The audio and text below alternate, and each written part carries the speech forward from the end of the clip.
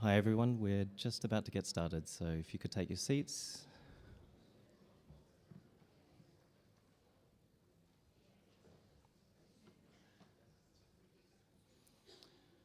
Excellent, really great to see so many of you here, and thank you all for joining us.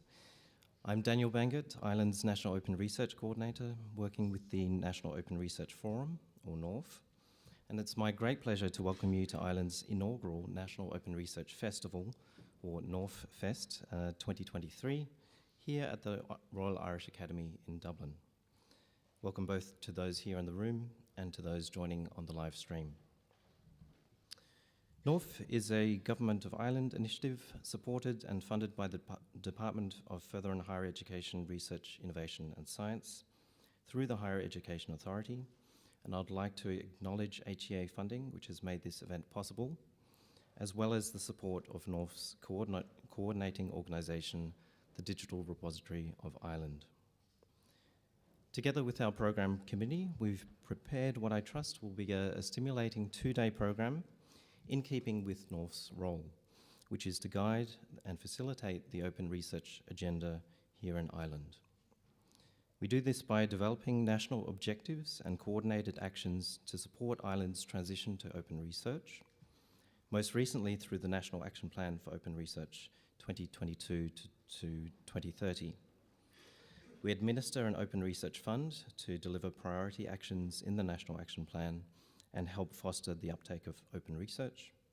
We advocate and advise on open research, and we facilitate community awareness and engagement through events like this one. Over today and tomorrow, you'll hear about the various elements of open research and how organisations, communities, and individuals are taking steps to advance open research in Ireland.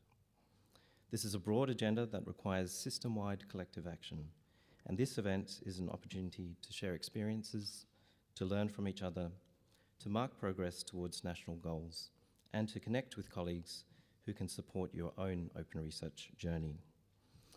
I'd now like to invite Colm O'Riordan, the Secretary General of the Department of Further and Higher Education, Research, Innovation and Science, to deliver a welcome and opening remarks. Colm.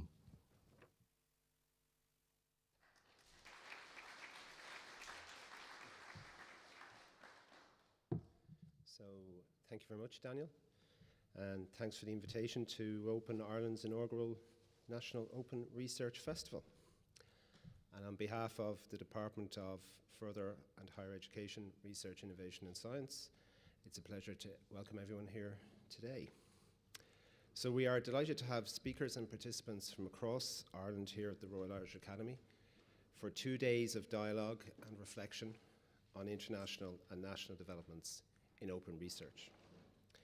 Delighted to see so many of our third level researchers and educators attending this event, and alongside distinguished international guests. So I want to start by thanking you for being here and for the work that you're doing in promoting and implementing open research initiatives and practices at national, European and international level.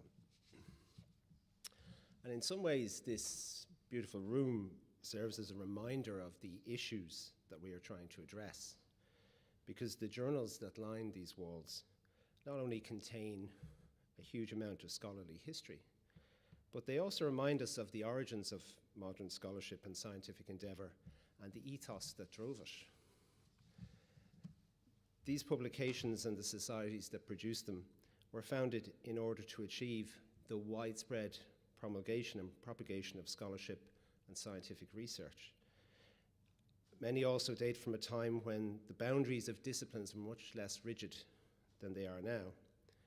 And yet we have reached a point where it has become vitally necessary to systematically reconsider how scholarship is conducted and to actively promote open research.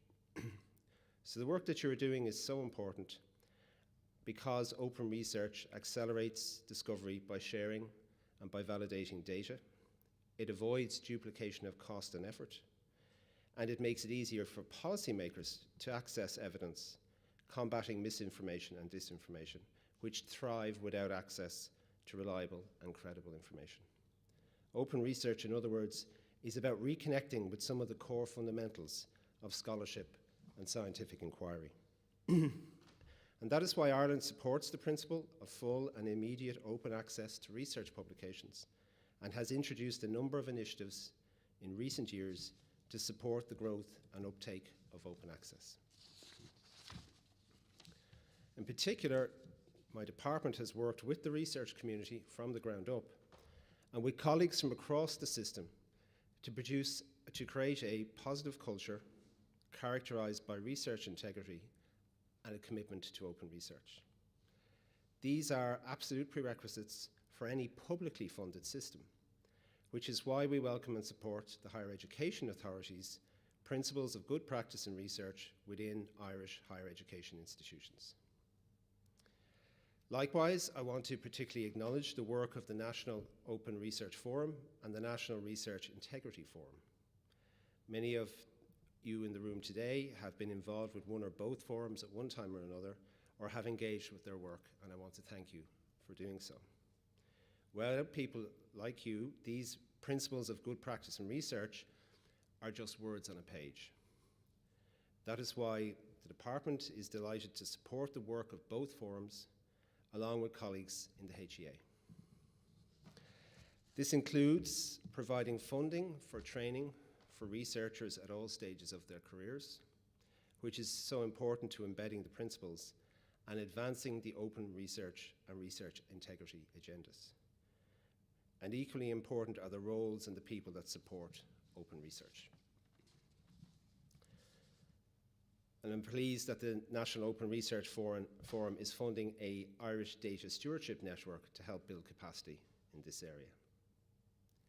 I also want to thank the National Open Research Forum for developing the National Action Plan for Open Research.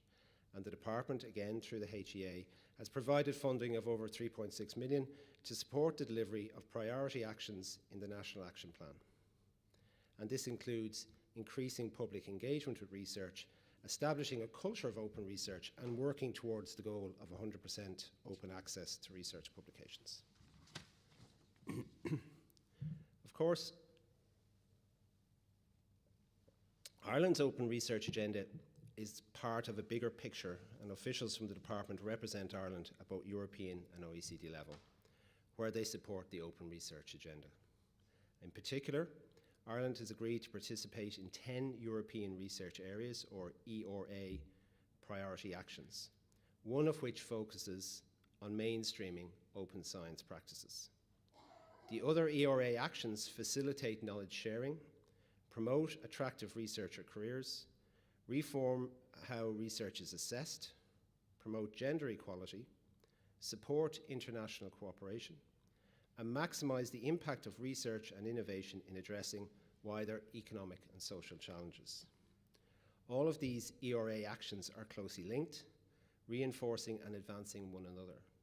And that is why, to accelerate the transition to open science, we need to advance all of Ireland's agreed ERA priorities. These include reforming the research assessment system to promote and reward the research culture that we want to embed. The main aim is to move away from narrow metrics based on publication in prestigious journals to more qualitative metrics that recognize the way in which research is valued. To recognize the way in which research is valued has changed. To tackle the ever more complex challenges that we face, we need shared knowledge, open collaboration, and a multidisciplinary approach. And I'm pleased that the application to establish a national chapter for Ireland has recently been approved by the Coalition for Advancing Research Assessment. It reflects the strong commitment in the Irish research and innovation community to reforming the research assessment system. I'm also delighted to see the National Open Research Forum and the National Research Integrity Forum take this work forward, both by organising a joint workshop on research assessment yesterday and through this festival. In addition to reforming research assessment, open research is not possible without the enabling research infrastructure and services such as the European Open Science Cloud. Ireland is participating in the EOSC and is represented by HEA-Net on the steering board.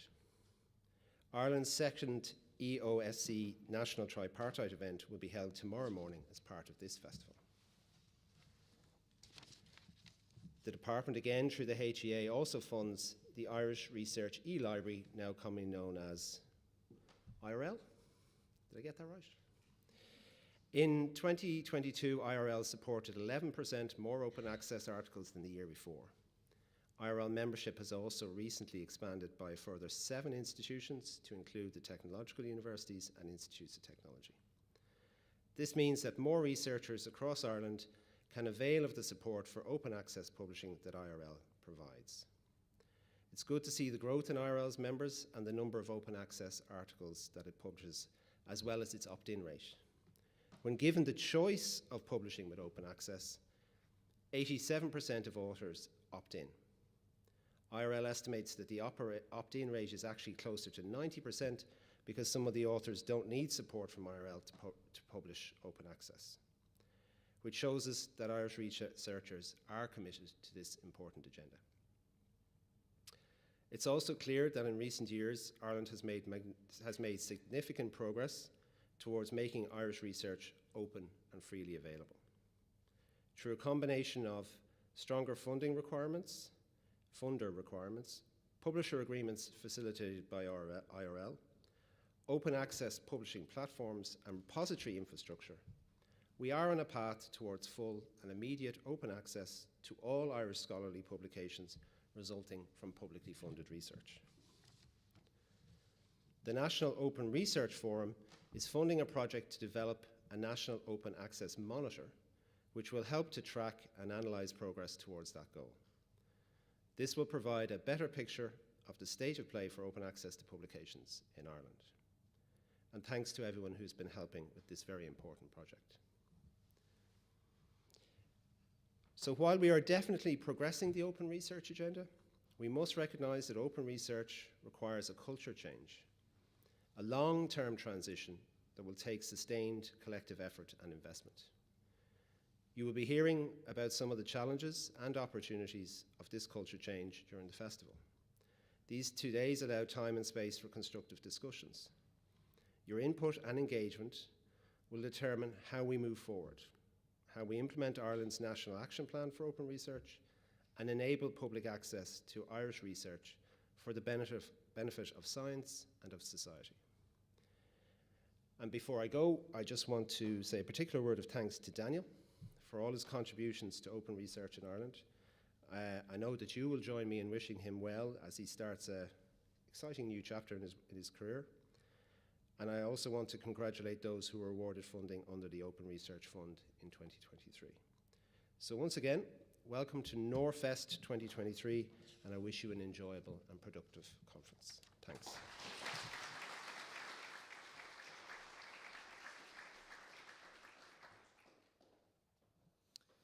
Thank you very much, Colin. And we're now going to go straight into a keynote talk. It's by Shell Gentleman. She unfortunately couldn't be with us here in Dublin, but is joining online. So I'm just going to switch over and bring her in.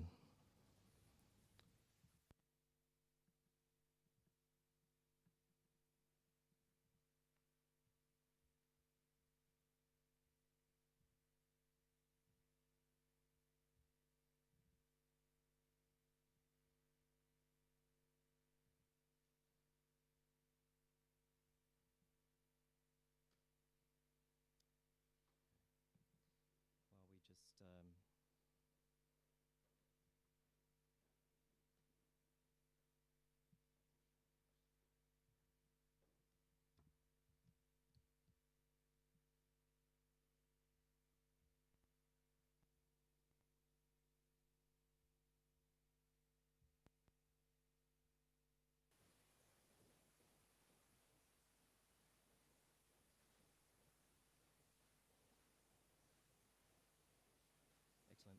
Good to see you there, Shell. Hi, thank you. Good. I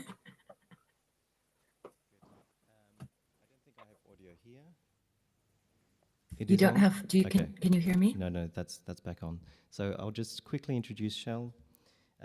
Shell is the science lead for NASA's Transform to Open Science mission and co-chair of the US White House Office for Science and Technology and Policy sub-working group on the Year of Open Science.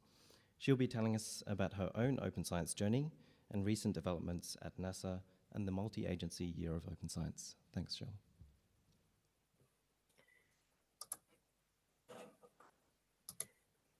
Thank you, everyone. I am so excited to join you. I apologize for not being there in person, but I caught a virus right before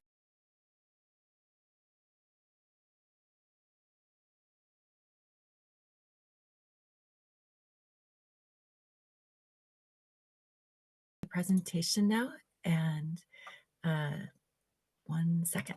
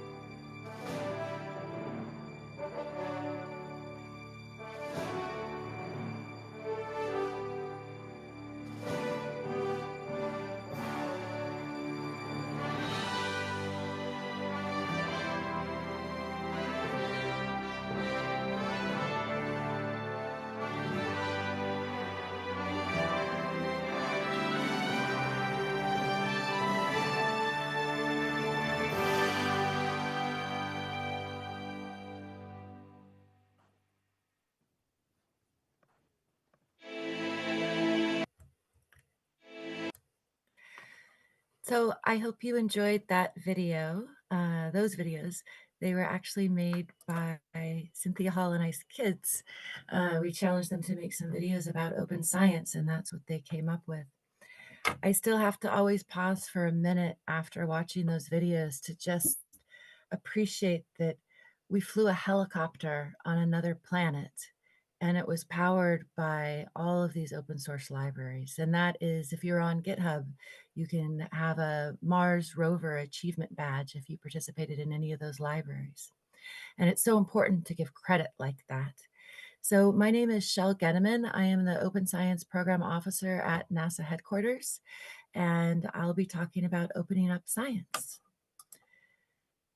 So I actually am an oceanographer and who likes to dabble in robots and study the sea from space. I've been a research oceanographer for about 25 years, fully soft money funded. So I was always in a really competitive environment. And I was also always at very small research institutions. I was never at a large university, and I moved around from different small private and nonprofit companies. One of the one thing that I experienced during my career doing this is the impact of moving from different institutions and being able to access not only my own code, but my data after I moved institutions and the difficulty that sometimes I had with that. I also found that as part of small institutions, my research, the questions that I was able to ask and the studies that was able to do were shaped by what articles I had access to. I'm old enough that a lot of this was just as the internet was forming, and so I would go down once a month to the university library and Xerox articles, and then slowly I started emailing colleagues for PDFs of articles because I simply didn't have access as somebody who wasn't at a university. And that created a lot of difficulties in research. It really emphasizes how much access to research articles opens up science not only to citizens and to the public, but also to scientists themselves. And so this journey through oceanography, also in about 2015, I had been programming and working on algorithms for satellites for many years, mostly in Fortran and MATLAB, which is a for-profit language. And I switched everything to Python and moved to the cloud and started using all these open source libraries. And one of my big fears in doing that was that it would be slower. I wouldn't have as much research results if I took this big change in the middle of my career to switch languages, to switch how I was doing science. And instead, what I found was yes, there was a period where there was a steep, steep learning curve. And I'm not going to lie, some nights just crying in front of the computer trying to learn Python. But but once I learned that and I learned how to work in this sort of open environment, everything became so much faster and so much more collaborative. I started working with scientists across the globe, and I started collaborating with all different types of people in all different types of disciplines. And it really changed my view on how we need to be doing science and really moving towards a more open science. And as part of that, I was the PI on a proposal for a $200 million mission to NASA. And one of the things I was thinking about as I was writing that proposal with a team of 75 people at the Jet Propulsion Laboratory was JPL was able to give me a few old proposals that I could use as a model for writing our proposal. And as the team was working on this, we had access to that. And I started thinking about how, when I wrote my first proposal, a PI at my institution gave me access to a successful proposal. And it made me really think a lot about how the access to successful proposals affects who gets funding. Because without these models for how to write a proposal, it's so much harder to actually get funding. Each agency has a style, each agency has different expectations, and having that roadmap really helped open up research funding for me and my career. And if you don't have that, how does that affect who can participate? How does that give an advantage to the existing institutions, to the existing research groups? So one of the things I did was I published our proposal online publicly, and I wrote a blog post about it. But you can actually access the science section of the $200 million proposal online. And a lot of the reason I did that is, again, to avoid I really felt like a lot of times when I was doing science, I was on this sort of island. And I was there with many friends and many colleagues, and we were doing great science together. But I always wondered who wasn't in the room. and who was having trouble accessing the science team meetings, who was having trouble accessing our publications, and really being able to participate in science. And so for many years, it seemed like it was this group of people working sort of in isolation. And that's not really how we want science to be. We want science to be more open. We don't want it to be an island because that island restricts who participates. And here are three answers that only work for part of our population. They're all answers to a problem, but they're clearly not the best solutions. You want heart valves and you want seat belts to work for the entire population, not just half the population. But the people who originally designed them were men. So they were thinking of people their size, of hearts that size. And they weren't meaning to exclude half the population, but just sort of who was in the room was affecting how they were answering that question. And it was very similar for many of the early voice recognition softwares that only recognized the voices of men with a high degree of accuracy. And in Twitter and Zoom, there's AI racial image cropping and algorithm biases that are more likely to identify white people correctly. I use AI to create transcripts of science team meetings, and I notice this voice recognition software bias all the time, especially when I have a diverse group participating. It often recognizes the men correctly, and the women all seem to be identified as Carol Ann. And originally, this was a little funny, but after a while, it got a bit tiresome. We really want more people in the room because we know that for whatever problem you have, you can get a group of people in a room and they're going to come up with a solution. But is it the best solution? And study after study has shown that it really depends on who is in that room and who is participating in that solution. And that the more diverse that group is, not only do they come up with solutions faster, but they also come up with far broader and more impactful solutions. And as we move towards thinking about what else is closed in science, one of the things that I really experienced, especially as a remote sensing scientist and an oceanographer, was closed software. Many of the satellite algorithms for many years were developed completely closed. There was no sharing of the algorithms, which gave the existing teams huge advantage and stifled innovation. And these closed software had resulted in redundant efforts. They were error prone because less people tested it, and it really reinforced institutional advantages. That's not how we really want science to innovate. That's not how we want science to move forward. We want to be sharing software. We want to be building together, and we want to make sure that everyone can participate. And one thing, there's a saying that we hear a lot, at least in the US, like if you want to go fast, go alone. And if you want to go far, go together. And the implication there is that if you want to have a really big, impactful result and you really want to get a good scientific discovery, that you sort of have to either go alone, or if you go together, you're going to be going slower. And this image sort of shows some, I think, people standing on the bottom of the screen. You know, they're holding up a brick and helping other people across, and that's how they get to a solution together. And it takes a little bit of time to build all of this infrastructure, but then more people are able to go.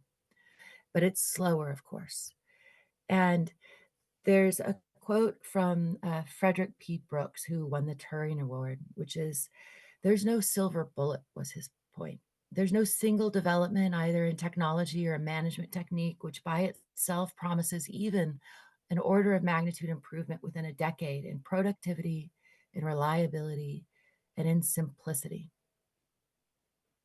So there's a feeling out there in science that we have to go slower if we want to go together, that a lot of the big discoveries have been made and that there isn't any big solution to move faster. And I would argue that those are now dated ideas, that technology and open science are increasing our ability to work better, faster together. And we can make the impossible possible. I think flying a helicopter on Mars is a really great example of that. We can go faster, we can go farther, and we can do that together using open science. And as an example of that, this is probably a lot to read, so I'm gonna sort of read some of it. This is from a recently leaked Google memo. It's about AI. And what the memo says is, we have no moat. And so Google has DeepMind and they're competing with OpenAI. And so the memo starts out, we have no moat, and neither does OpenAI. We've done a lot of looking over our shoulders at OpenAI and who will cross the next milestone and what will the next move be. But the uncomfortable truth is that we're not positioned to win this arms race, and neither is OpenAI. While we've been squabbling, a third faction has quietly been eating our lunch. I'm talking, of course, about open science, open source. Plainly put, they're lapping us. The things that we consider major open problems are solved and they're in people's hands today. Just to name a few: LLMs on phone, scalable personable AI, responsible release, multimodality. And while our models still hold a slight edge in terms of quality, the gap is closing astonishingly quickly. Open source models are faster, more customizable, more private, and pound for pound, more capable. They're doing things with $100 and 13 billion parameters that we are struggling with at 10 million and 54 billion. And they're doing it in weeks, not months. And this has profound implications for us.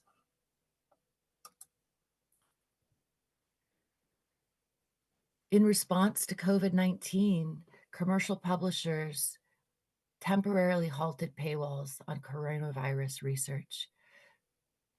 We all know the result. We had a vaccine within a year. Those paywalls, being able to have all the scientists in the world see results as they were happening. People were publishing preprints, the publications were coming out at a rapid pace, and this resulting degree of unparalleled data sharing and publication sharing fostered this unprecedented level of global collaboration. And although we know this was a success, we know that removing those paywalls helped us get a vaccine faster. Immediately after COVID, those paywalls went back into place. Almost 70% of all research articles are behind paywalls, still to this day. 50% of climate articles are behind a paywall. Climate misinformation is freely available everywhere. For free, on the line, you can get it anywhere. So how, as scientists, do we expect people to believe us when we talk about climate change, when 50% of our research they can't even view? But it's not just software and it's not just data. Openness can lead to new unexpected discoveries. And this is actually something that was just published in Nature a few weeks ago. What happened was some scientists shared an image on social media, and an amateur astronomer, a citizen scientist, noticed something interested and commented on the post. This went back and forth and turned into an exchange that led to 2 years of research and a paper in Nature that discovered it was the first recording of an exoplanet collision. All started essentially from a social media post. Now, the scientist who posted that image wasn't looking at exoplanet collisions. They were studying a different problem. This discovery never would have happened without having shared this openly early in the research result process. So the more that you share, the more you share early, it leads to these new collaborations. It leads to letting other people participate in science, and it advances all of science.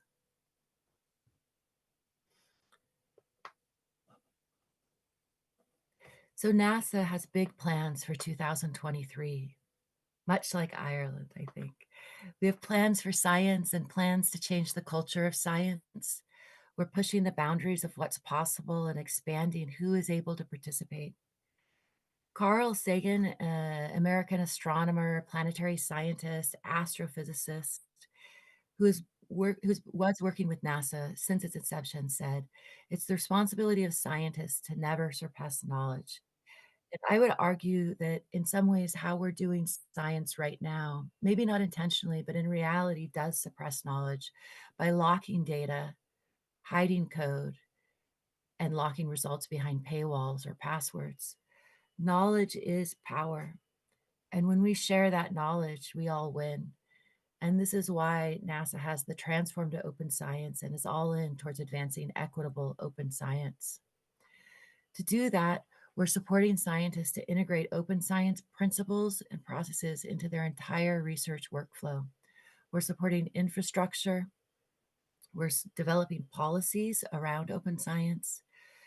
We're providing funding for advancing open source software libraries for open science add-ons. And we know that none of this can be achieved without community. And the Transform to Open Science TOPS mission is here to help build and engage with the scientific community. This effort will, we hope, will act as a catalyst to greater adoption of open science, not only at NASA, but across all scientific fields and globally. And a part of that, NASA has declared 2023 as the year of open science.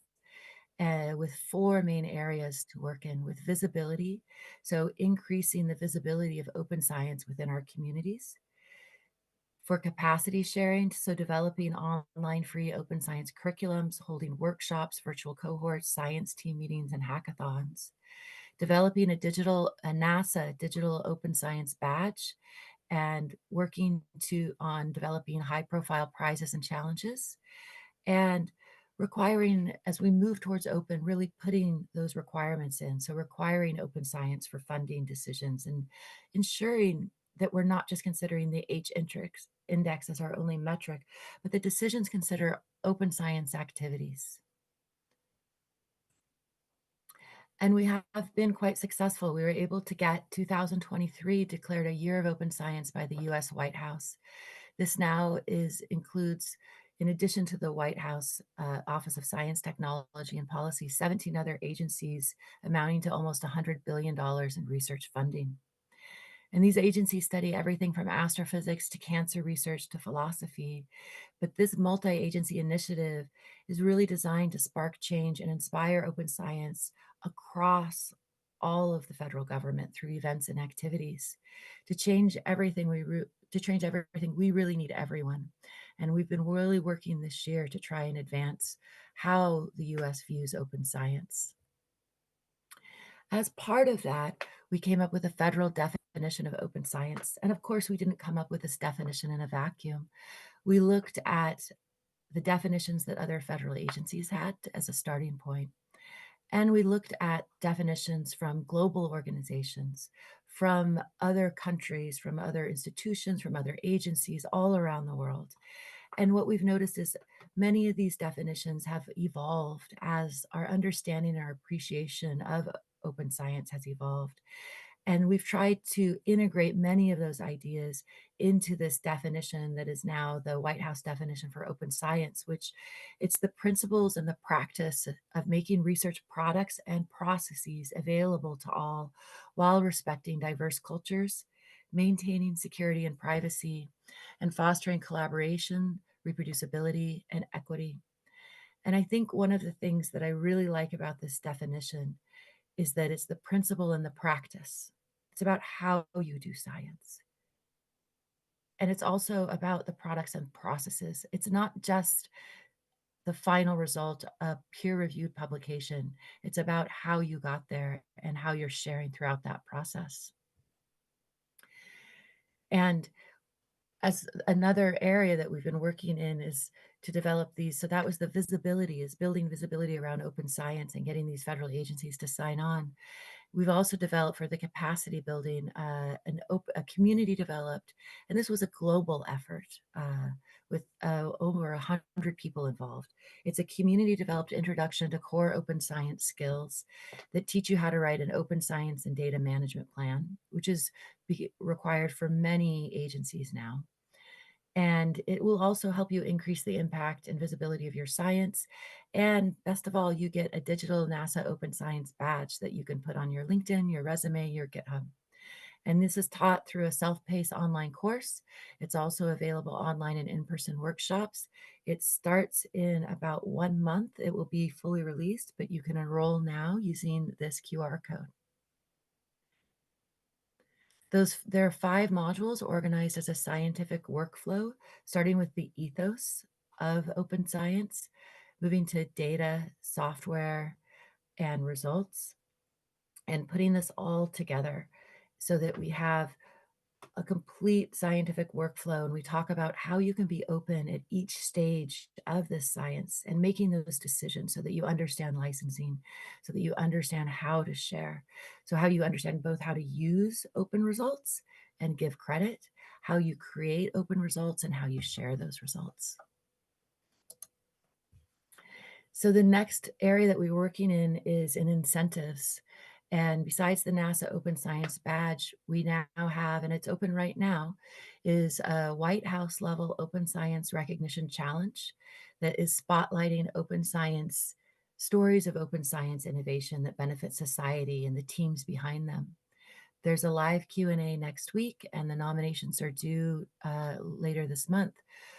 I really want to highlight to this group that it's when you use any US federal data or you have US federal funding, but if you also use the data resources or any of the infrastructure that you can apply for this. And I want to recognize that, and we really had to fight for this. This is a team award. So it's not recognizing individuals, it's recognizing teams, because teams are how we all do science. It's rarely that hero scientist, it's much more often a team. And for the final area that we're working in, which is in policies, we have a new scientific information policy. We're now mission data. And so NASA has a long open data history, but we're bringing that openness to both software and publications. So mission data shall be openly available without any period of exclusive access.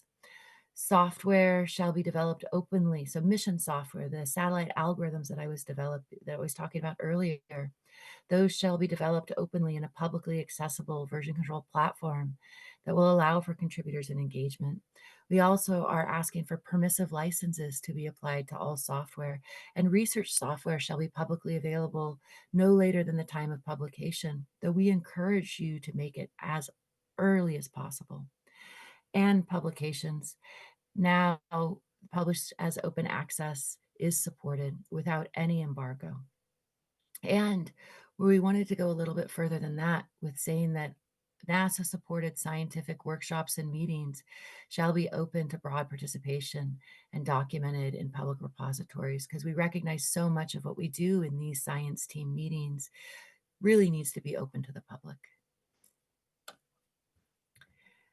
And we're providing funding to do that. So there's many different ways that we're trying to support through funding, advancing open science, including everything from workshops to the platforms, the infrastructures, the open source tools, the machine learning tools, developing citizen science projects, and more. And while you're here at this conference, I really want to have a call to action for all of you. And I am heartbroken that I am not there. I was really looking forward to this. And I really wanted us all to think about the ideas to advance openness, because there are these barriers and there is resistance. As Colin said, there's this change in culture that needs to happen.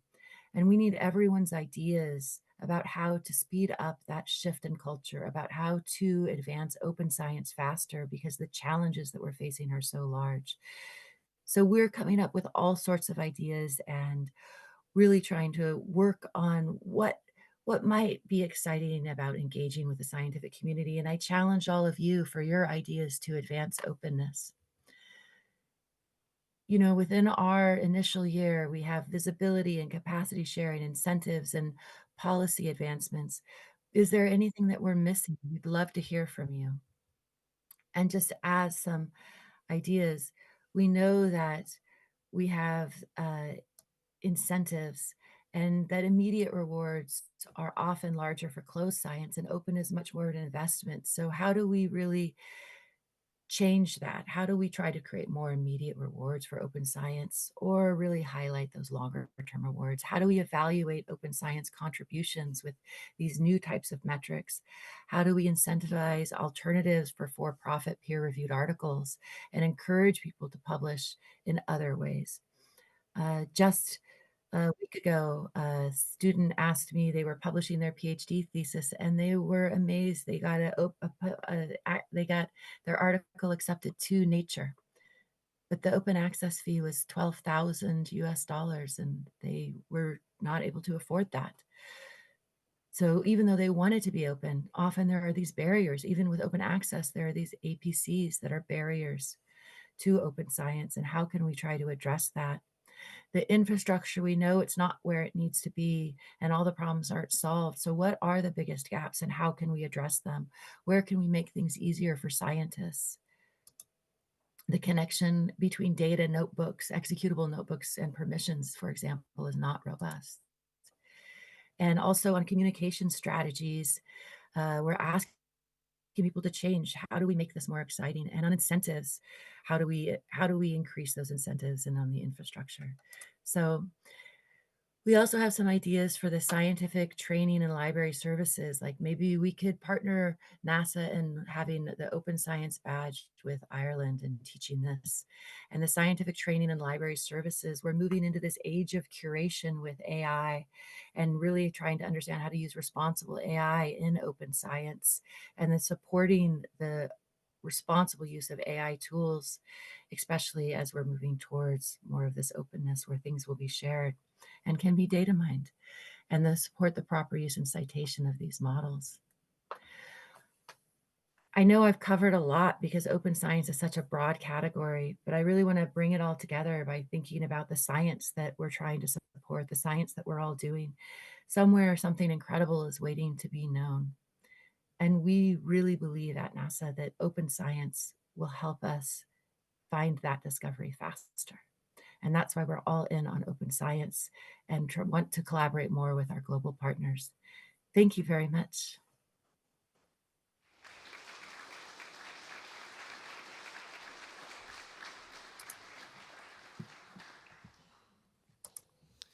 Thank you very much, Shell. That was a fantastic walkthrough, I think, of various elements of open science, and also that open science in practice, starting with a personal journey and looking at it also within agencies and then across agencies. So touching on open access to publications, open and fair data, citizen science, open source software, and more, and ending with that call to action, an invitation to collaborate towards equitable open science.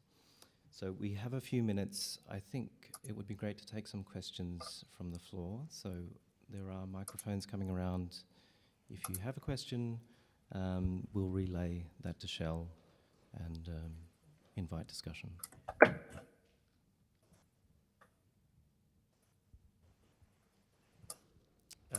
Luke, sorry. And then Helen. Yeah. Thank you. That was a wonderful overview. The one thing I would add, which has become clear to me from my involvement with Assistance for Ukrainian Scientists, is that open science is also invaluable for scientists who are displaced or who have their libraries and research laboratories destroyed. So it's unfortunate that we live in an age of increasing violence, and this is yet another reason why we need open science. We need to support our colleagues whose facilities have been destroyed.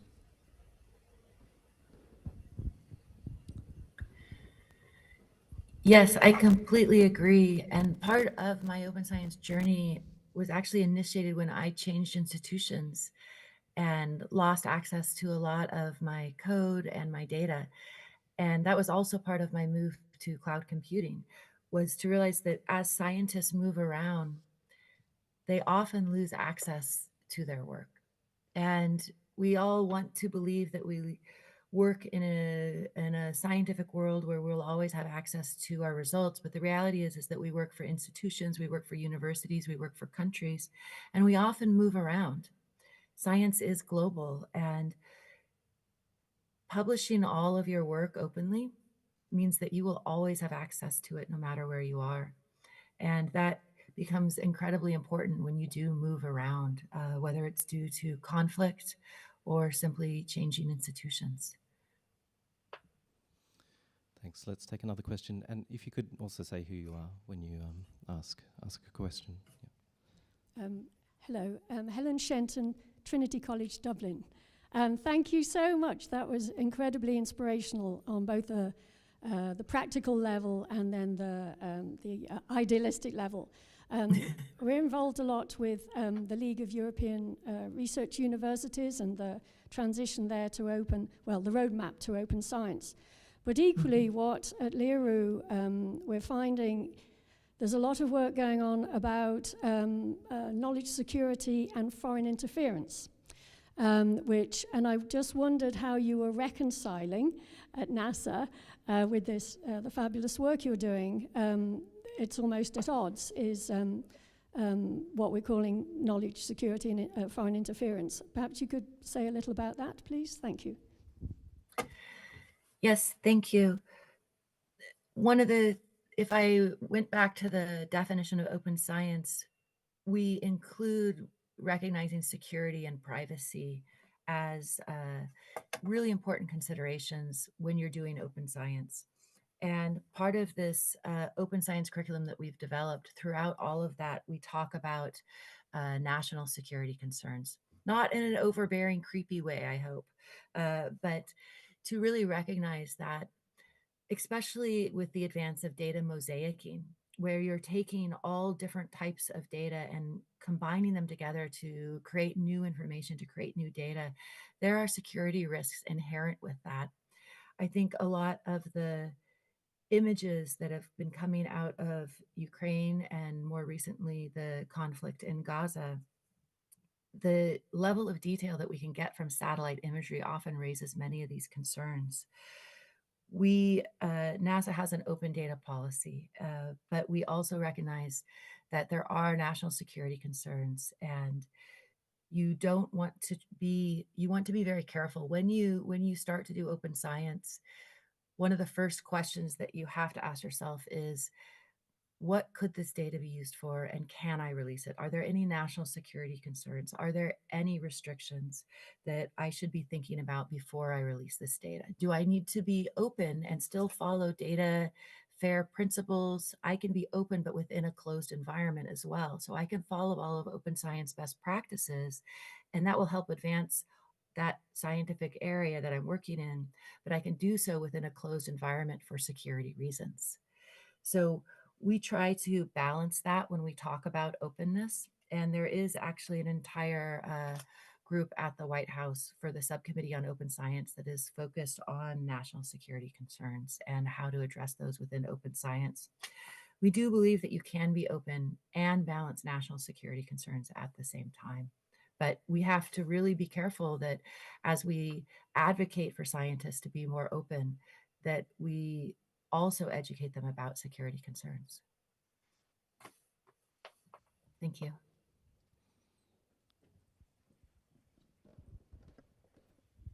Good morning, Niamh Brennan, Trinity College, Dublin. Thank you so much. I was so interested to hear your comments about APCs and that graphic illustration by the Nature article. Of course, many of us in this room come across this situation every day. So I'd like to know what your opinion is on this massive turning towards diamond open access and towards the rejection of APCs and a completely different model that seems to be reaching some kind of agreement globally. So at NASA, we don't tell people how to publish or where to publish. They're free to publish anywhere, and we support reasonable article processing charges, the APCs. So, and that's what our funding announcements all say, is that we will support reasonable APCs. And so if you have a NASA-funded grant, you can write publishing open access into that grant and fund it. But of course, we recognize that if you're writing publishing APC charges into your grant, those grant funding is then diminished. So you're affecting the amount of funding that's available to do science by paying these APC charges. And we are encouraging scientists to look at different publication models. what works for them in their communities and in their fields. And what we're finding is that, especially among early career scientists, so graduate students and within probably 10 years of PhDs, what we're seeing is that many of these scientists are publishing on social media. They're publishing blog posts. They're sharing executable notebooks and writing up results in Jupyter books. And they're doing all of this before then they do maybe a final publication in a peer review publication. And what they're finding, what we're seeing is that they're getting so much value out of these alternative ways of publishing that they're focusing much more on that and then doing the peer review publication, you know, again, so that they have an H index so that they can get a job, because this is what's recognized. I think the COARA initiative is so important here to reform these different types of metrics, to include things like software, to include things like data, and to figure out how we can value and recognize these alternatives to publication. We don't have to pay the 12,000 US dollars that you pay Nature to publish open access gives you a global platform. And especially for this PhD student, it will give him visibility in his field that he probably couldn't get any other way. Except that much of that could probably be achieved through a strong social media campaign and blog posts and publishing in online in a Jupyter book. So we're just trying to encourage this and really recognize those types of open science activities throughout everything that we do at NASA. And I think that the real key is there for institutions and organizations to start not just saying do open science, but to really change our value systems. How we are evaluating review, promotion, and tenure, what's included in that package. Because if it's just peer-reviewed publications, and we're still asking people to do open science, but we're not recognizing all those activities, then we're sort of stuck with this model of peer-reviewed publications and article processing charges. And this is why I think COAR is so important. This is why I'm really, and the team at NASA is really working so that we are asking about open science activities for grants.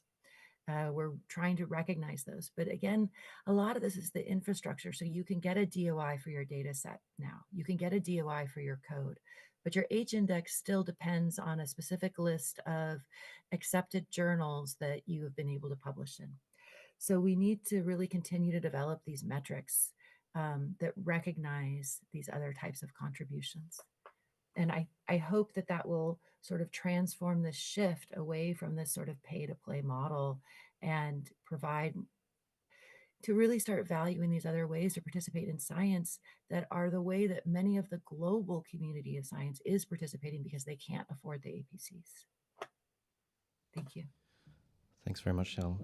I think that leads actually nicely onto our panel, which will touch on research assessment and open science. I might take the liberty just to ask a final question. So it was very timely to hear about the Year of Open Science as declared in the US as 2023. Could you tell us a little more about any plans you have for next year and beyond, and how this initiative will evolve? Thanks, Daniel. So we had this idea to do the Year of Open Science, to do 2023 simply as a spark. We believe that we're now entering the era of open science. And we wanted to use 1 year to really get a lot of attention focused on open science, to get the attention of researchers. And during the era of open science, which is what we're starting in 2024, we need to really continue that work. We've laid the foundation now. We need to start working more globally together on advancing open science and continuing this work on developing the capacity building for training for this cultural shift. We need to train the entire scientific community in open science best practices. We need to continue advancing policies. We need to continue advancing how we're doing our metrics. And that's the work that we really see continuing in 2024 and beyond as we move into this era of open science. There was a recent study published in Nature in the social sciences, they did a study that they studied one field and they looked at how open science practices had changed, and it took about a decade to move to open science. Now we're trying to do this across all of open science. So we have this initial year to get attention, and now we all need to work together to make sure that we don't take 10 years to move to open science, to really try and push that forward by working together to advance all these different areas, the incentives, the capacity building, the policies, and the infrastructure. Thank you. Fantastic. Great to hear. Thanks, Shell, and please thank Shell again. And thank you, everyone. I am absolutely heartbroken I couldn't be there. So please have a great conference, and I look forward to hearing about all your ideas from Daniel. Thanks very much. We're now going to move to a panel discussion. So during this event, we were particularly keen to highlight the perspectives of early career researchers, and I'm delighted to introduce a panel that's been organized by one of our program committee members, Yensi Flores-Bueso. Yensi is a molecular biologist. She's a member of the Young Academy of Ireland, a member of the Global Young Academy and its executive committee, and a steering board member of the Coalition for Advancing Research Assessment, or COARA, which has just been mentioned by Shell. So I will invite Yensi and the panelists. Thanks.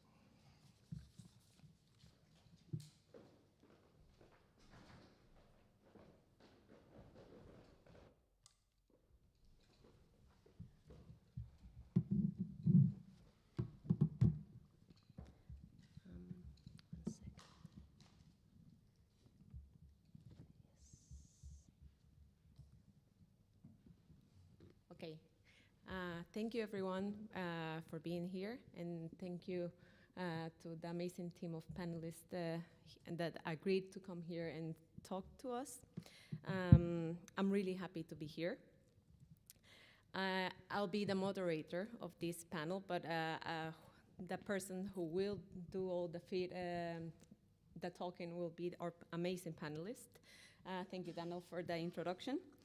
So, we become scientists, to empower our society, to bring it forward, to solve the most pressing problems that we face in our society. And this, is integral for our society to move forward.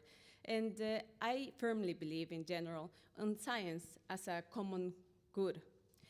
But it has become apparent in different studies that the way that we assess researchers, it's limiting the scope of science, because we are making researchers or just enforcing one aspect about research or research outputs, which is publications, the way that we communicate to our colleagues and our community.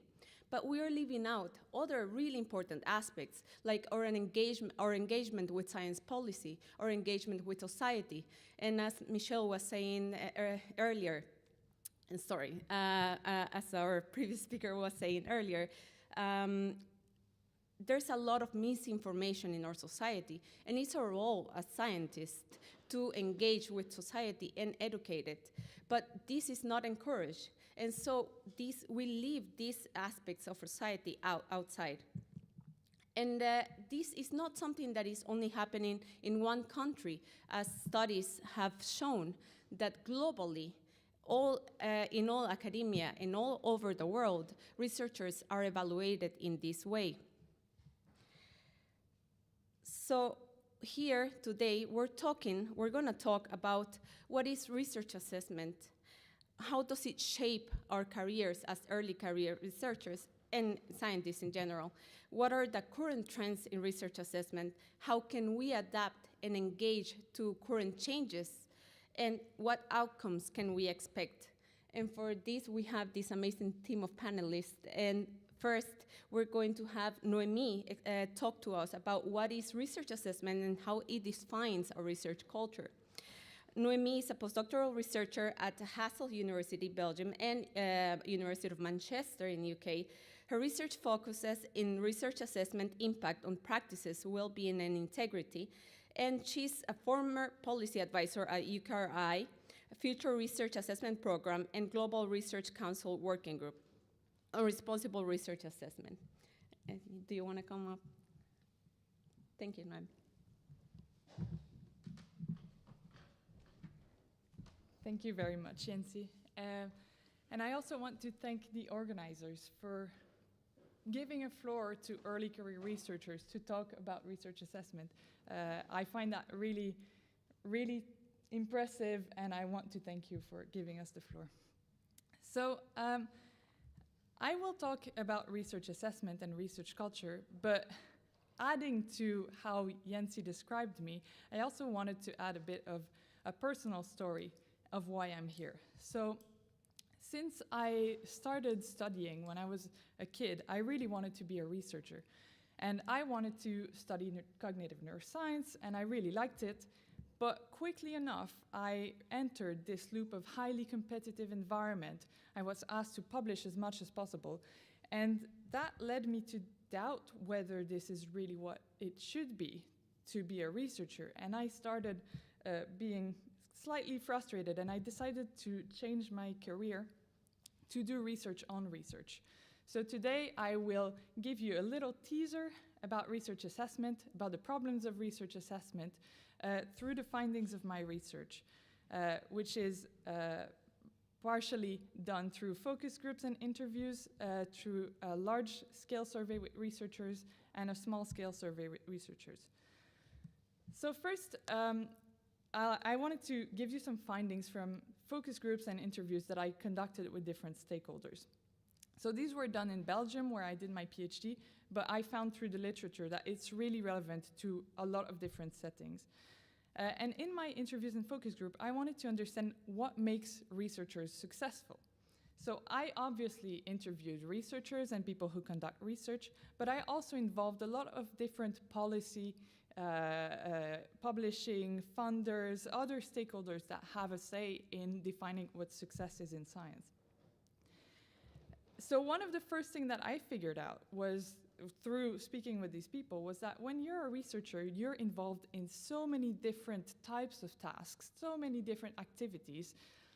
You have to wear a million different hats. So you start a project and you plan the project, and you move it all the way to the publication, sometimes even to the implementation. But at the end of the day, what is measured in your success is almost exclusively the publications. Sorry, there's a, yeah. It's almost exclusively the publications and a little bit of the funding acquisition, but it's really only the publication that count. And I also find that through other projects that this is not really what researchers want. So researchers actually want something else from research assessment. These are findings from a large-scale survey that I conducted as part of a European Commission project. So it was a survey coordinated by the University of Essex on research integrity, but they had one question on research assessment, asking researchers how important do they think it is to include different activities in when assessing their performance. And there were activities that researchers found fairly important. Most researchers said, yeah, this is fairly important, and in these activities there is publication metric, which is the most important at the moment for their careers. They thought it was fairly important. But then other activities, they thought they were more of them thought they were very important, like outreach and communication. And other activities, most respondents thought they were very important in assessing their performance. And these were teaching, leadership, supervisory responsibility, peer review, collegiality, and none of this is in current research assessment. I also found through the focus group and interviews with different stakeholders, I found that how people explained what makes researchers successful, they often linked that later on to problems in current research environments. So the problems of science are often caused by the fact that we do not recognize good practice, quality, openness, collaboration, and even diversity of profiles, diversity of people, of characteristics. We don't recognize that. And a lot of this is caused by the way success is defined. So that leads me to the second problem that I wanted to raise, which is that inadequate assessment can have damaging impact on how research is performed. Another point that I wanted to raise with you comes from a smaller survey that I did in Belgium this time. And in that survey, I extracted a bunch of different activities that my interviewees mentioned were important in the success of researchers or were important to them. And for each of these activities, I asked the respondent, how important is this for advancing your career? How important is this for advancing science? And how important is this for your personal satisfaction? This is the finding. I'm not going to go through it, don't worry. But I just want to point to two trends. So the first trend is that there are some activities that are seen to be really important for advancing science, but not so much for advancing researchers' careers. And if you look at the types of activities, these tend to relate to openness, transparency, quality, and innovation. Nothing new here.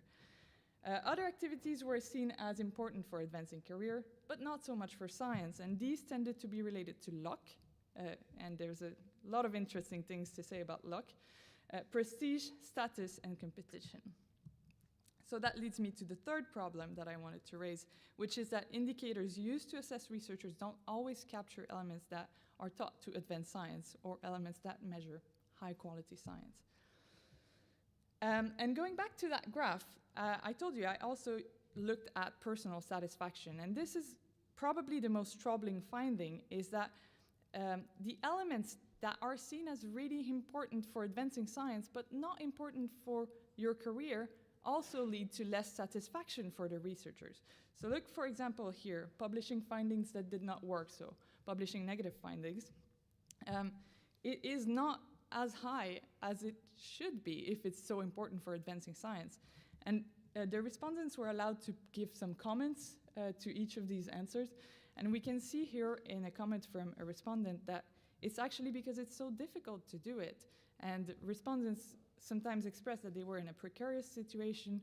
This one was a woman, early career, so she didn't feel able to publish her negative results. The same was true for other types of activities. And I wanted to give you another comment from a respondent about peer review, where they say, I really like peer reviewing, actually, but I need to do it outside of working hours. I'm not instructed on how to do it, so that makes it not satisfying. So that leads me to the fourth point that I wanted to raise, which is that assessments shape what matters and what is satisfying to researchers, and thereby they shape the practices and the cultures. Now, the last problem that I want to raise is about responsibility, because in my interviews in my focus group, I raised a lot of problems, but I wanted to understand what should we do about it and who should do something about it. So I asked my respondents about who is responsible for changing these things, who will address this. And I'm a researcher, so I did find that the people who have the power, the people who have the money, the people who are at the head of institutions, they do have a great responsibility. But because I did not only interview faculty researchers, early career researchers, I also found a whole array of different responsibilities, and a lot of them also on us, on the researchers themselves. So that leads me to my last problem, which is that these problems are actually systematic and they're difficult to address. So now I've given you 5 pretty big problems about research assessment, and I want to ask the question, so are we doomed? Is that it? And we should stop doing science? I will say no with a lot of exclamation marks. We are not. I think for me, there's a lot of momentum for change. There's really a lot happening. I put a few things on the slide. I could have made 6, 7 slides like this with just initiatives that are happening. And I guess the other speakers would talk a bit more about these initiatives. Thank you. Thank you.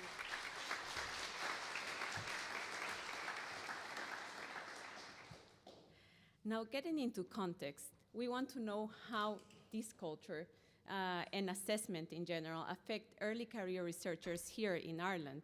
And for that, we have our colleague Melissa Sharp, who is a senior postdoctoral fellow and honorary lecturer at RCSI, and her research focuses on evidence synthesis and science communication. She's a postdoctoral representative, RCSI, and an RCSI representative to Irish Research Staff Association. Thank you, Melissa. Thank you for having me. As Yancy said, I'm RCSI representative over up the road, so that I represent the needs of sort of the postdocs there, as well as a representative to the Irish Research Staff Association. So I'm going to try to convey to you sort of the plethora of experiences, but obviously there's going to be some sort of variability. But Irish Research Staff Association has representatives at many different universities across Ireland, and we meet regularly to discuss the needs of early career researchers. So firstly, I want to point out that we are all sort of here because we recognize that there are issues in the system and we are trying to fix them. So I would like to take a sunshine and rainbows kind of approach, and it's not doom and gloom. I think there's a lot of optimism in the room. But unfortunately right now where we are, we're in a system that's less than ideal. There is a huge variability in how research assessment practices are currently being done. Whereas a lot of Irish universities, not all of them are listed signatories of CORA now, although we've heard that there is a general movement towards more holistic approaches, which is good. These assessment panels that are doing these more holistic assessments, there are some concerns that are being raised that it's not really clear who's on these panels. So while we might have more domains to judge researchers on, if at the end of the day, the ultimate decision still comes down to journal impact factor, it's not really going to be very conducive to progress. And I think with these opaque panels, we've seen in academic journals, in blinded peer review, the power that anonymity can have, where these peer review comments can be quite toxic, quite rude. They can bring up issues of nationality, of native English speaker, of gender even. So it's very potentially problematic from an EDI perspective or equality, diversity, inclusion to not know who is on these assessment panels. So for example, are these early international early career researchers? Have they taken parental leave? Have they taken any mental health breaks? Do they have caring responsibilities? These kind of things need to be taken into consideration, and we need to have some sort of level of transparency with these review processes. Furthermore, for the researchers to actually perceive these assessments to be worthwhile, usually they are quite lengthy. There needs to be some sort of tangible benefit to them. And so what I mean by this is that, that it's more than a lengthy application process and then you get an extra adjective to your title. That there needs to be some sort of change, whether it be in compensation, in responsibilities, in any sort of tangible means, and also linked back to the EDI stuff of, in order to be able to apply to do these long applications, they need to have a long enough contract in the first place to be able to go through the application, that it's open, that they wait for the review process, that the review process is done, and then they can actually see some sort of benefits at their institutions. And currently, particularly with postdoctoral researchers, we have precarious sort of short-term contracts. So we need to make sure that these sort of researcher career development frameworks are taking into consideration the actual working conditions of the researchers and making sure that there's going to be some sort of tangible benefit at the end.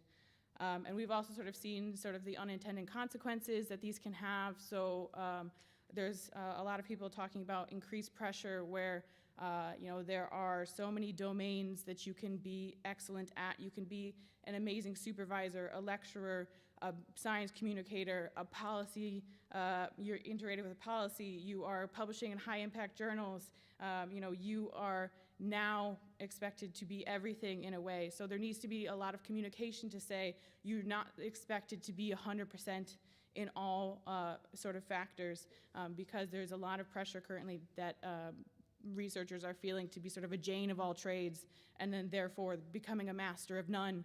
And so when you are applying for future grant funding or things like that, then that might be judged against you because you're trying to excel in so many different domains.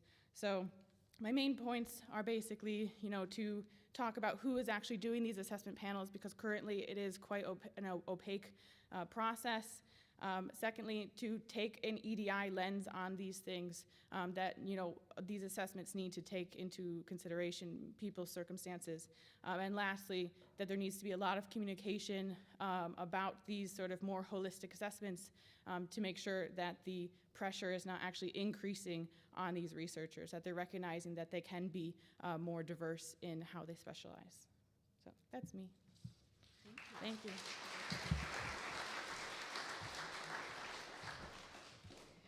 Very important points raised by Melissa. Thank you very much, Melissa. Now, Erzsébet thought was meant to be here, but unfortunately she was ill and couldn't travel, but she sent me her slide and what she was meant to say, so I'm going to be speaking on behalf of her. I want to apologize up front if my English is a bit off because I am severely jet-lagged. Well, Erzsébet is a program manager of COARA. She's an amazing, also early career researcher. Her research is focused on evidence synthesis and science communication and cultural linguistics and scholarly communication. So Erzsébet was going to introduce us. What is COARA? So COARA is a community, in a nutshell. A community of organizations that joined because they are interested in changing the research assessment system and culture. It provides the platforms necessary and the space to learn from each other. It creates systems like, for example, working groups that are touch on topics that are relevant to all of us, where members can work together towards advancing this topic. It also creates national chapters in order to give a country or like a region the space to touch on region-specific issues. So all signatory organizations of the COARA have subscribed to an agreement, a transformative agreement that sets 10 principles where should we focus and what do we agree that we must change, and also a timeline of how we're going to change things. So in the agreement, basically, there are 4 core commitments. First, recognize the diversity of contribution and careers in research. Base research assessment primarily on qualitative evaluation, for which peer review is central. Abandon the inappropriate use of research assessment journal and publication-based metrics, and avoid the use of university rankings. Why the participation of early career researchers is important to the COARA?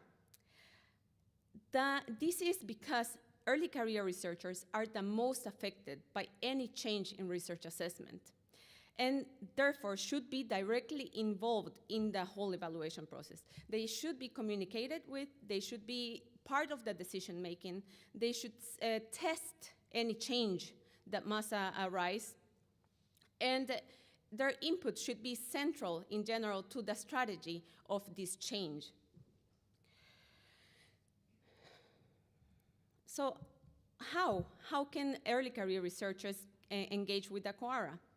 Well, we can raise awareness, just as I am doing right now, raising awareness about the coalition and how our engagement can be, participate in knowledge sharing. For example, early career researchers through their affiliations or not even through their affiliations, but interests, can participate in working groups or national chapters. For example, we can now join the national chapter and give our input of all the direction of the Irish national chapter in COARA. And we can also participate in the governance. Like myself, I'm actually a molecular biologist. I have no background in research assessment, but I am passionate about the subject. And I want to make a change, and I want to raise my voice for all early career researchers. And thus, I'm a member of the steering board of the COARA.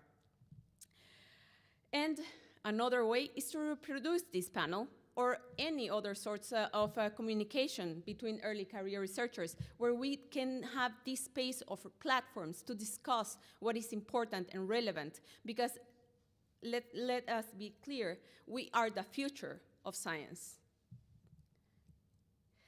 There is a working group in the QARA specifically addressing early career researchers, and how in this working group you can contact Sebastian Dahl, who is the manager. You can join the working group, and they're looking into what are the vulnerabilities of ECRs and how can this be acknowledged and integrated.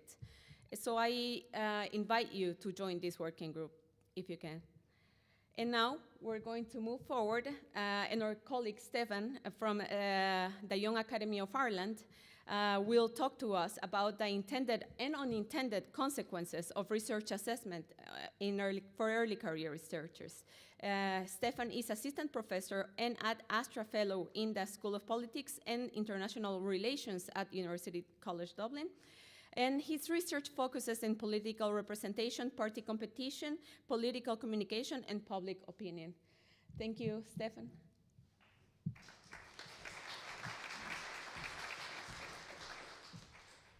Thank you very much. So I talk about a few intended and unintended consequences based on my personal experience over the past few years, and I mainly focus actually on the open science, open research aspect. So let's start with the intended consequences of such reforms. Of course, as we have already heard, one of the goals is to move away from simply looking at journal metrics, citation count, impact factors, but promote other forms of research.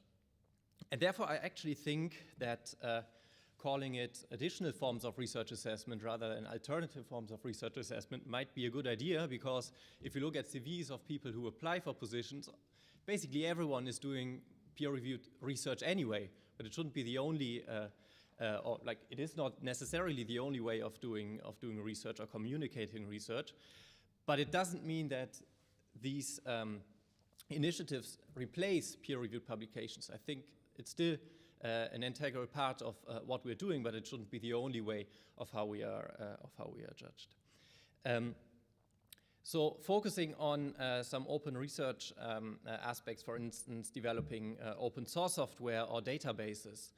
As an early career researcher, this can take a lot of your time, and it's just a huge effort, and it is a huge benefit to the community. If you, let's say, create databases, data sets, or software packages that other researchers can use, you really make a huge contribution to the community, but it is often not really valued because it's not measurable, or it doesn't involve a publication in that way. But there are, I think, some encouraging developments. For instance, that some journals accept papers that describe data sets, or initiatives such as the Journal of Open Source Software, where you write a short overview of, let's say, a software package, and then people who use that software package can actually cite the paper, so you get recognition for this. So there are some ways, some improvements in that way, but it's still the number, like the hours you spend on these activities and what you might get out of it is can be quite diverging. So one of my mentors a few years ago told me you should only really start doing these kind of things, developing software packages or databases, when you have a permanent job, because if you do it before that, it's very risky, so be aware.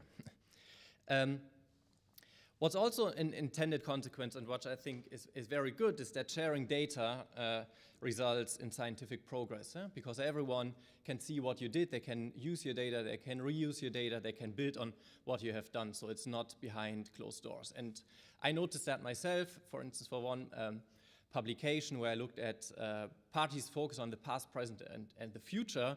There were now 2 additional studies that used my original data, hand-coded data, to test different classifiers, different methods, or updated the results. And of course, at first is kind of scary, because you think, oh, hopefully, like, I didn't do anything wrong, or the results still hold. But I think that's the best way for us as, let's say, social scientists to make progress if we work, quantitatively. And in political science, for example, almost all journals require you to upload data and code. And I think this is a very welcome development, and it allows you to reproduce other people's work. And some journals even now will reproduce your code before they accept the paper. So they will run every single line of code that you have written and see whether they get the exact same results, and only if that's the case, your paper will be accepted. Now, let's turn to some unintended consequences. First of all, especially as an early career researcher, I believe that open research practices can appear quite risky or scary, because everything you have done is basically transparent, and everyone can check what you have been doing. So, especially PhD researchers, postdocs, it takes some time to get used to it and to become aware of the advantages of sharing data and code. So. That's why I think this debate needs to be civil and civilized. So let's say data are shared, you should be grateful, first of all, because not everyone is doing it, as we know. If you don't share your data, if you are not transparent, well, I'm not sure whether you're hiding something, but first of all, it's a good step if you make your data and code available. So be grateful for that and be humble as well. So if you want to criticize something, then don't go at the researcher, but go at the research. I think that's very important. So it shouldn't result in toxic debates. A second unintended consequence or problem is, well, how do we actually then assess research along these additional indicators, open science, for instance? Because, well, there are many initiatives, we have heard of some of them, but then there's also university policies or differences in departments or funding agencies. So we need to find common ground on what is actually desirable and what is valued and what isn't valued. And finding answers to these questions when hiring, when promoting, when allocating research money is very difficult. Another unintended consequence in a way is that I believe many applicants need to learn how to promote research that goes beyond peer-reviewed publications. So how do we adjust our cover letter, our CV? How do we write DORA-compliant applications, and so on and so forth? And at the same time, and maybe even more important, is that reviewers and interview panels need to learn how to review and evaluate these aspects that go beyond peer-reviewed publications. Overall, I think there are some quite encouraging developments over the last 5 years relating to open research, open science that I've experienced as a political scientist, but there's still a lot of work to be done, and events like the one today will definitely hope to make progress. Thank you.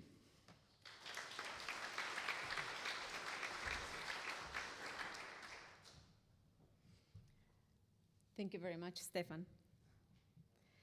Now we're going to have Irene here, who is the chair of the Ireland chapter of the Marie Curie Alumni Association and an active member of the MCAA Policy Working Group. Irene is project officer in EU programs and policy at the Health Research Board, the national contact point position for the Horizon Europe Health in Ireland, and works in open access. She's a biomedical researcher with over 8 years of experience working in different countries and in different settings, including industry and academia. Irene is going to talk to us about how can ECRs be involved in the reform of research assessment globally and locally. Equally, how can institutions engage with ECRs? Irene, thank you.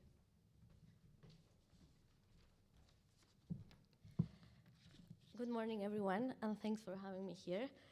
So I'm here today mainly representing the Marie Curie Alumni Association. This, for those who don't know us, it's a global network open to any present or past beneficiary of the Marie Skłodowska-Curie actions. So this is a European Commission program.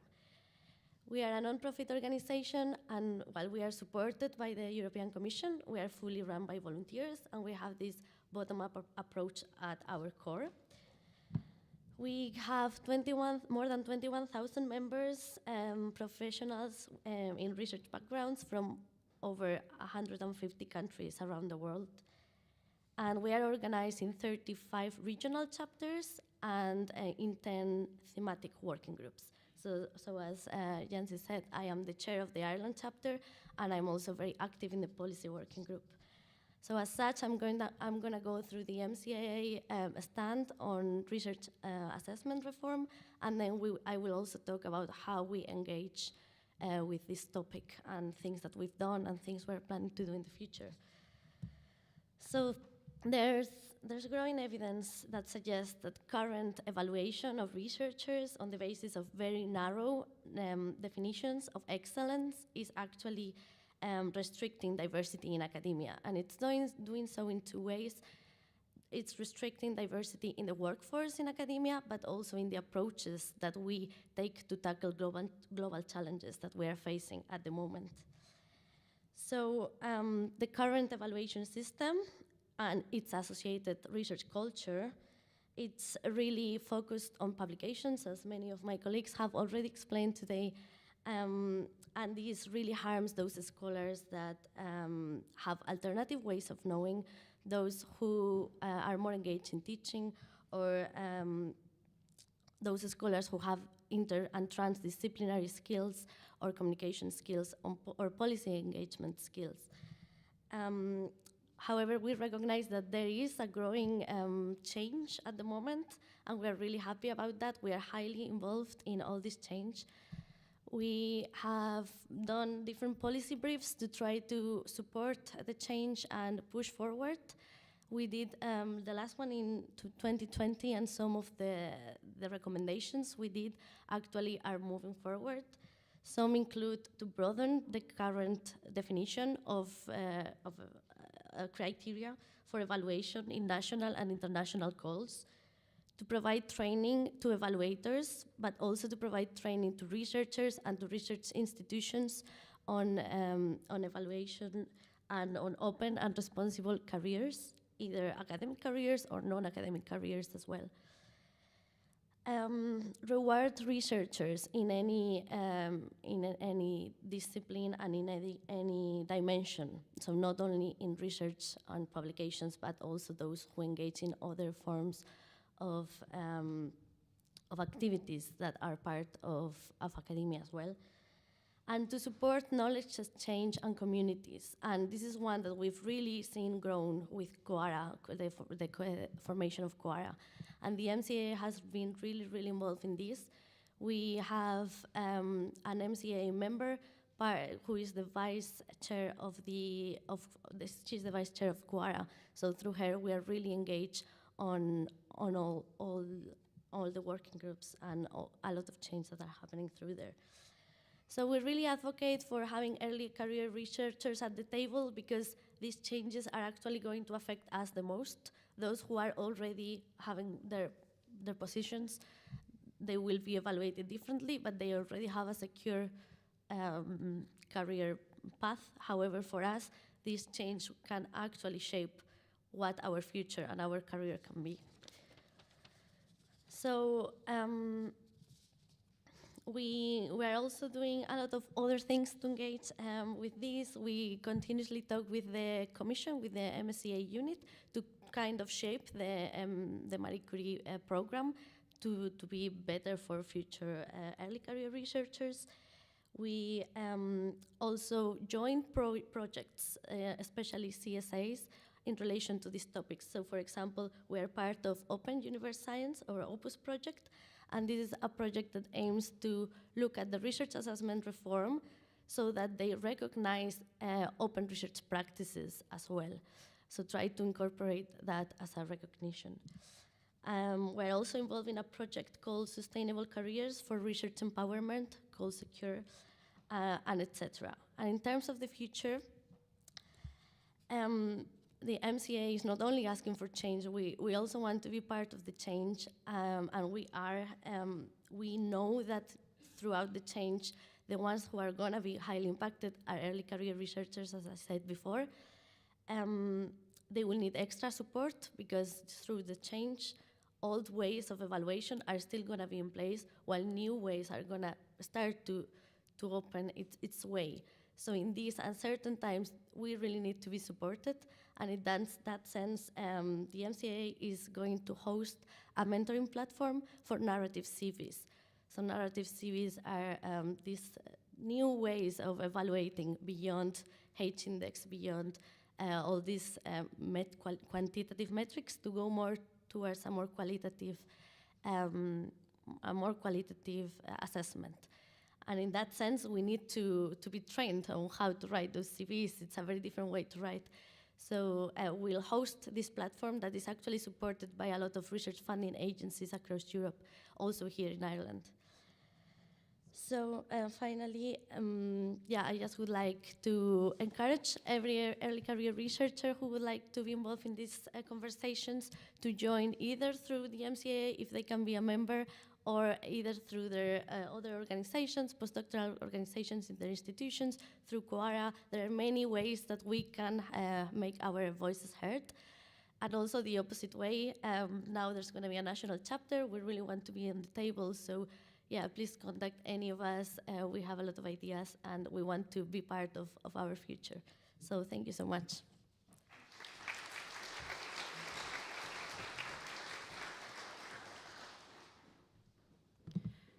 Thank you very much, Irene. Fantastic message, and it's great initiative from the MCAA, that training on narrative CVs. It's a great initiative, I believe. Now we can open the floor to questions to the panelists.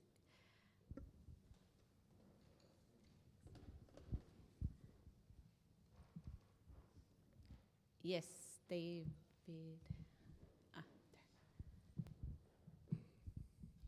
Thanks for that. That was really important to hear. I think, you know, in the whole context of responsible research assessment.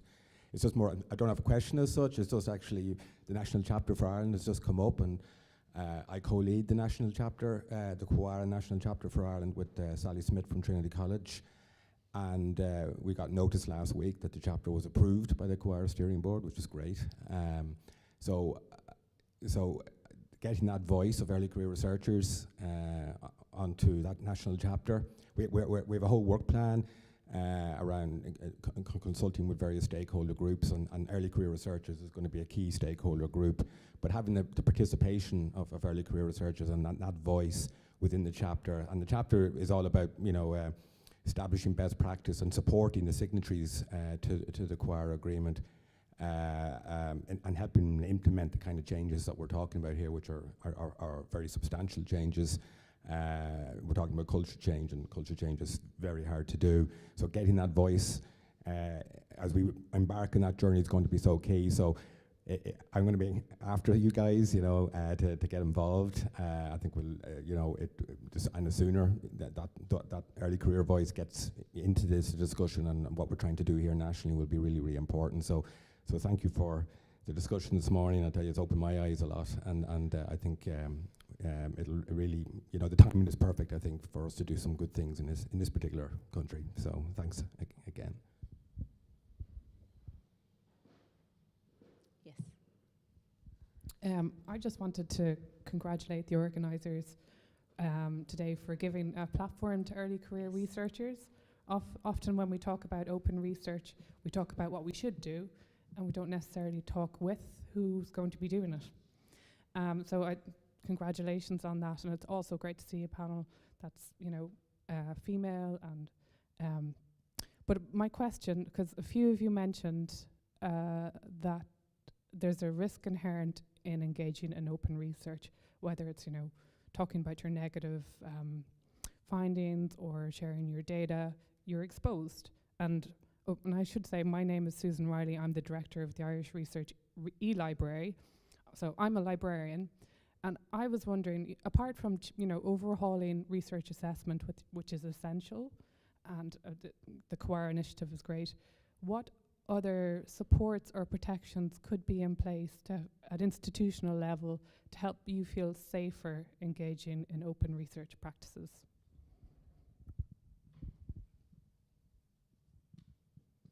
Do you want to go for it, Stefan?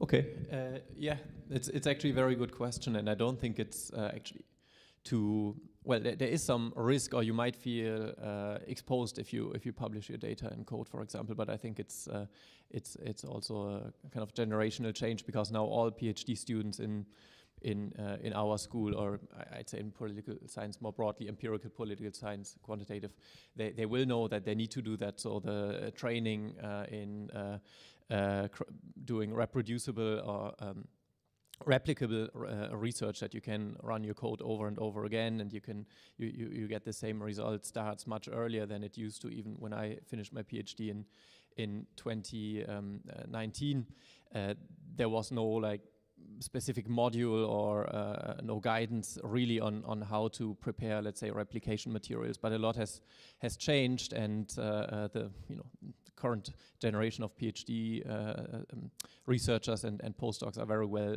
equipped to do this. And what I think could change in terms of in our mindset is that, let's say, if a paper gets corrected or maybe even retracted because you made, let's say, a coding error, that this is not held against you.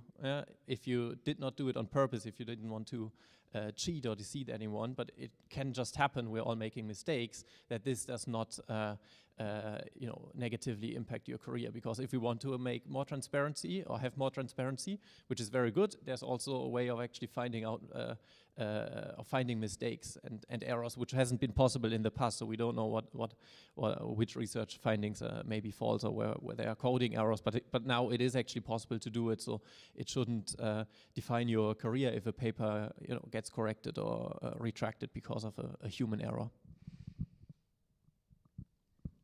Maybe I can add a little bit to that. That's a very important point also for research integrity, not only for open science. So I think Stefan really raised something important.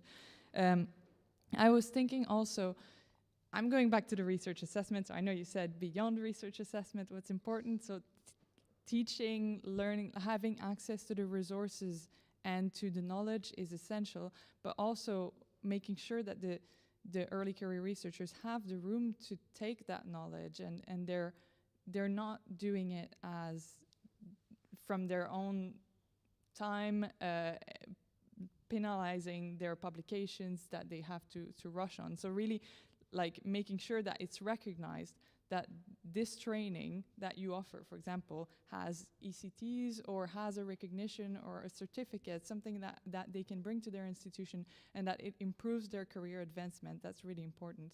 And another thing that I thought was, so we're talking about changing culture. Also in the national chapter, culture change is really important. And we often talk about early career researchers, but I think we need to start before that, at the PhD level, and what we require from PhD students to defend their thesis. Quite often they need to publish 3 papers or to have 3 papers publishable, but why not add a data set there or a preprint or something different that targets different types of outputs? And that, I think that's how we can start to change the culture a bit more. Just picking up on sort of the training and the resources thing. So I definitely agree with the point about the need for certification and things like that. But I think a lot of these training courses, it's on the early career researcher, similar to how science communication on TikTok and stuff. I'm not going to know as much as Gen Z. Like, I need to learn from them as much as they learn from me. And a lot of this training for open science, a lot of the early career researchers that I know, they have the skills, they know how to do it, but they're on short-term contracts, they don't have the time, kind of thing. And if they have questions, their supervisors aren't able to do it. The supervisors aren't making their stuff open access. So while we're talking about training for open science, I think we need to also factor in, it's not just training for early career researchers, it's training for all researchers.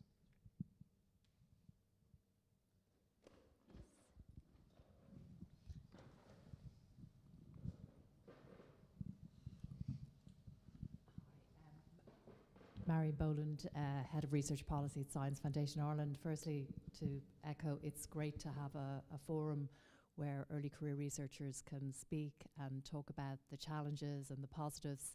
I would say from a funder's perspective, who have implemented the narrative CV in the last 4 years, our observations, and some is anecdotal and some is based on surveys, that early career researchers are are certainly very embracing of the narrative CV, and I guess that's echoed in your own presentations, but also very positively disposed to open science practices.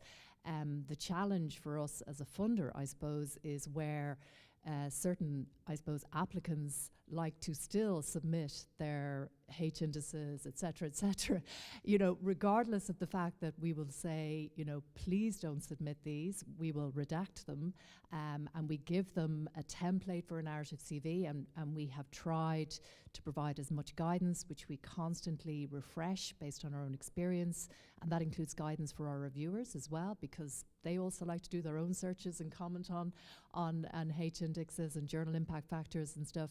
But it is certainly, I would say, our experience that it's the more seasoned researcher who likes to sneak in their H indices wherever they can. So it's definitely, you know, it's like turning a big barge in the Suez Canal, I guess. I think we have to really constantly go back and re-educate and say, look, we're taking these pieces out because we actually told you not to include them, and you may disadvantage other people because you're putting that information in front of the reviewers. And also, you know, we do try and work with the reviewers, and I think that's a really important part of it, is working with your reviewers constantly to educate them, to make sure that they are addressing and commenting and considering the broader, holistic outputs of a researcher that are commensurate and proportional to where they are in their careers. But it is such a huge cultural change. But I think also working together and moving forward is, you know, the only way we're going to get this over the line. But it's absolutely a journey worth being on. That's hopefully. Thank you. That's it. Yeah, I think training at all levels is really needed here, because even if you are an early career researcher, if you are in a team where this is not encouraged, it's really difficult to do it all by yourself, right? And then you apply for funding, and if the people reviewing your grant still look for your H index, we are not changing anything, right? So it's training through all the system. And encouraging and supporting early career researchers to help them do that risk move, because it's riskier for them. So yeah. Yeah, just a quick note. Just because I think we are in sort of a culture shift, where as an early career researcher, you don't know who's going to be on that panel. Are you going to have someone who is perhaps more progressive, who knows about these alternative metrics? I definitely applaud the use of a narrative CV, but at the same time, it comes back to, do we know who's actually going to be doing the assessment? So for example, I submitted mine with blind peer reviewers. I had a narrative CV. I didn't include any sort of journal impact factor, that kind of stuff. I was asked by a blinded peer reviewer for that information. So, you know, where as an early career researcher you're supposed to do, you want to advance, you want to answer these peer reviewers as best you can, because you're, you know, in at their will. So, you know, you need to I think definitely your point about communication is very important to everybody involved. Yeah, I think the problem with the H index is it's so easy to estimate. I mean, it's a spurious metric, we all know it's wrong. But if you're in a situation of what I think economists call asymmetric information, badges of quality become vital. And it's used as a fake proxy for quality. Now the question is, can we find better estimates on badges of quality that indicate open research practices? Because that, I think, is the real problem. I mean, I've sat on the other side of the table, and you know, if you're faced with 30 or 40 applications, it's very difficult, and it's very easy to fall into the trap of saying, oh, well, I'll just look at the H index, it's easy to, I can see that, and that gives me some sort of objective. It's not, of course, we know it's not. So how can we find measures which are visible and which signal quality in open research practices, which go beyond just measuring bibliometrics?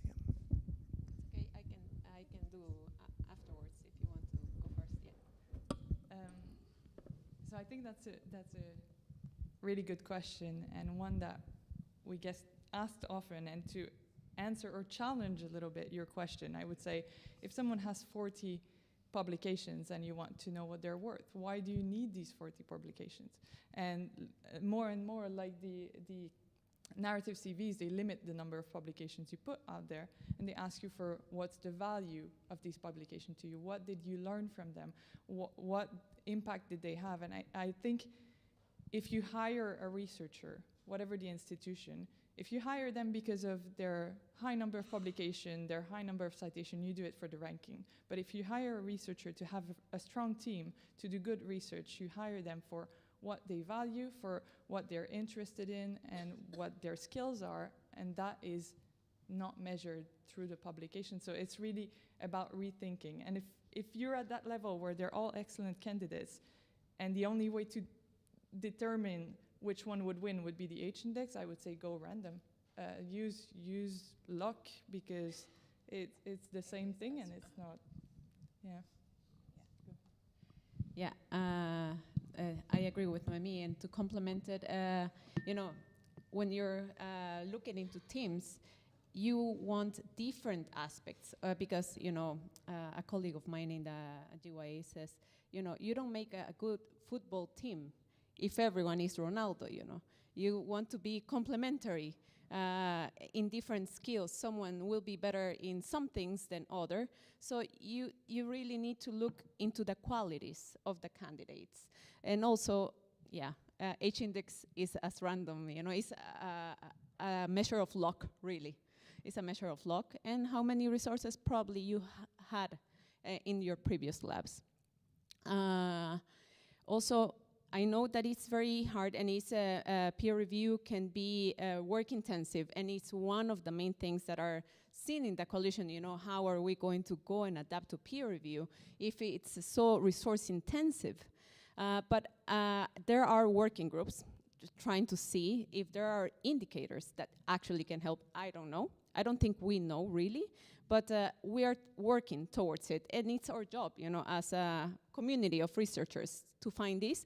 What I want to say is that it's our job as researchers and not the job of publishers to find these indicators. And because it's our job to improve academia and research culture. It's our responsibility, and it should be our right. Hello. Yeah, I am a Marie Curie Research Fellow, postdoc fellow working in Maynooth University. So I want to address one practical challenge that I am facing regarding this open research, and I want to get some information if anything you are going in that direction or not. So as a Marie Curie Research Fellow, so you have to publish in only open access journals. So that was in the contract and all this, it was written. But the fund allocated was €1,000 only for 3 years or 2 years. So it is not sufficient for a single paper publication. So I am thankful that, okay, IRIS, high education and all this, each university has the policy with some journals to publish that open research and all, and I could publish through that. But it also finishes by September or October, all the fund finish for the year. So I have to wait for the next year, okay, when the fund will come, and then I'll publish my paper. If anything is going in this direction with Horizon Europe or in all these things, because this is a practical challenge that for us. It is a challenge. Do any of you want to comment on that? I have one suggestion. I'm a MCA fellow too, so I have heard of the struggles of publishing, and especially open access. It can be incredibly expensive. One alternative is the green option, the green open access, which is the most, what's it called, the word? I forgot. Affordable, let's say, a similar word. But also, the European Commission has developed a platform to publish, you know, online and peer review, high quality research that is funded by the European Commission. I can't remember the name right now, but yeah, Open Research Europe, and we can publish there, and I would love to publish my research there. Yeah, in terms of, in Ireland, there's also a platform like that, hosted by the HRB. So there's also that option if you are funded by the HRB. But we need, I guess, national, it would be ideal to have a national platform like that here, or to have a European one for all Europe. Like those are great ideas that might come in the future. But yeah, at the moment, it can be a challenge, and yeah. Yeah, I just wanted to note that we sort of have sort of similar experiences, and I feel your pain with the IREL running out, particularly if, as a social scientist, public health researcher, if you don't have access to BMC journals, for instance. So, you know, we just plan within the team of essentially, can we go to HRB open research? Can we go to F1000? Can we go these open routes and then in a way prioritize our research in terms of, because we know that, you know, I've gotten feedback of you should publish more in Q1 journals. So if it has to be a decision to be made, then, you know, we sort of split up our priorities that way. But yeah, it's an unfortunate situation.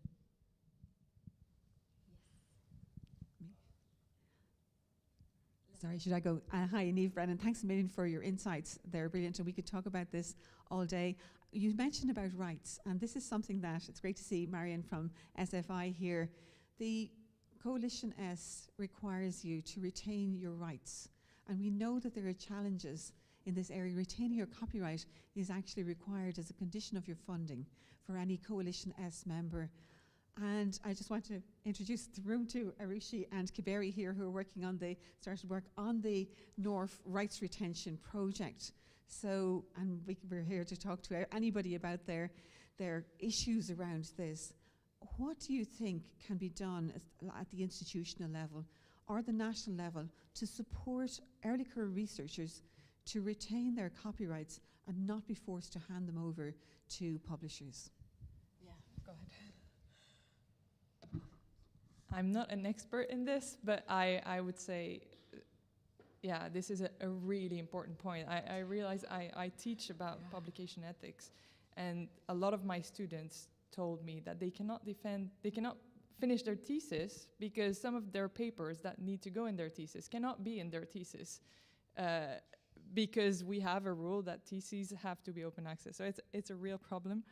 And I would say I recommend the Spark addendum, but I don't know if it really works. So I recommend it to my student. I don't know if it really works. So it's an addendum that you send to the publishers to say, I retain my rights. But another thing that I recommend is to publish preprints, because I think they have it it's their own work, and then afterwards, it's also a preprint, so it's also an advantage. That was it, preprints. But any other alternatives are welcome. Yeah, that's something that we struggle in, and thank you. We thank the initiative. And thank you very much, Daniel and Michelle, for all your help and support in our panel, and thank you for your attention, and thank you for our wonderful panelists. Thank you very much. It's been a pleasure.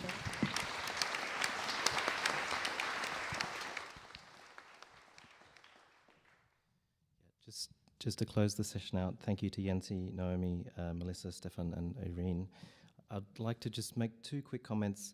I think the research on research element, that's really essential to understand how our research system evolves and how to tackle what are really systematic issues. So I think that needs much more support in future. And finally, that then reforming research assessment is key to recognizing and rewarding open research practices.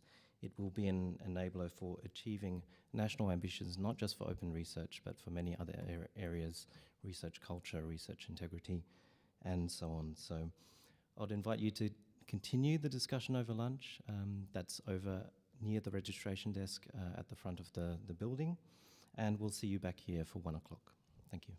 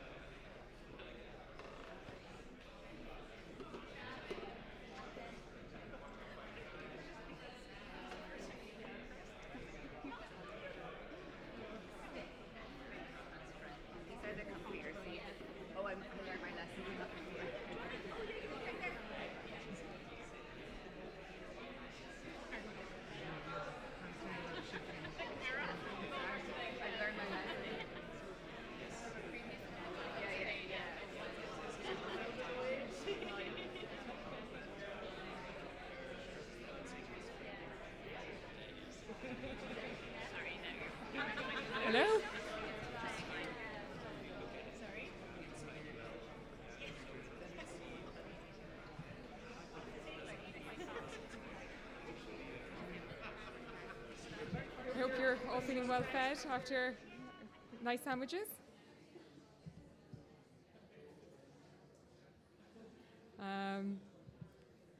Okay, we'll make a start now on the first session of lightning talks. So my name is Frances Madden. I'm the Assistant Head of Library Services, Research Services at TU Dublin, and I'm going to be chairing this first session. That'll last for about 40 minutes or so. I'll just toggle back there. So our first speaker is Cassandra Murphy from Maynooth University, and she's going to be speaking about building an open science practicing community. So I'll just bring up the slides here.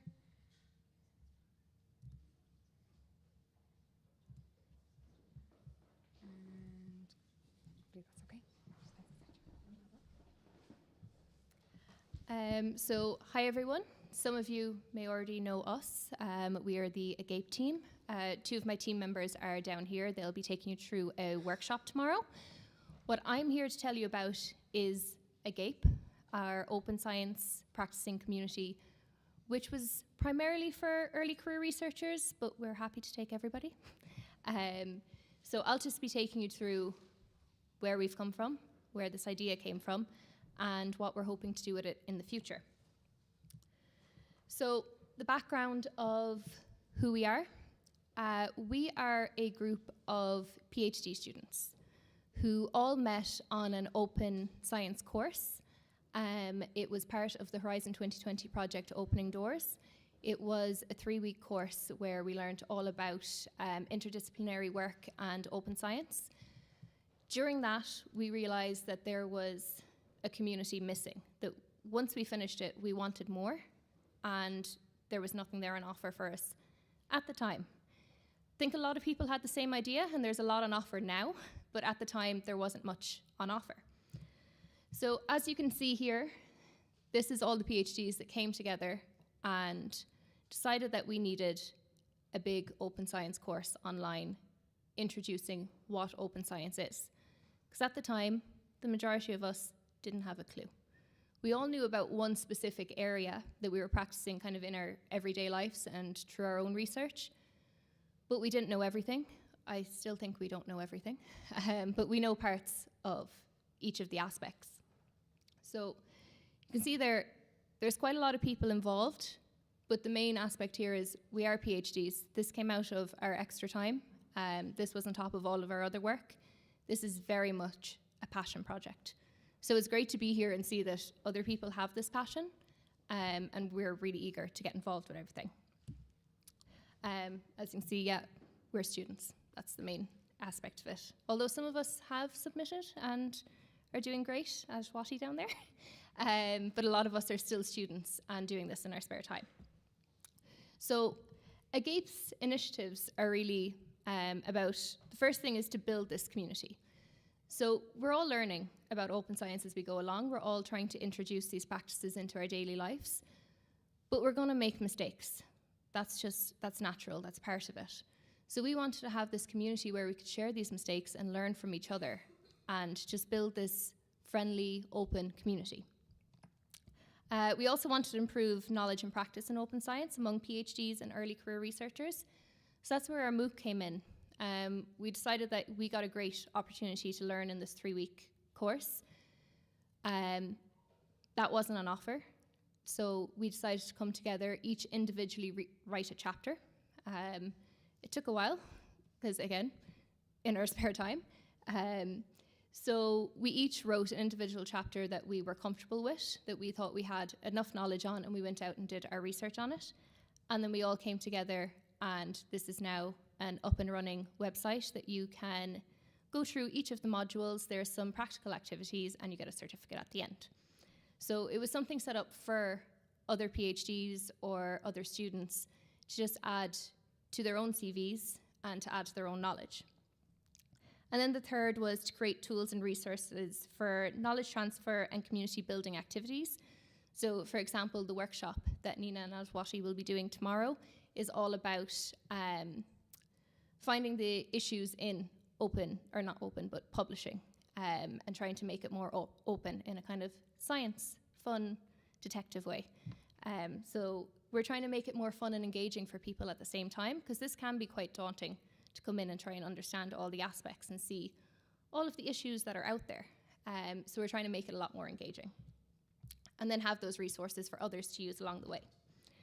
So this is just a quick look at what our MOOC looks like. It's all on GitHub. It's all accessible for everybody to take from, but also to help us build on it. So if you go through it and you notice any issues, you can let us know. It's easy to update those. These are just some of, you'll see there on the right-hand side, some of the different chapters that are there. So we have the FAIR principles, data repositories and data centers, open science policies and scientific integrity. There's a whole chapter on science communication and how to take what you've learnt and researched and put it out into the community, go beyond research, look at the actual communities out there and how it can benefit them. And then there's little quizzes along the way to make sure that you've actually learnt what's going on. Again, we all design those. So it's just to make sure that you have learnt from each of the modules. This is an example of some of the activities that are there. So they're just small, you don't have to do them. They're just there for yourself to put into practice what you've learnt along the way. And we've also opened it up to discussions so that people can communicate while going through the modules, while doing these different activities, that there is an open space for them to discuss how they felt about it, what they learnt from it, and just, again, learn from each other, start building this community aspect. Some of the features is it can be all made into a PDF. It's an e-publication. You can read it quite easily. We have a README file, documentation on how to use it, and also some bug reporting. So we did actually send it out to some of the librarians across the different universities in Ireland to go through it and take a look at some of the bugs. So what's next for AGAPE? Our workshop tomorrow here is the main thing. That's the next big activity for us. This will be our first workshop, so it's the first time we're taking this outside of our own community, really. So we're quite excited about that. The AGAPE website and blog. So our website is up and running now. As of yesterday, I think, the final email came through to say that we have it up and running. And then we're also going to include a blog on that so that people can share their own experiences, again, building that community aspect. We have a collaboration platform that we have up and running, and continue to get the message out there. That's the main thing, is that this community exists, but because we're PhDs and we're students, we're finding it hard to actually get the time to get out there and tell people it exists. We're on social media, but that can only do so much. So that's where our workshops are coming in and speaking here and speaking at different events. So let people know it's there mainly for early career researchers. I'd say time, yep, perfect. So if you're looking to contact us, these are all the ways that you can contact us. So as you can see, we're on everything. We're really trying to get the message out there. And then that's a QR code that will take you to a link tree that will show you all our resources. So thank you.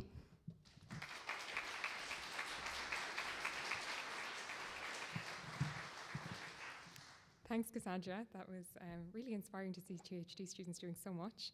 I'll hand over now to Dr. Lai Ma from UCD, who's going to be talking about open research practices for research integrity. All right, so very glad to see a lot of you here. So I am from the School of Information and Communication Studies at UCD, and we have colleagues actually working on research. So if you have any questions, and I teach a module in scholarly communication, and my colleague Kalpana, actually she teaches research data management. So we do have a repository of knowledge if you have a lot of questions about open science and open research. So today I will talk about open research practices for integrity, actually really repeating a lot of things that's been actually talked about this morning. So if you are actually following a blog called Retraction Watch, you'll be overwhelmed by the number of retraction or the reports of fraudulent research these days.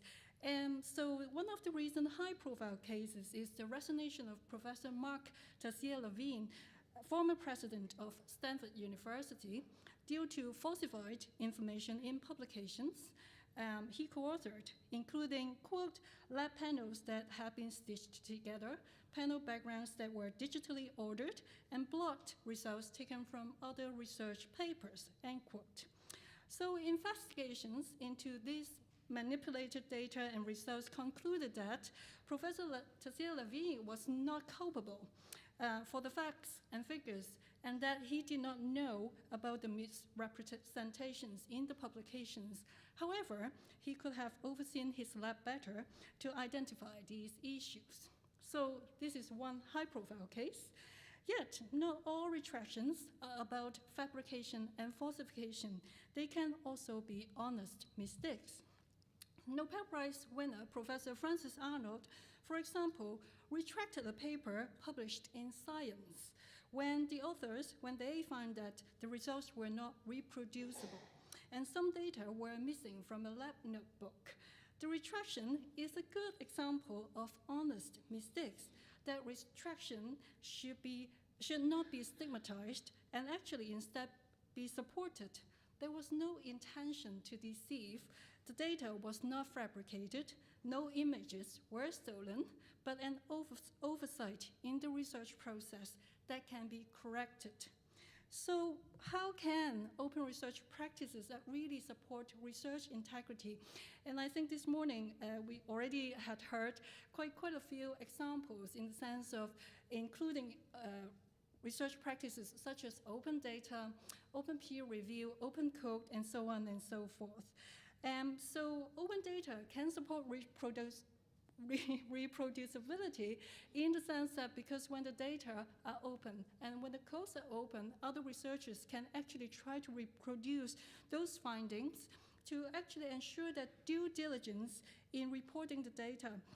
So a lot of these practices are really, really helpful, not because that we actually find fault or flaws. It's really trying to actually support better research and better sciences.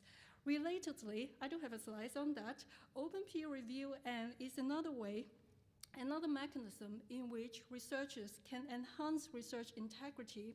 And I particularly support the practice of open report, meaning that peer reviews are published alongside with an article.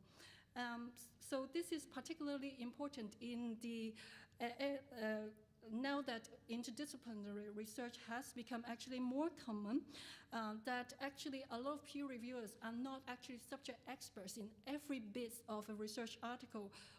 These open reports can actually open to everyone to actually comment on and then actually to support better sciences, to strengthen the design and findings of research studies.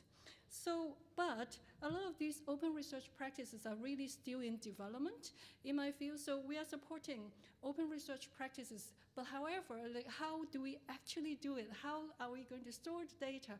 How data should be stored? What kind of data should be shared and not be shared maybe prematurely?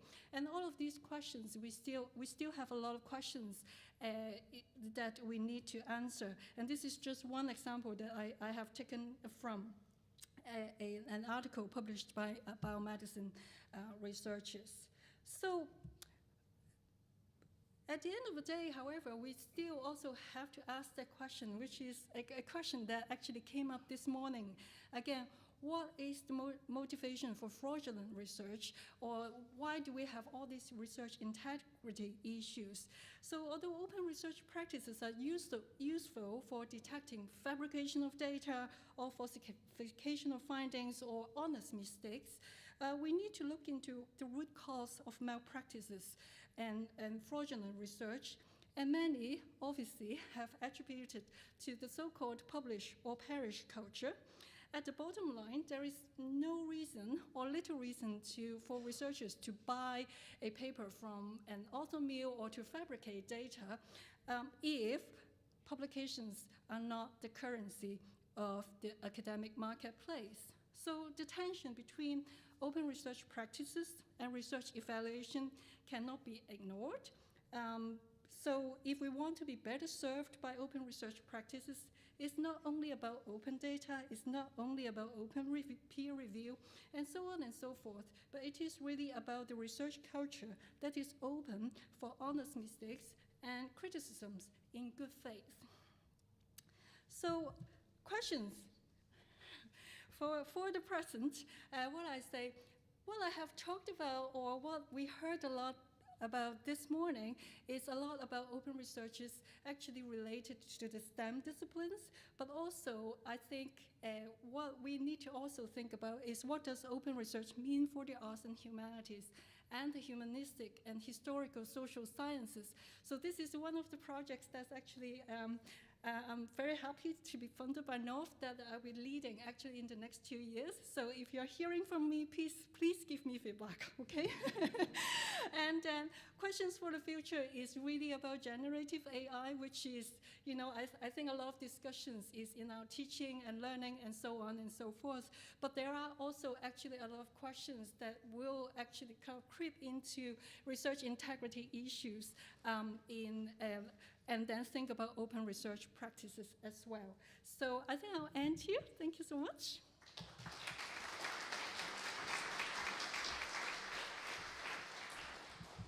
Thank you so much, Lai.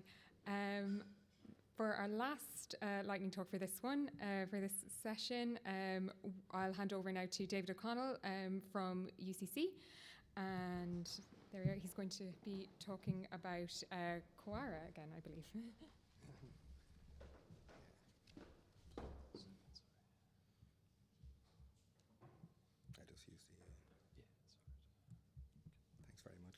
Thanks, Francis.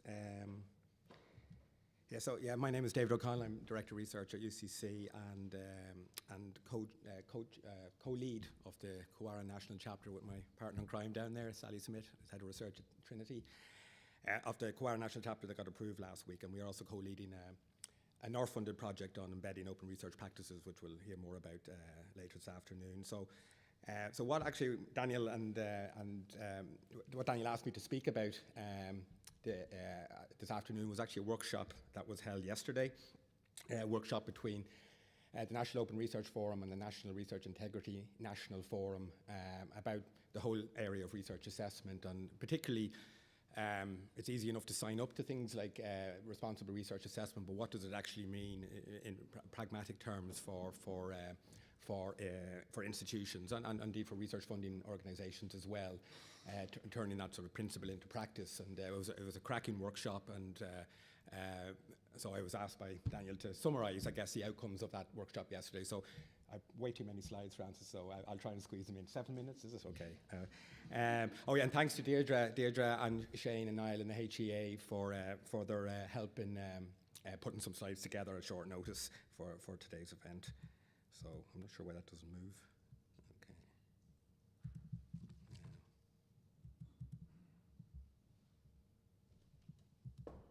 Okay. Sorry about that. I can feel my seconds ticking away. Oh, yeah. Okay. Anyway, I'm going to rattle through these and we can chat about it later. So the aims of the workshop was to start that conversation on responsible research assessment. We've heard this morning about how responsible research assessment is one of the actions of the ERA, and as I mentioned, it was a joint NORF and National Research Integrity Forum workshop sponsored by the HEA. There was a great mix of people in the room, and that's really important. I think the whole the need to get all of the stakeholders together and get all those voices heard, and as we move along this journey. And particularly apparent this morning with the early career researchers. They're a really key group, and they were present at the workshop yesterday as well. So we had higher education institutions, we had funding agencies, we had the HEA, DFERIS, and everybody in between, and from all career stages as well. That's just to prove that it actually happened. Yeah, so it was actually in this room yesterday. And we had a great panel discussion. Erzabeth, who Yancy summarised a presentation from Erzabeth, who's the head of programme at Quora. We had came from the University of the Netherlands, and it was great to hear from a jurisdiction that really are kind of further along this journey than we are, and there's no need for us in some respects to really invent the wheel here. We can look to see where best practice has already been established. and where maybe jurisdictions and sectors have been brave in sort of implementing open research practices and particularly around responsible research assessment. So we had a great presentation from Kim, and that really helped us inform, as I say, we move along this journey. This is to remind me, there will be a report coming out. So we had Beth McCullum, I think, yeah. McComish. Beth McComish, yeah, a very talented artist, sort of captured graphically all our discussions. I could spend the rest of the afternoon going through what all of that translates to, but how we will, a report will come out of that workshop in due course, and I think it'll be absolutely essential reading. Key messages, you know, again, I think, just to summarise, yeah, look, this is going to be, we're talking about culture change here, and culture change is notoriously difficult to deliver on, so it's going to be a journey. We're only at the start of that journey in terms of responsible research assessment and moving beyond journals and impact factors and all that into more other areas of research assessment. And we, you know, we need to acknowledge that, you know, that every change that will be taken is going to be a significant change, so aiming for perfect is a difficult thing to do, so we should be always looking just incremental improvements as we move along. It came up this morning, the whole area of systemic culture change has been emphasised over and over again, and you know, we need to be realistic about the time frame and how long this is going to take and the resources that are going to be needed to implement this in a practical way. I mentioned the diversity of stakeholders, stakeholder voices. This is absolutely essential. We had a great representation of different stakeholders yesterday, as we do at this event today, at the NORF today and tomorrow. Capturing best practice. We do a lot of things well. And then looking, as I mentioned earlier, to other jurisdictions, we could do a lot of, we can learn a lot from other jurisdictions and other best practices around the world, and capturing that. And you know, the whole, you know, again, when we look at research assessment, we look at, you know, the different research practices. We need to understand what we capture versus what we value. So we need to look beyond journal articles and traditional journal-based metrics and citations. We need to embrace non-traditional outputs like data sets and open code and creative outputs and so on. The issue, of course, is that, you know, the traditional academic reward structures and processes and metrics don't reflect contributions and excellence in these areas, and that's what has to change. And we also need to look at activities, I think, beyond a focus on just outputs. You know, we need to understand and recognise the research process is important in the context of improving culture and researcher well-being, for example. So we need to be capturing and valuing and assessing activities like, yeah, thanks, Francis, you know, and we've heard about this again this morning, public engagement, policymaker engagement, mentoring, EDI, leadership, diversity of careers, and so on. But it's but it has to be just more than just capturing things in a form. I think, again, that's an important discussion. It's easy to create a form, I guess, that captures narrative explanations of research and so on. It's about changing the whole culture that sort of underpins research assessment. It's about changing hearts and minds, and that's where the challenge is. Yeah, very quickly, so the box ticking is easy. It would be easy to change a recruitment or a promotion form or recruit form and put narrative sections in there and conclude that the job is done. It's far from done. The whole issue of first mover disadvantage, and especially our early career researchers, you know, where there's a lack of clarity as actually you're telling us what doesn't count or shouldn't count, tell us what does, you know. There needs to be clarity there. Institutions, rankings do matter, unfortunately, for institutions. Huge sections of our income come from postgraduate students from outside the EU, and that income is important, and rankings are important in that regard. We need to acknowledge that. And we need to support research. The key thing, and I think it came out really well yesterday, at the end of the day, we need to remember, I guess, and Yancy made this point really well, that we need to support, you know, this is all about research that addresses key societal challenges, and whatever research assessment process we put in place needs to reflect that, I guess, you know. And I think, oh yeah, very help is on the way. Yeah, just to announce that the national chapter for COARA was approved only last week. There are all the COARA signatories there that exist in Ireland, and we have, yeah, we're here to help in all institutions, all research funding organisations. We're here to help sort of navigate that journey to ensure there's a joined-up approach and to you know, develop our best practices and help, because it is a journey, it's a long journey, and yeah, I think that chapter, I think, has a key role to play in that. So sorry, Francis. You know, thank you. Yeah. Okay. I'm just going to get my coffee. So if the speakers would like to join me up here, we've got a few minutes for questions. Will I just minimize that for now? So are there any questions from the floor? Niamh. Thanks a million. Just to be quick, David, you mentioned joined up thinking, and I think you probably know what I'm going to say here. So the HEA were responsible for funding yesterday's event. I'm sorry I wasn't there because I would have brought this up. Many of you will have seen the new HEA system performance framework, and one of the key performance indicators against which all Irish higher education institutions will be measured, those who are under the public remit, is field-weighted citation impact as sourced from SciVal. That's what we've decided. Now, I could go on a rant about this, but I'm not going to.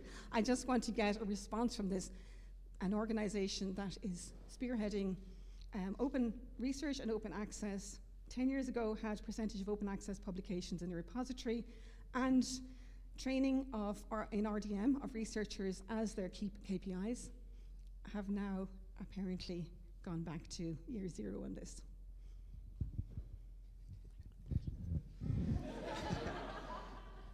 Well, I think thanks for that, Niamh.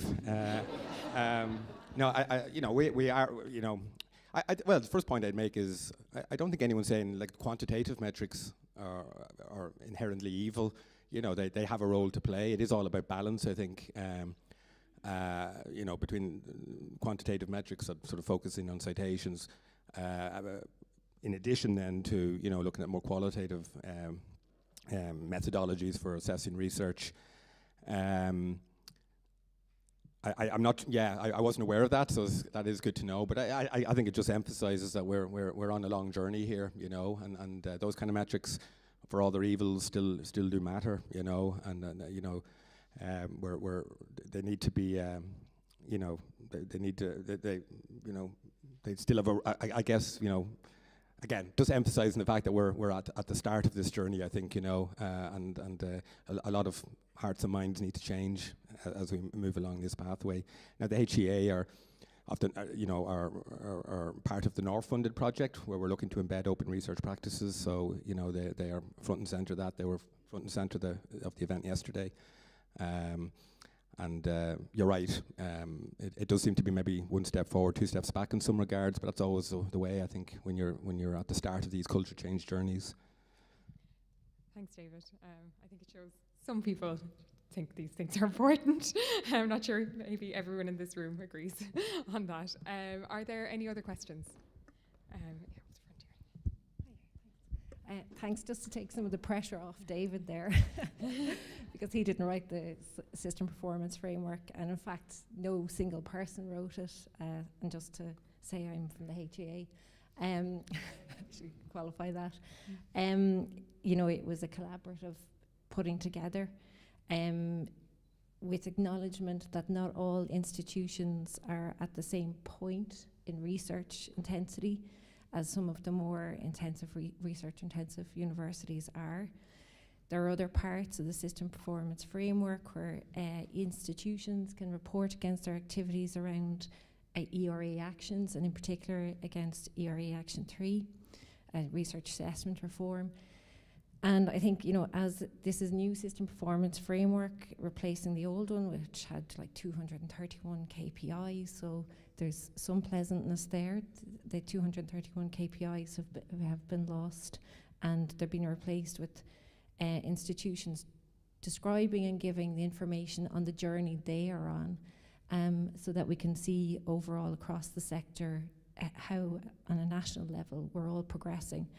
So I presume that, and not to speak for what will happen at the end of this cycle, because obviously DeFerris and HEA work together to develop the system performance frameworks along with the institutions. So what may look like, what the next system performance framework will look like, will probably be different, and there'll be different nuances and enhancements, not just under open research and research assessment, but across a huge variety of areas as institutions change. So It's to try and capture and reflect the evolving journey. Sorry, I keep looking behind me, but I'm not sure exactly.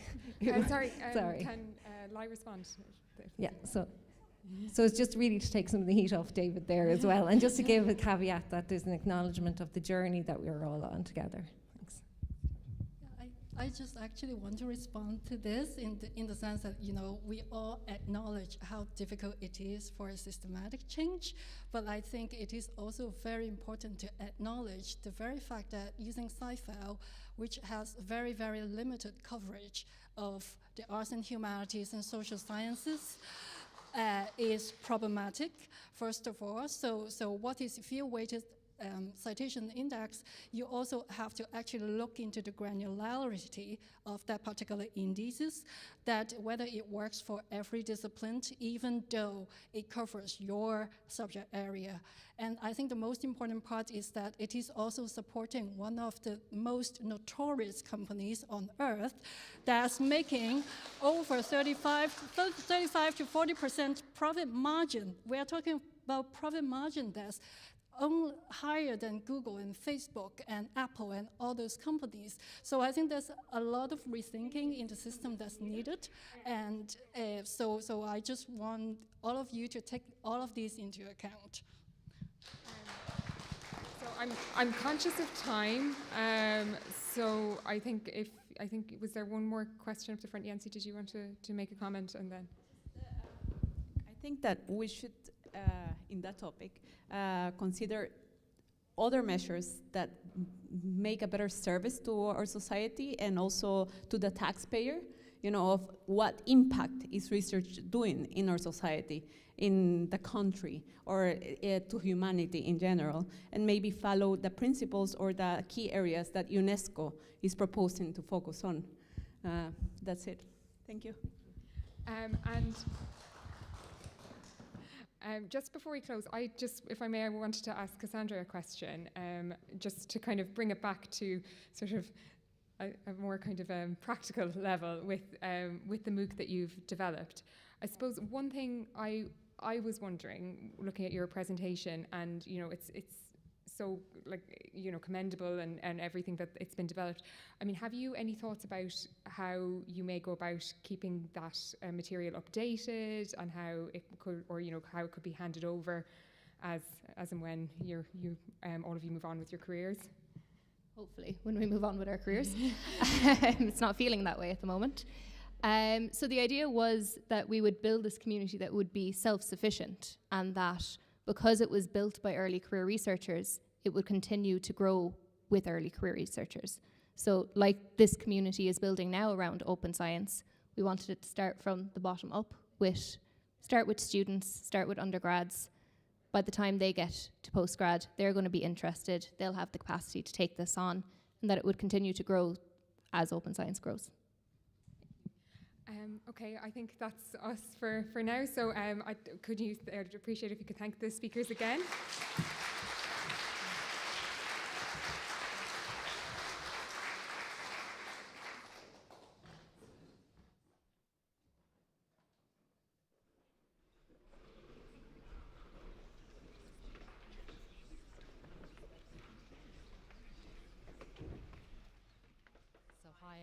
Hi everyone, I'm Marion Boland. I'm Head of Research Policy and Science Foundation Ireland, and I'm delighted to be here, and I'm grateful to the organisers for asking me to chair this very important session on how we can achieve 100% open access to research publications. So I guess many of us collectively have been striving to ensure that all of the outputs of our research are openly available, and we know about how that in turn can maximise our impact, improve the visibility of Ireland-based researchers, and enhance collaboration. But despite our best efforts, we know that it is not straightforward, and there are still barriers, and as a result, inequities are created. So we have a fantastic panel here today from very diverse perspectives, and they're going to talk about initiatives that they have developed or are under development, which will support our research community in maximising their open access publishing capabilities. So really looking forward to some interesting presentations. So first up, we have Ronan Cox and Alex Cooker and Jim Rogers, all from DCU. Ronan and Alex from the library, and Jim Rogers, who's an associate professor of communications, and they're going to talk about a model which incentivises students to adopt open access practices. So off you go, and I'll just put this up.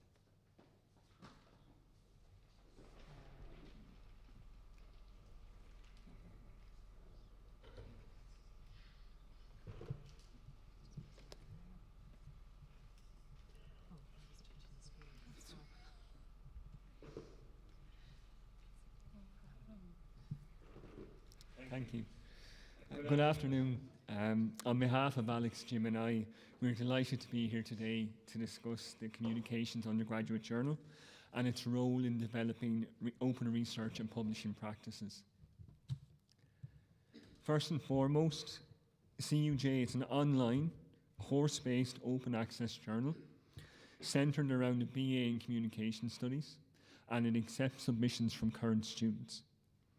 The aim of the journal really is to position students as authors, introduce them to the publishing process, and make their work available to others without restriction.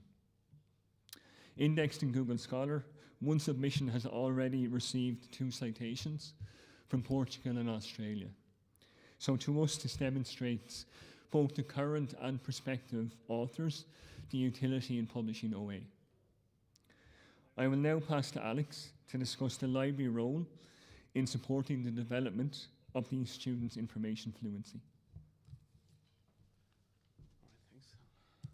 So really, I guess, so beyond sort of content curation and organizing and sort of making available published scholarly information or knowledge, I suppose the library link between sort of the School of Communications, the physical library and the digital library is really the element of, I suppose, library instruction or information literacy or, I suppose, information fluency. And sort of, so librarians work off certain frameworks and we apply, for instance, this one here. So in the classroom context, we go in and talk about these facets. Now, I could read or talk about all of those. I'm just going to pick 1 or 2. So say information creation as a process. So information, effectively, what it is, you know, created to communicate a message using a particular method, and one of many learning outcomes would be, for example, you know, to differentiate between a popular magazine or magazine article and a journal publication, you know, for students to identify what's the difference here, right? So you could say, for instance, you take an article published in this particular journal and you get students to look at that, something that their peers produced, which is a valid piece of work, and juxtapose that to a magazine article. What's the difference here, right? Another thing is, which stands out, scholarship as a conversation, really, whereby, you know, ideas are created and refined and challenged over time. And the idea really is to see that the students understand as a learning outcome that they're in the middle of this process. They're not at the end of it or at the beginning. They're just part of this circular kind of thing.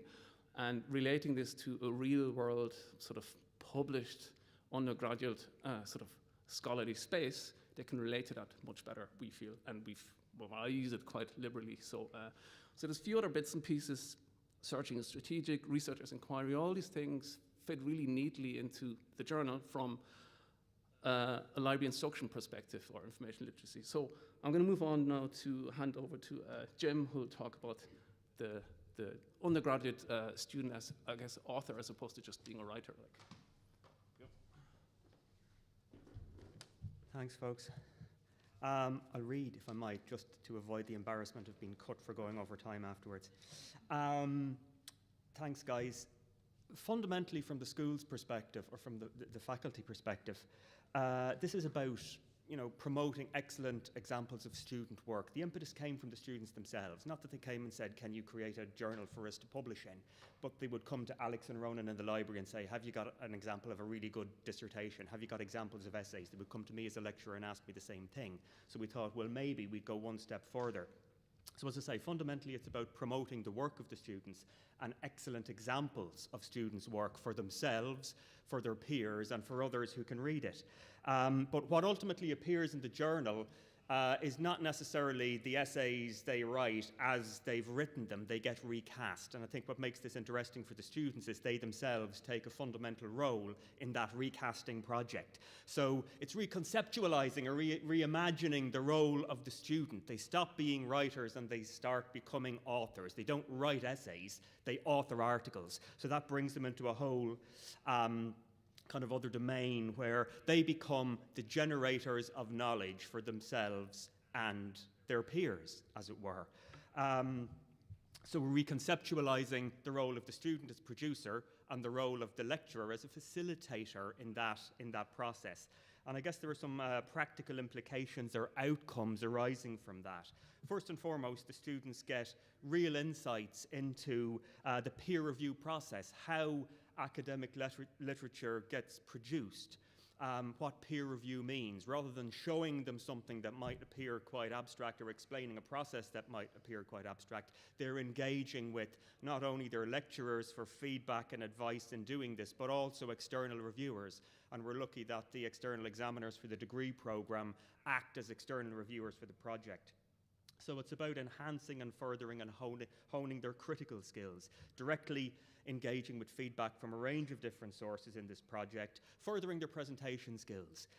It's about how they arrange their material, how they present it, layout, format, presentation, all of that, promoting strong engagement with academic conventions, also promoting stronger engagement with the library and coming to understand how the library, while it might be out in DCU in the main campus situated at one far end of the campus, is really at the heart of the institution.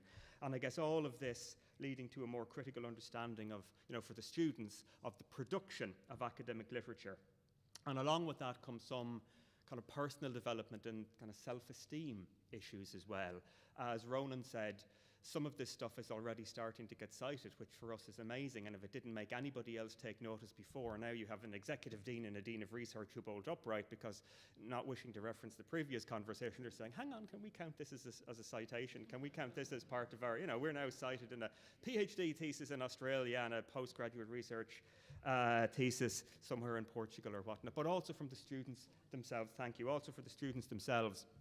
Graduates will come back and say, well, can I now use this as part of my LinkedIn profile, or I now work with a PR agency, and can I use it as part of my employment LinkedIn and that. In terms of what's next, I'll briefly speak to the first point, multimedia submissions. It's about promoting the work of the degree program. So it's more than essays, it's more than projects, it's more than dissertations. It's also podcasts. They produce soundscapes, they produced audiovisual materials. So we're looking at ways in which that can be incorporated into future editions. Guys, do you want to say anything else on that? Yeah, and just to mention, obviously metrics aren't the full story, but even looking at the numbers here in terms of Google Analytics, even from the start of this year, we've had nearly 3,000 new visits to the site, and collectively we've had nearly 9,000 views of the submissions. So it is working, and it is kind of taking a life of its own, which is what we want. I think that's it. Okay. Yeah. Thank you.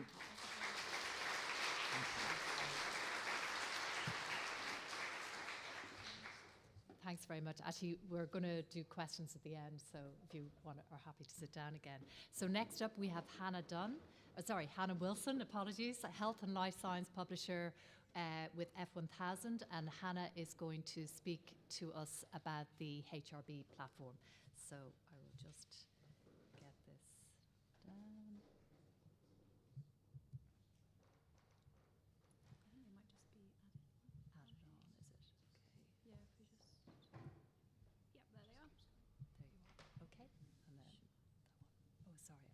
To touching the screen, so there you are. Okay. Thank you.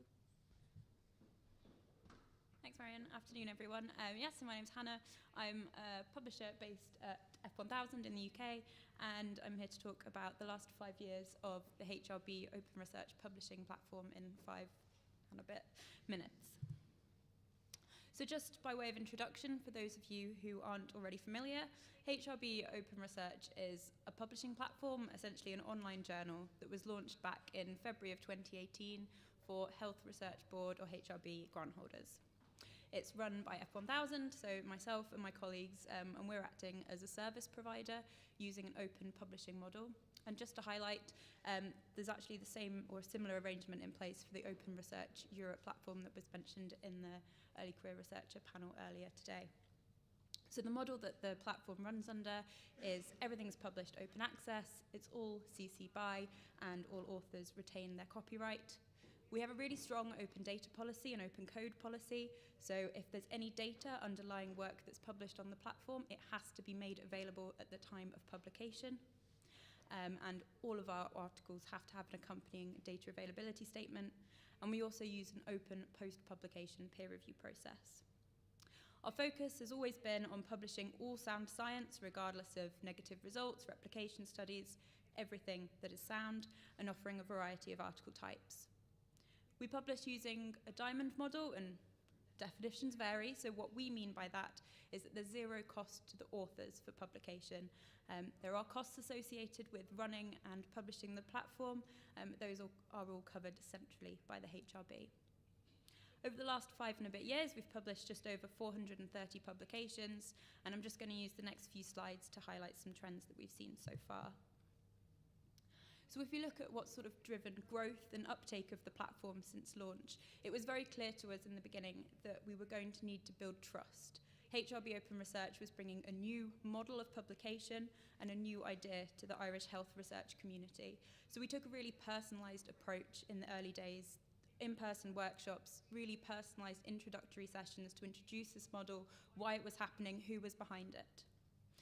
An early author survey back in 2019 showed that covered publication costs, no surprise, speed and encouragement from the HRB themselves were some of the most popular motivators for those early authors who were using the platform. All of us who are involved with publishing on one way or another know that indexing is critical for trust in new journals. For the health research community that HRB Open Research serves, that was particularly PubMed indexing, which was achieved in early 2020. The COVID pandemic brought expanded eligibility, which I'll touch on later, and also a real focus among this research community on the need for rapid publishing, which again led to an uptick in publications. It's worth highlighting that HRB Open Research isn't indexed in Web of Science. Web of Science currently don't index any post-publication peer review model titles, and therefore the platform is not eligible and does not have an impact factor. Obviously, the HRB, like many people and organisations represented here today, are committed to never using impact factor in any of their decision making, and strong signatories of DORA and COARA. However, your researchers, and this goes for everyone in the room, still say to me as their top barrier to using this platform, it does not have an impact factor. In terms of who is publishing on the platform, all HRB grant holders since 2017 are eligible to publish. The actual work they're publishing doesn't have to be funded by the HRB. The eligibility is tied to the researcher themselves. To date, we've had over 2,000 individual authors, and those include co-authors based around the world, and 500 returning authors using the platform. If we look at this table, just a snapshot of where some of our first authors are coming from, the top 6 institutions represented, there's no surprises here. We see the institutions we'd expect to see, and broadly, as we've continued to track it year on year, the researchers publishing on the platform broadly reflect the funding patterns of the HRB, so it seems to be getting a pretty broad uptake among the community. A variety of article types and the ability to share outputs at every stage of the research journey has always been at the heart of HRB Open Research. And this is really critical both for boosting reproducibility and increasing the sharing of outputs, and also reducing research waste, making sure that the HRB is maximising the funding that it's giving out. If we look at HRB grant holders themselves and what they're publishing on the platform, we do see a bit of spread, but overwhelmingly, there's been a demand to publish study protocols on the platform. And this is really interesting on HRB Open Research in particular, because the publishing of a study protocol combined with the post-publication, completely transparent peer review model we use means that we're bringing a real visibility and transparency to this early stage of the health and social care research process that honestly wasn't really available before. If we just focus in on this point around study protocols a little bit further, we see that prior to sort of 2017, 2018, there wasn't much of a culture of publishing study protocols among HRB grant holders. From 2020, projects that were funded under the HRB's joint COVID rapid calls were required to publish a study protocol. And that was, to my understanding, the first time that any kind of mandate around publishing had been put in place. And the reasoning behind that was that given that these grants were given out so quickly, understandably, given the pandemic circumstances, publication of study protocols was seen as an opportunity for additional methodology checks. However, we haven't seen publication of study protocols completely drop off since COVID, which suggests that this culture change has continued.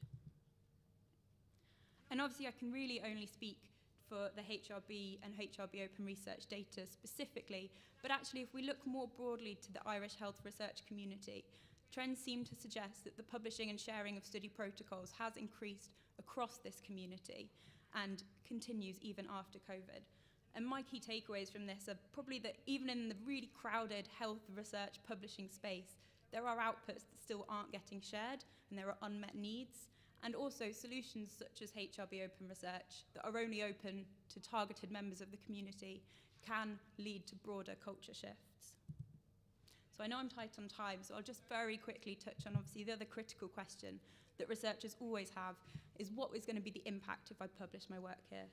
You know, now we've been publishing HRB Open Research for 5 years, we can safely say that in terms of views, citations and policy citations, work published on the journal does have impact. But actually, for a lot of the researchers that we've worked with, they seem to have told us that engagement on social media and on the blog space on the platform has actually become as important, if not more important to them, seeing their peers and their community engaging with this platform and how they're choosing to use it has been more important. So I'll just stop there, but obviously there was a lot of our experiences that I didn't have time to cover.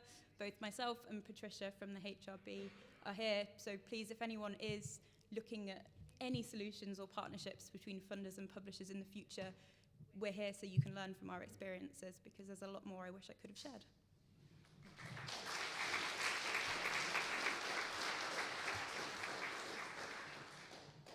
Thanks, Hannah. I'm sure there'll be questions at the end. Next up, we have Christopher Loughnane.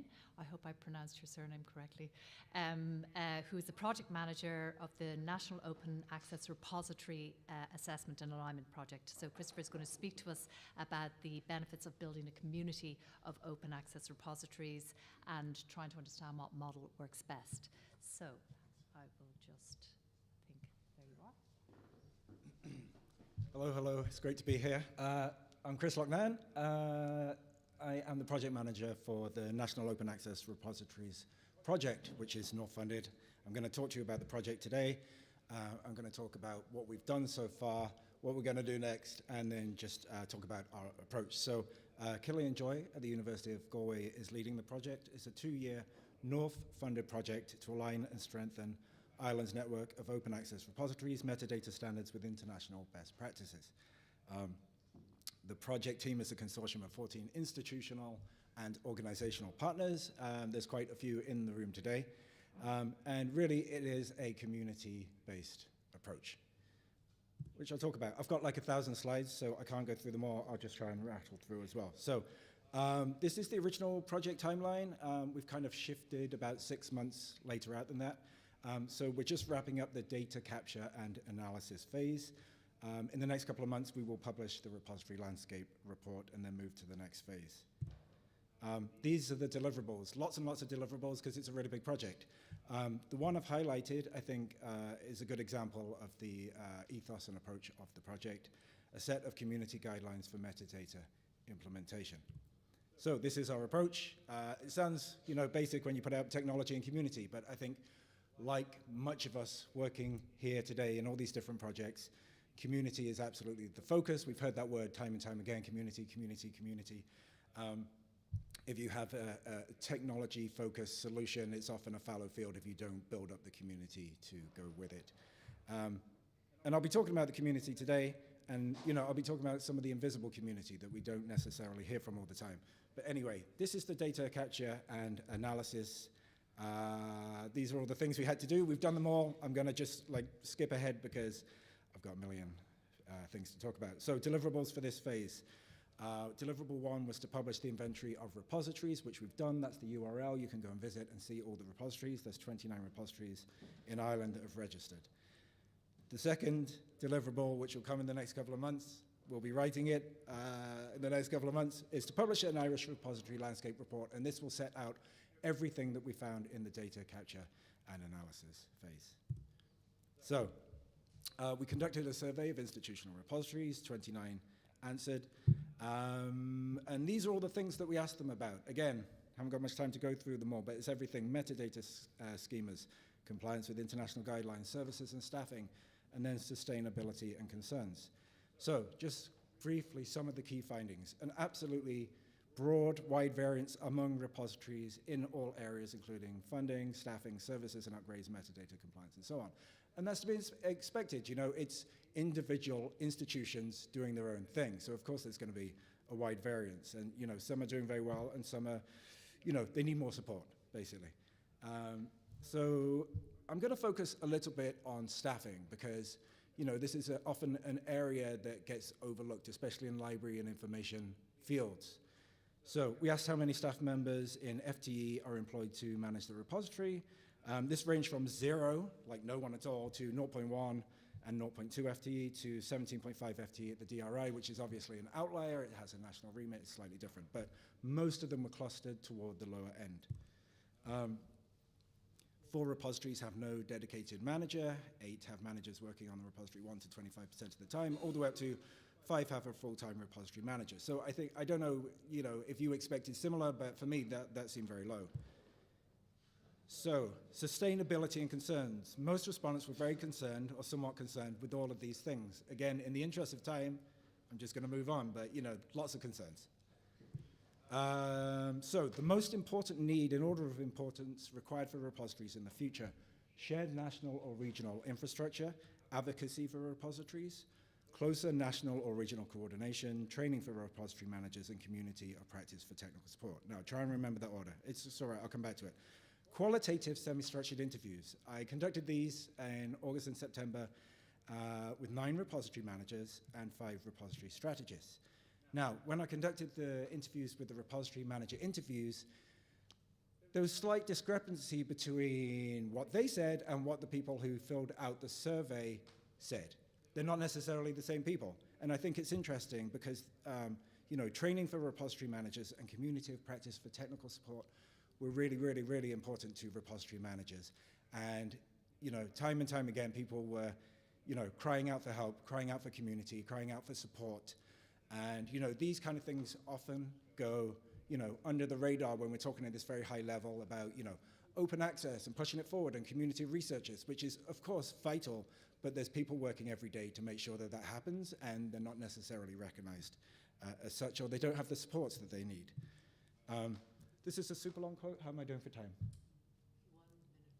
1 minute 40. Okay, so I'm probably not going to read it, but it's basically to summarize: people need help, people need resources, people need, you know, it's a massive thing to deal with the repository and to make sure that information remains open and free and shareable and reproducible.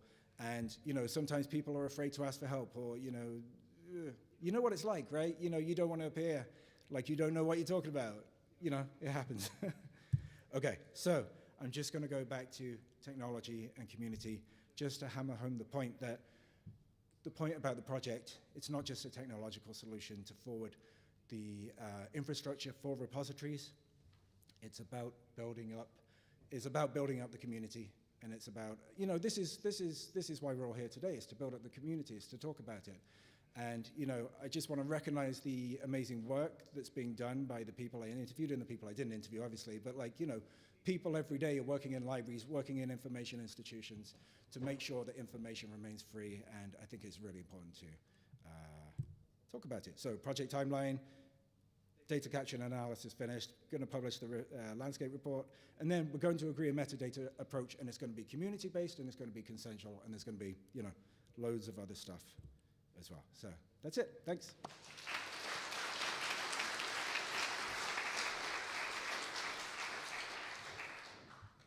Thank you, Christopher. The pressure was clearly being felt there. No problem. Now, I need to pull up Catherine, I think. Catherine is going to join us remotely. I'm probably going to need help here because I'm not used to a non-touch screen, I'm afraid. Sorry. Just in terms of bringing up the... Sorry. I'm used to a different system. Thank you. Okay.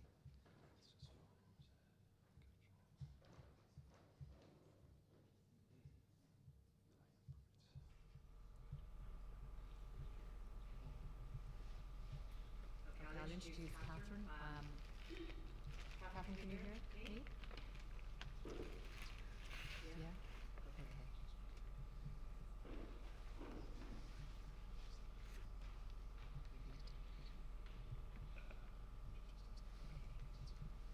I'll introduce Catherine while we're just fixing some of the glitches there. Catherine is the IRL Open Scholarship Officer. She's also the Irish Orchid Consortium Lead and Project Manager for the National Open Access Monitor Project, and that's what she's going to talk to us about today, which is essentially the development of a national open access monitor project, which ultimately aims to deliver a dashboard, which will be built on community requirements, and I think many of you are being solicited at the moment for your input in terms of what those requirements might be, and ultimately that dashboard will give us, real-time, I suppose, information on how we're doing in terms of our open access deliverables, I suppose. So no one can hide behind anything, I suppose. Anyhow, if it's not measured, it's not managed, as they say. So this is a fantastic initiative, and I really look forward to the outcome. Catherine, can you... I can hear you. Can you hear me? Yes, okay. I'll Great. let you far ahead. Great. 7 minutes. So, as Ireland moves into the next phase of the National Action Plan, it's imperative to determine the current state of open access in Ireland and to monitor how this develops as stakeholder investment transitions Irish research towards open research. By current state of open access in Ireland, I mean of Irish scholarly research outputs, which are open access and which are not, at a national level, at the funder level, at the institutional level, and at an individual researcher level. Ireland has committed to 100% open access by 2030, so it's essential that we have transparent, consistent, agreed methodologies and tools to be able to monitor progress and inform strategies to meet that target. While such analysis is currently underway throughout the sector, it's resource-heavy, time-consuming, and oftentimes dependent on proprietary data sources, which leads to silos of data and analysis for single stakeholder benefit. The NORF-funded National Open Access Monitor project seeks to rectify that, initially through a report and a national dashboard to publish, analyse and track progress towards 100% open access.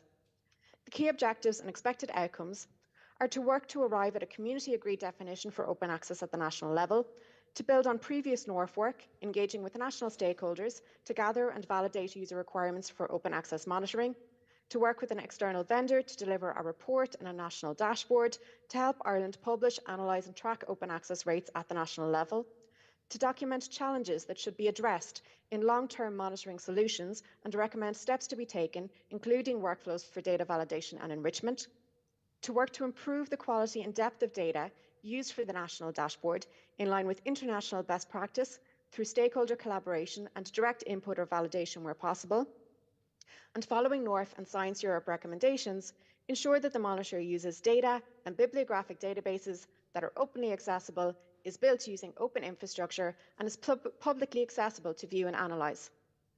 The impact of the project will be to enable both point-in-time and longitudinal monitoring of the open access status of Irish publications as part of the national implementation of open research practices.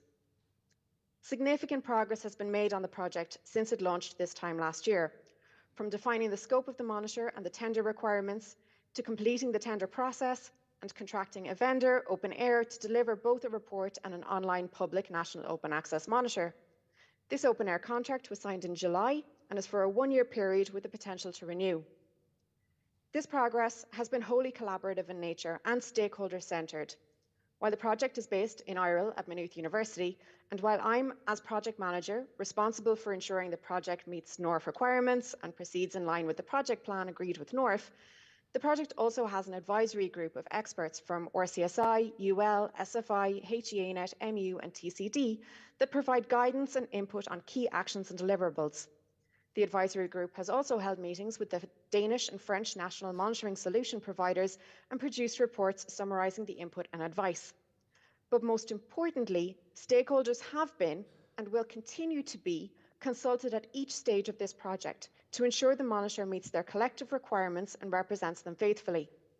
Stakeholders in this context are defined as anyone with a role in currently or potentially monitoring open access to research publications in Ireland, or who will enable monitoring of open access in Ireland, or who will use the resulting open access monitor.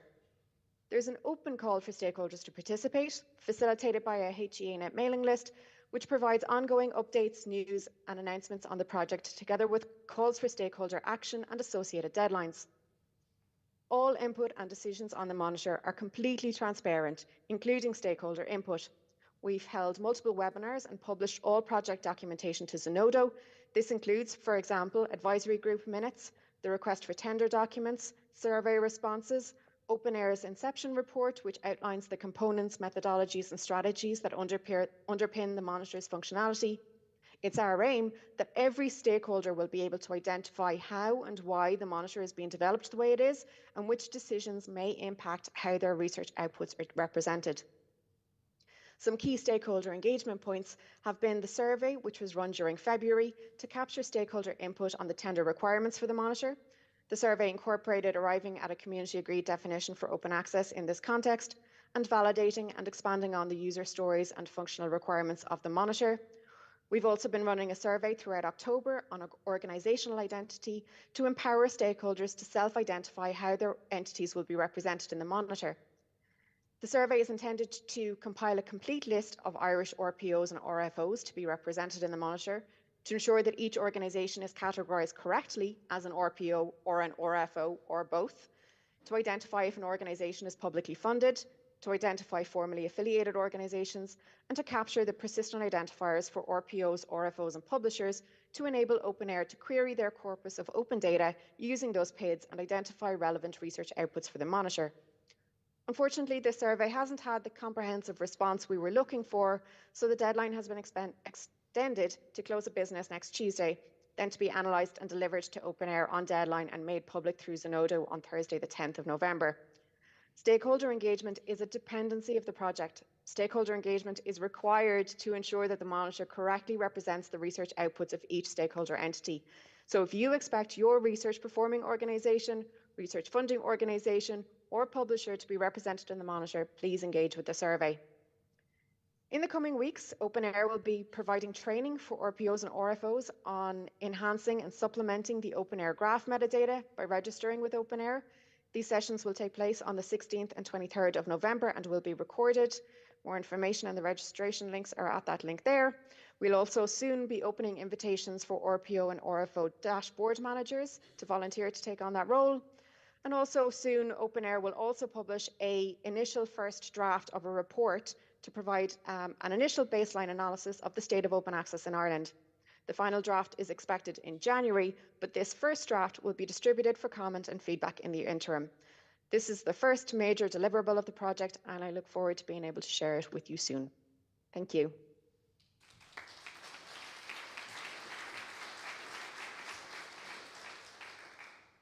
Thank you, Catherine, and again to encourage everyone, all stakeholders, to provide their feedback, and I think you might note that deadline is the 7th of November. So I'll invite our panellists to come back to the stage, if that's okay, and we've time for some questions from the audience.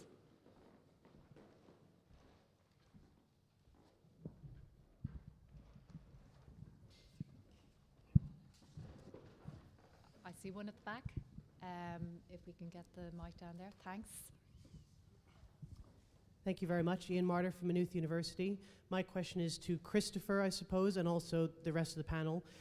Thanks, Christopher, for noting that some of these things are not resource neutral, but actually could benefit from dedicated resources. And I was just wondering if you or the panel had other ideas for which elements of this you think universities would benefit from having dedicated resources to frankly do the labor of some of this on behalf of academics. I don't know. I mean, yeah, all kinds of resources. You know. Oh man, that's a really hard question. I don't know. You know, we're trying to build infrastructure. We're trying to build, community. I don't know. What do you think? Anyone? Sorry, can I just clarify? I mean, dedicated human resources. Okay, that makes more sense. That yeah, helps, I mean, all right. Well, okay. Listen. So, I spoke to lots of people working in repositories, and many of them don't have any library staff assistants, right? So you've got repository managers who are, they're working. They're managing a whole repository. They're working at high level, and yet they're stuck doing, like data entry day after day after day. They can't do other things. They can't develop the repository. They can't talk to stakeholders. They can't go out and educate the research communities.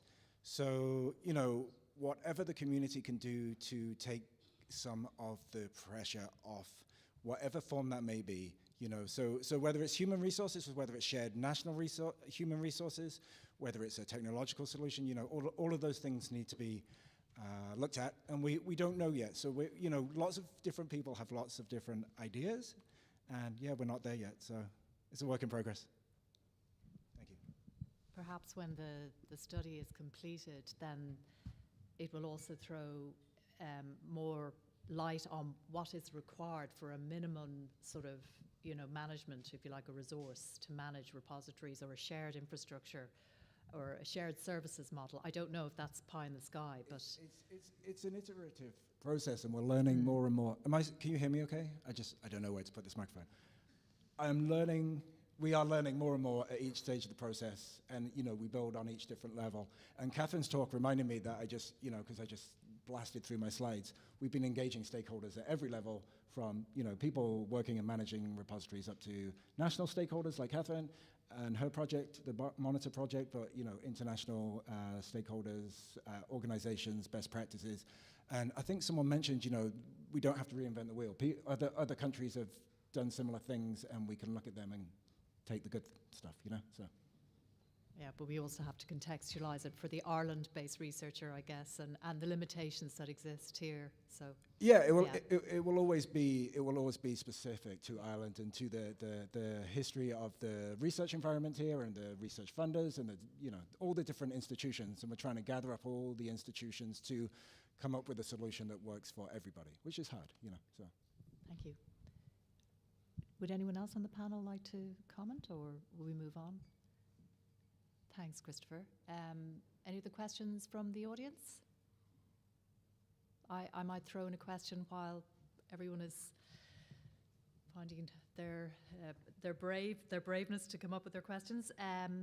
Ronan and colleagues, I was really interested in your program, because I think one of the things as a funder that we see is sometimes a lack of awareness, I suppose, even with quite what we would call mature researchers. So it's great to see it being instilled in students, in undergraduates at a very early stage, and its importance, and particularly in terms of promoting their work and their visibility. Is this type of program, is it in operation in other institutions in Ireland? And I suppose another part of the question is, have you ever sort of followed up with the graduates of who have used this program to see if they continue to adopt open practices? Because obviously it would be a great flag of success, if you like. So 2 parts, but answer whichever one or both if you like. I think speaking to the second part there, so we've had 2 issues so far. So we're still in the very early stages, I would say, in terms of the journal itself. But the feedback we have got so far from students as authors has been quite positive. And as Jim alluded to, it's more about the professional development moving forward in terms of their LinkedIn profile and research impact, even at this very early stage. And students can certainly see the benefit in having that conversation with the academics in terms of refining their work. and from the library point of view in terms of how to develop their information skills. And it's also important, I would say, to note that students feel or they're aware that they're not at the end of the scholarly conversation, they're in the middle of it, and that their voice is something to contribute as well. Alex, I'm not sure if you want to speak to the first part in terms of other examples. Yeah, so the first part, I think Trinity have some sort of student-led or scholar-led publications that have been around for a while. I think UCC, they have a couple of things going. So it's not that it is not happening, however, and I'm not entirely sure but on the surface, the library involvement or the library link, so sitting between Jim and students and ourselves, we're like hands-on involved in terms of running the platform, plugging things in and playing with it and stuff. There's a good bit of literature on this as well. So in the United States and specifically in Canada, like Simon Fraser University, they've been playing around with this for quite a while, and there's different models and different lenses to take. So our particular approach that we do and the workflow is sort of mapped on the platform, just to be transparent. I think that's quite unique because it's like trying to square a circle because everyone is time poor and there's limited resources. How do you get this thing to work? Because there is a lot of work involved. So for instance, citing, referencing, the library and consistency, accuracy, you're putting this out there, can it stand up to scrutiny? So, there's a lot of bean counting going on from our end and conversations and stuff. But yeah, if you're interested in this, it's good to maybe have a Google Scholar, Google around and see, I suppose, library-based, student-led or scholar-led publishing, and then student journals. You'll get quite a response. So there's literature on this as well to follow up. Just very, very briefly. Just in relation to Ronan's point about LinkedIn, yeah, sure, it's great, it's about citations and it's about LinkedIn profiles, and students are really, really happy with that. But I guess from our perspective, that wasn't the original objective. It's brilliant that it happens, but this is really about, as somebody who would have dealt with first-year students for nearly 20 years, you're trying to explain. I see another librarian down there who's now in TCD, and we used to do this, have this conversation, Siobhan, we used to have this conversation with first years about, who needs an academic library when you've got Google? And we did this interesting exercise where you'd look at the difference between a Google search, a Google Scholar search, and the library database search on exactly the same search words that the students would come up with, and trying to explain what a peer-reviewed article is. So what this really does, I mean, from our perspective, it's about giving them a real insight into what peer-reviewed research is, how it gets produced, how knowledge gets generated, and that they can learn from each other through that process as well. So it makes everything, again, to use a dreadful cliche, a little bit more real for them. Thanks a million. I might just pause there and move us on. I think we're a bit out of time, but thank you to our panel. Great ideas around how to increase, I suppose, our open access or open publishing capabilities. And I know some of the work is in train, and we look forward to some of those results.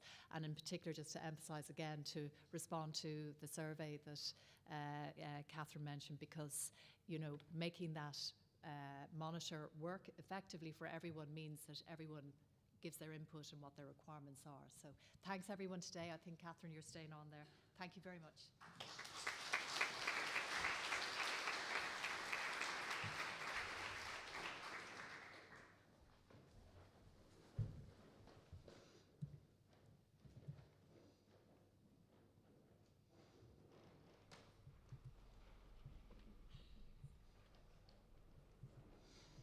Hi everyone, so third and final set of lightning talks. I'm James Louis Smith, and I'm a postdoctoral research fellow at UCC, your chair and also a committee member.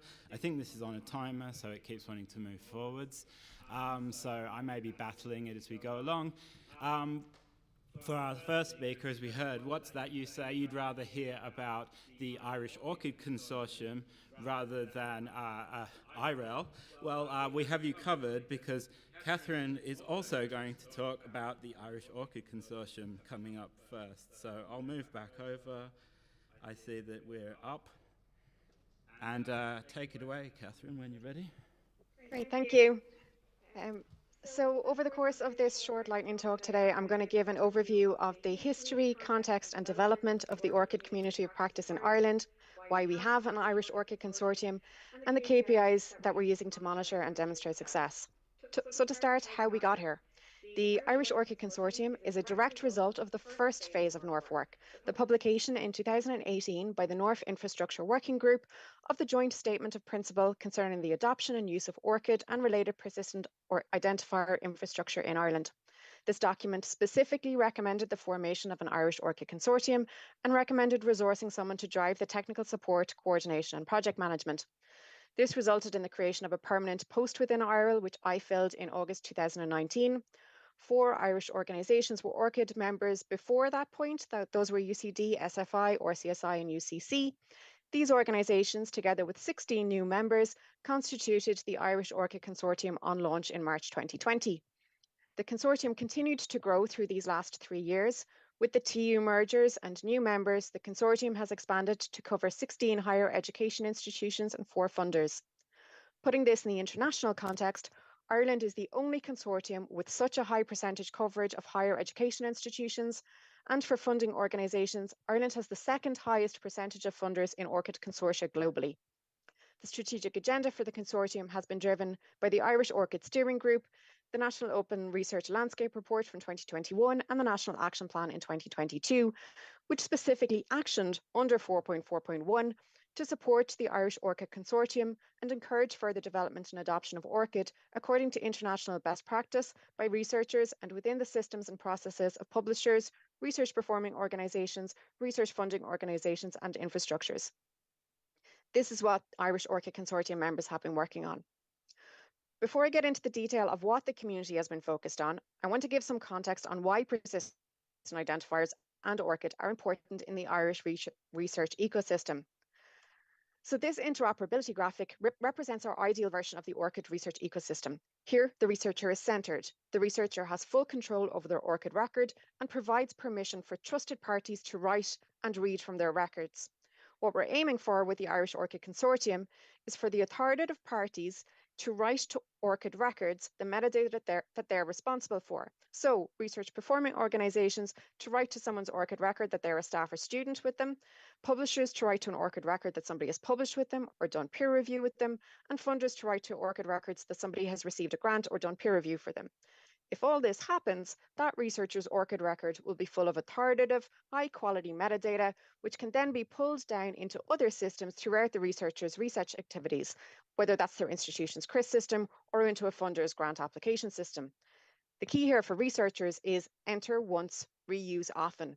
Having interoperable data and system integrations creates efficiencies at scale and enables researchers to focus on research and spend less time on admin.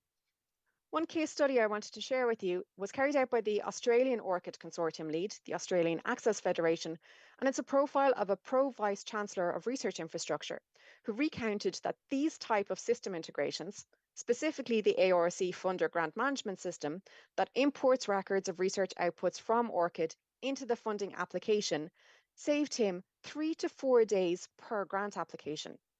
And these are exactly the types of integrations that SFI and HRB have in place, which when utilised by applicants must be saving the same significant amounts of time in the application process.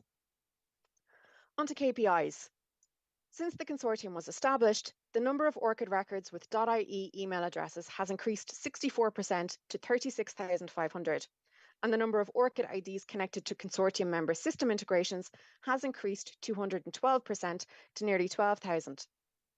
Since the publication of the National Action Plan, we've started working on measuring and publicly reporting on 3 specific KPIs to demonstrate delivery of the ORCID Action 4.4.1 with the view to enabling Action 6.4, which is the review and update of the National Action Plan. So the first KPI is to measure adoption by determining the number of researchers in Ireland and then the number of researchers in Ireland with an ORCID ID. It sounds like an easy metric, but it's actually incredibly complex. And we have workshops set up later this month and in December to work through proposals and solutions for delivering this metric sustainably and reproducibly. The second KPI is to look at the policies that reference ORCID in Irish organisations as part of the overall NORF expectation that organisational policies will be updated to align with the National Action Plan. As you know, policy implementation is a mammoth task, and we began with a workshop last May to set the wheels in motion, and we will be working towards reporting publicly on progress next summer. The third and final KPI is to look at integrations, with detail on the types of systems and system functionalities. I'm delighted to take the opportunity of today to launch our reporting on this KPI. If you scan this QR code with your camera, you'll be brought to the public dashboard of all Irish ORCID Consortium member integrations. That QR code will be on my next couple of slides, so I'm going to keep going. We have 12 integrations across our 20 member organisations, and there are many more in development, but these are the live active integrations. From this dashboard, you can drill into specific integrations and look at the details. And the dashboard can also be filtered to show, for example, only funders, or to look at particular types of systems. This specific reporting mechanism demonstrates progress in a transparent way. It allows organisations to benchmark among each other and facilitates peer-to-peer support. All Irish organisations with ORCID integrations are welcome to submit to be featured on this dashboard. I've included the link to do that here. That the content to populate this dashboard exists is a testament to the Irish ORCID Consortium members. Each integration takes significant development, resourcing and time, like we've been talking about. The work involved is immense at the outset, but will save everyone significant time in the long term. Each integration is a demonstration of commitment by these organisations to implementing ORCID and contributing to this fair ecosystem. And just to close out this talk, I wanted to let you know some big news from IRIL, and that is that we will also be taking over the Irish DataCite Consortium from January 2024. In its current form, the DataCite Ireland Consortium, managed by UCD, has been running since January 2018, and IRIL looks forward to continuing the role of UCD in supporting the 7 members. This new focus builds on IRIL's role as the Irish ORCID Consortium lead organisation and aims to support Action 4.4 of the National Action Plan to invest in persistent identifier infrastructure to enable consistent monitoring and improve interoperability. Thank you.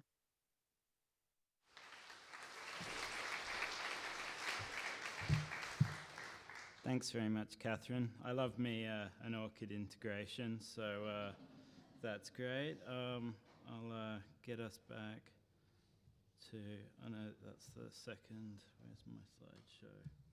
Which one? Oh, there we go. All right, cool. So our next talk is about the Curator platform by Derek Green from UCD. So come on up, Derek, and take the floor.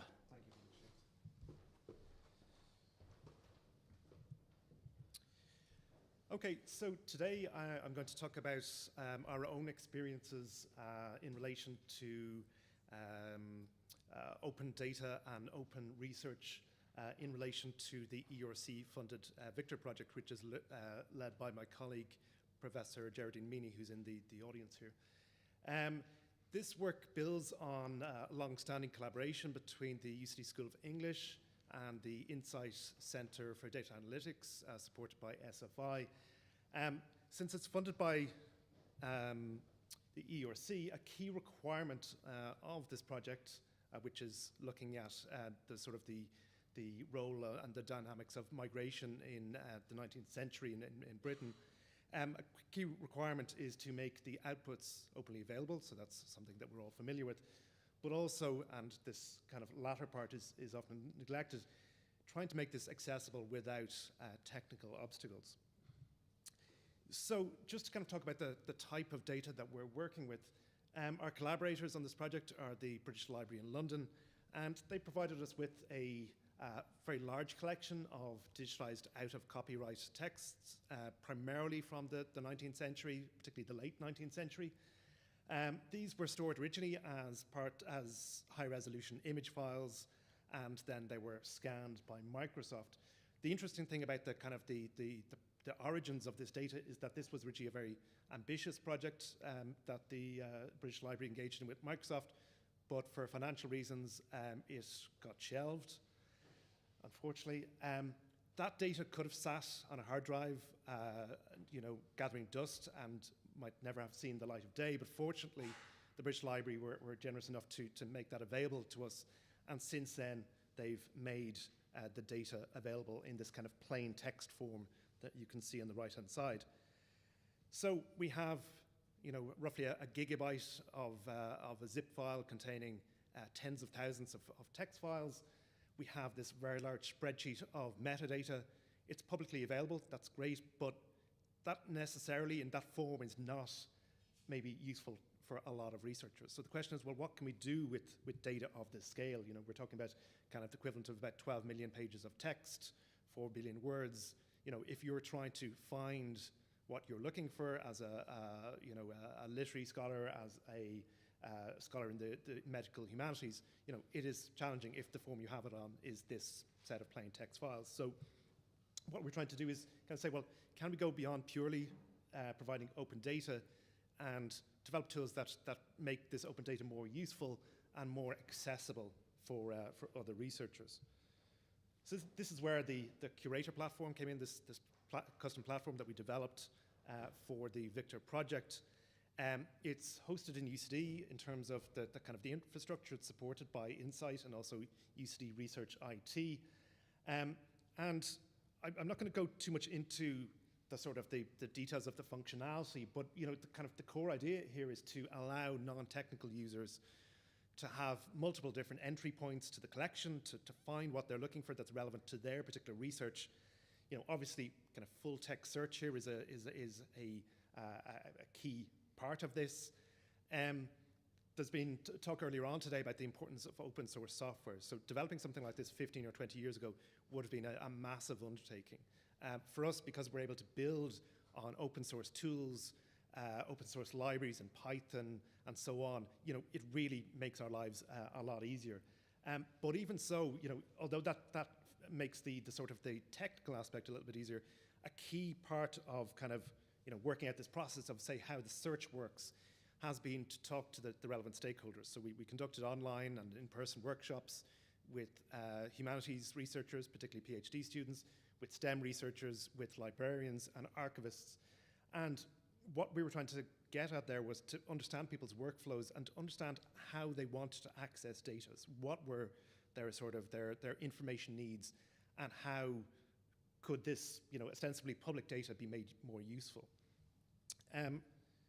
One of the, just as an example, one of the repeated sort of tasks that people were interested in was being able to view this type of data at kind of different levels. So, you know, traditionally you might have this approach of kind of, you know, close reading of a small number of texts, but also a collection like this gives you the opportunity for distant reading, looking at things and, you know, kind of at a much higher level. So, you know, maybe you're interested in all of the mentions of cholera in 19th century fiction across thousands of novels, or maybe you're interested in, you know, a very small subset of novels by, you know, an obscure Irish writer. You know, these are both use cases that we wanted to support. And often, you know, people want to be able to go from the haystack to the needle, back to the haystack, and find maybe a more useful needle. So that kind of workflow was really important for us to understand how people wanted to access data. Another thing that came up was the idea of being able to interoperate and integrate with existing systems out there, and also being able to appreciate the sort of the origins of the data. So in this case, the texts in the British Library. So we have integrations where you can go straight from the texts in our system to, you know, see where they're located in terms of shelf marks in the library and so on, if you want to go there and physically look at the books. We also have links to the British Library ArcViewer, which is, you know, gives you the images, the books, or you know, where you can kind of get a sense of what they actually look like. I would say that unfortunately these links are down today because there was a cyber attack on the British Library yesterday, which brings up a whole range of other problems that I won't even try and go into today, but that's such as it is. We also looked at the idea of, you know, for some people, the idea of text search is just non-intuitive. So we looked at sort of visual entry points for being able to explore this collection in a very different way. So looking at, you know, if you're interested in how Egypt is mentioned in the context of, you know, the collection, or how public health is discussed in terms of novels, you know, you can visually explore.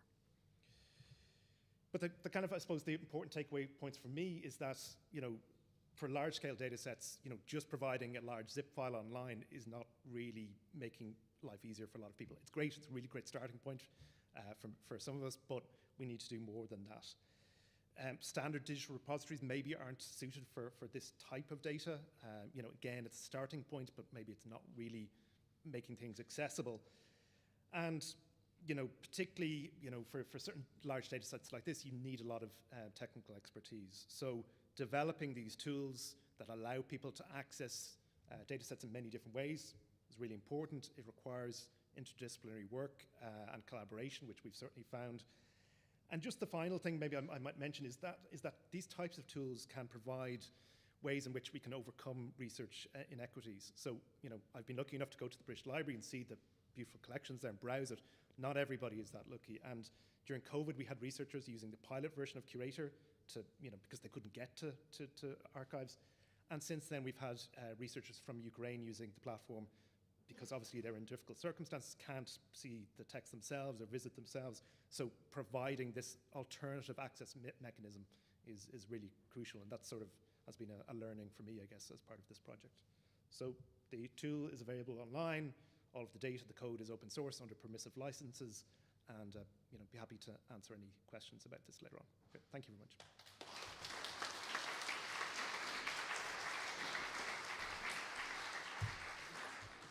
And I could imagine that preventing a lot of the aforementioned weeping over Python and late at night, which is often the alternative if you have to do literary studies.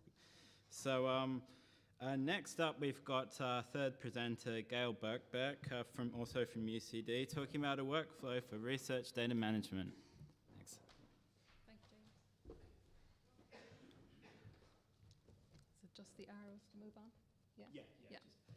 Okay, good afternoon, everyone. Now for something a little bit different. We're getting into the weeds of research data management in the wild. A little bit about me.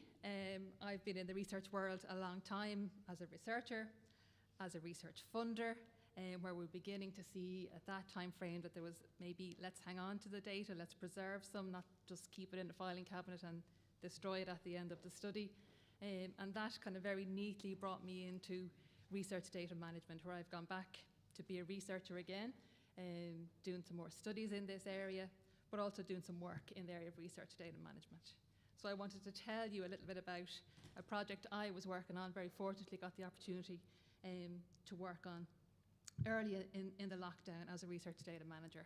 So it was a big study supporting 26 researchers across 18 countries. It was just at the start of COVID, so everything was completely online. We never actually met in person to do this research. So for all the researchers bar one, it was the first time they kind of faced the realities and the practicalities of having to generate fair data, having to do data management plans and all those kinds of things. And they were very genuinely willing to embrace this and learn from it. And it also gave me an opportunity to learn a little bit more. So this is an extract from an Excel sheet where I set about documenting every step of the project. It ran to over 200 lines. Most research I could put my hands on in this area is anecdotal about researchers' perceptions of data management, looking at data management plans, or looking at their data sharing. So it's not much really gets into the day-to-day activities. So I kept a record of everything. And had some codes of what was predominantly a research activity, what was predominantly a data activity, and there's lots of admin things I'm not even going to feature here today. So that gave me a lot of information, and we could really see what everybody was doing day to day, who was responsible for what. So trying to make sense of this, feedback to the team, say here's the next steps, here's the best practices, here's what to do if you're in this situation again. I tried to make sense of it. My supervisor says to me, if you can't draw it, you don't understand it. So I did lots and lots of drawings to try and work out what was going on here. So I used the research data lifecycle to try and plug in everything that we were doing. Research data lifecycle is often referred to in funder guidance. So I said, let's see, can I map here? So the researcher work is at the top. The green kind of lines you see is the data landscape. It's where I was working. And in the middle was all the outputs. So essentially, I took all the activities and translated them into what outputs were we working towards. So it ranges right from the application to the ethics submission to the survey being designed, draft data management plans, protocols being published. So there was loads. And actually quite striking how many outputs were getting produced. It's not just a publication or even a data set. There was lots of things being produced along the way. The lifecycle model didn't necessarily help me because we found ourselves jumping all around the place. So right at the planning stage, we had to do a protocol. We've heard it mentioned earlier from Hannah, within the first month. Straight away, we were into a publishing phase. And that entailed lots of work, because it was open peer review, finding reviewers, so you were no longer linear. When we were analysing our data, we figured, let's go back in the spirit of open data and reuse. We need some more data to help it with our analysis. So we were back gathering data and integrating that data. So the life cycle was jumping all around the place for us. But also, it wasn't getting at how we were doing the work.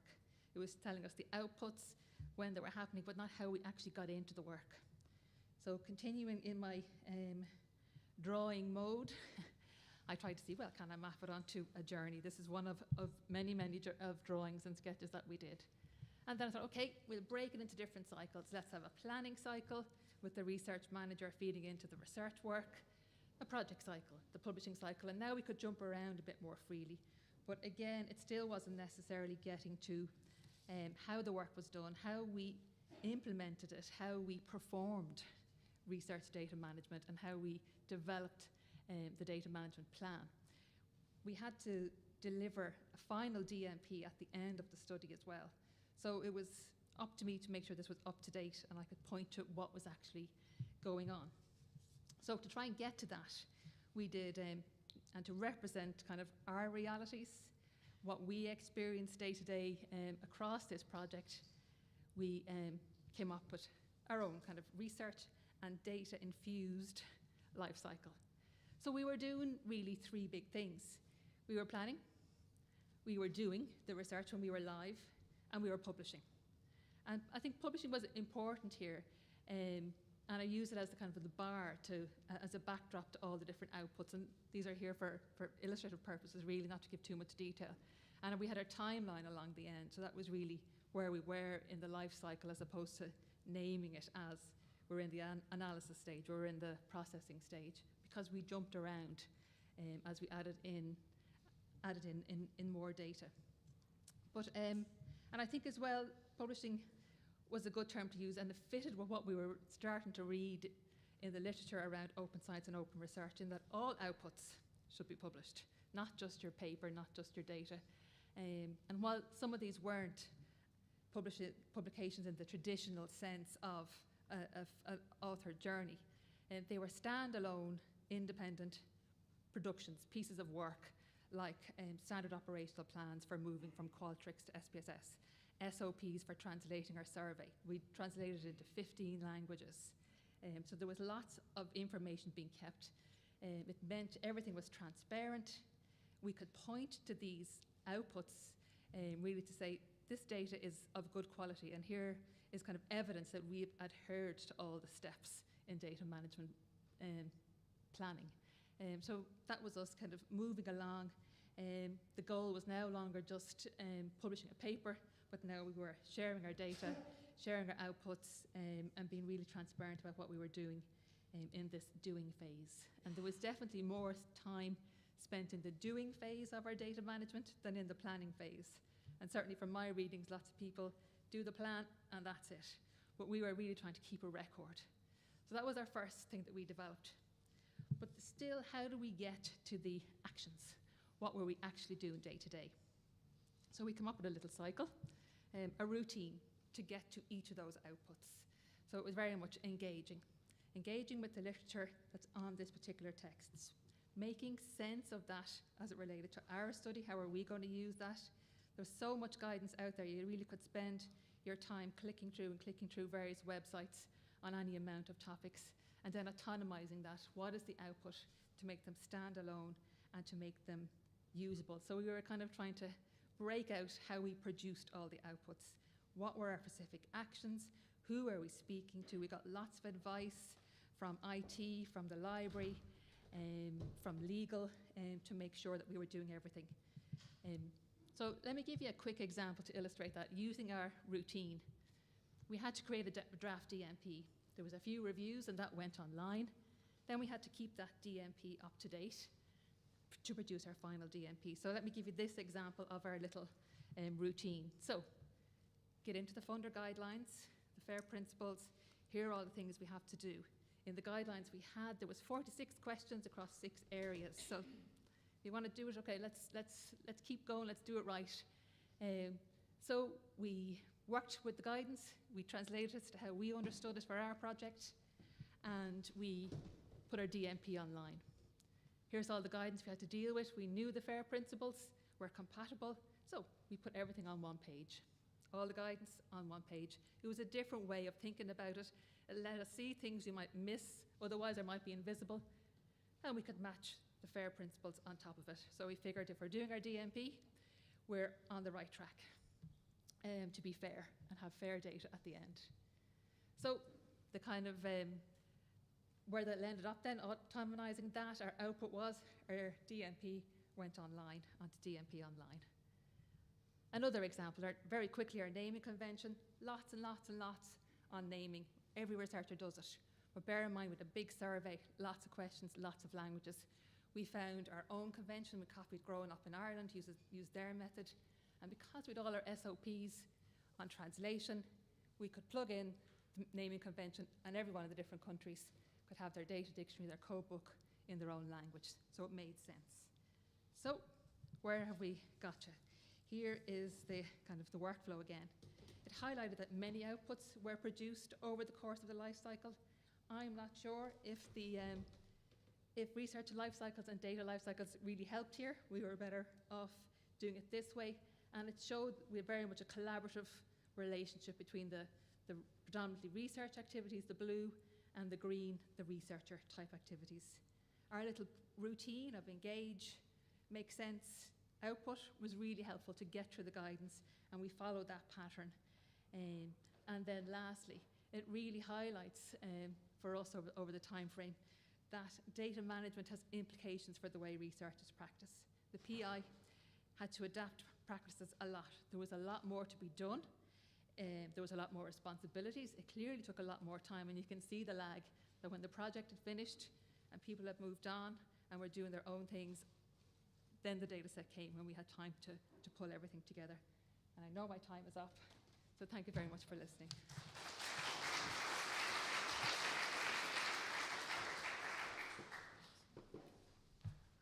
All right. I'll keep this up because we have our fourth and final talk is by Joan Murphy, who's from the DRI, who's going to be talking about World Fair and making cultural heritage data fair. Thanks very much, James. You'll be pleased to hear that when I practiced this, I did it in 3.5 minutes. It didn't make much sense, but I got it in time. So my name is Joan Murphy, and I'm going to be talking to you today about making cultural heritage data fair at the DRI. The DRI, I'm sure most people know, but we are a research performing organisation and national trusted digital repository for Ireland's humanities, cultural heritage and social sciences data. And our aim is to safeguard Ireland's social, cultural and historical record through active management of digital content over time to ensure that this content remains accessible to researchers and members of the public.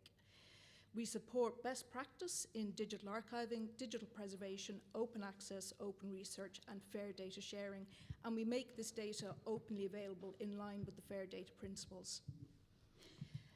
I'm sure you're all familiar with the FAIR principles. Just go back to there. So I'm sure you're all familiar with the FAIR principles. They emerged as a domain-agnostic set of principles for good practice in sharing research data in 2016, and they have become very widely adopted.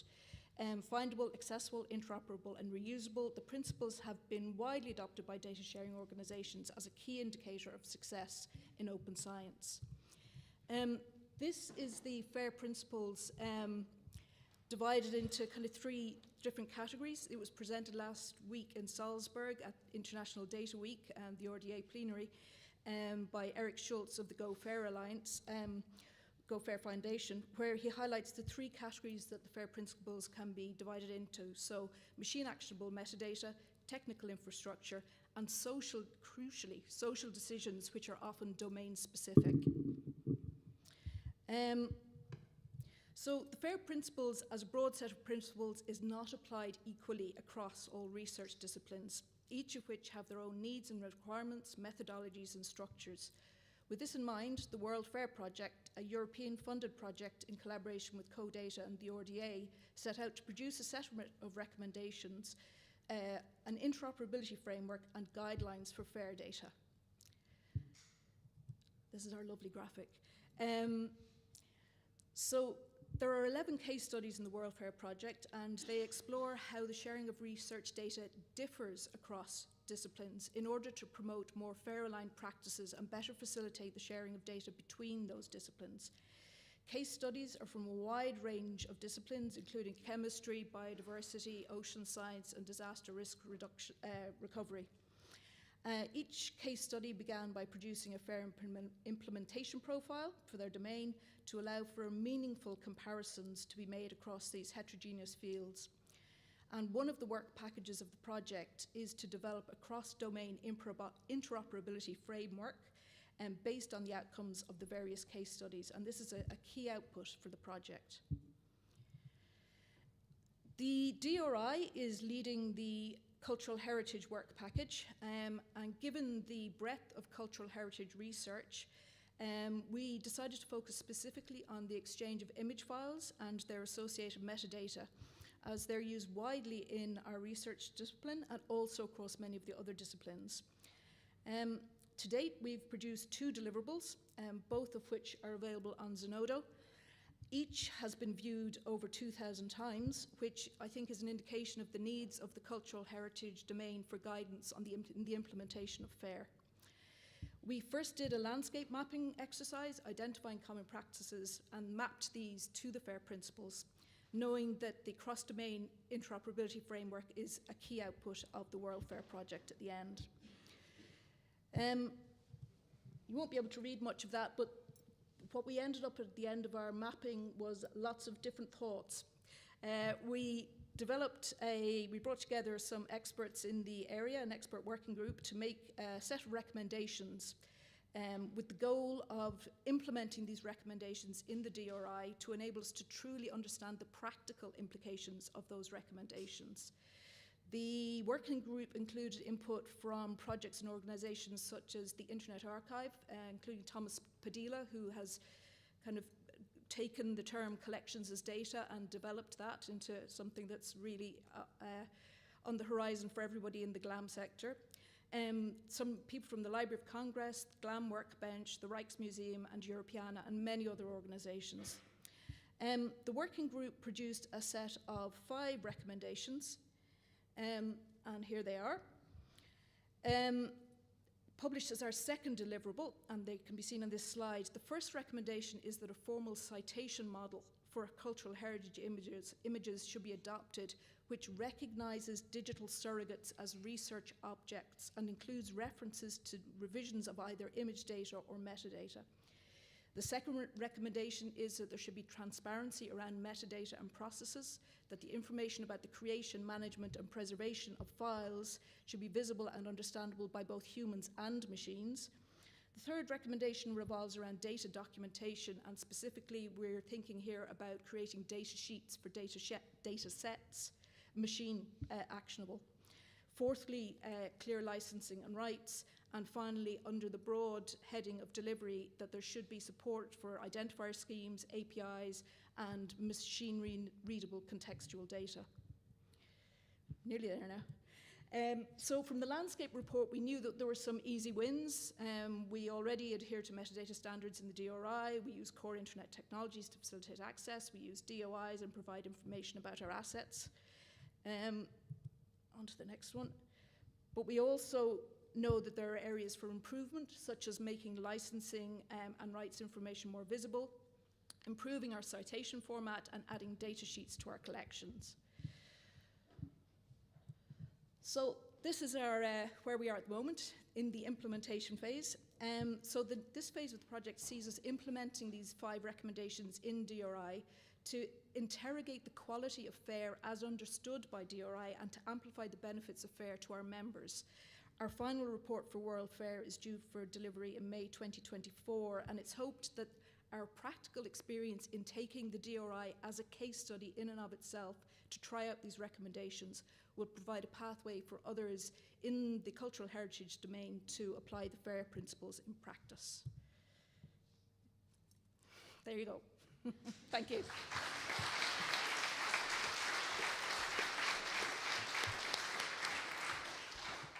Bam, and it's just after 3 p.m. and we've got our break coming up. We've agreed that we may need to leave questions to ask the 4 presenters individually, and please do feel free during the break. But it just remains for me to thank our 4 presenters and Catherine online profusely before we break for lunch.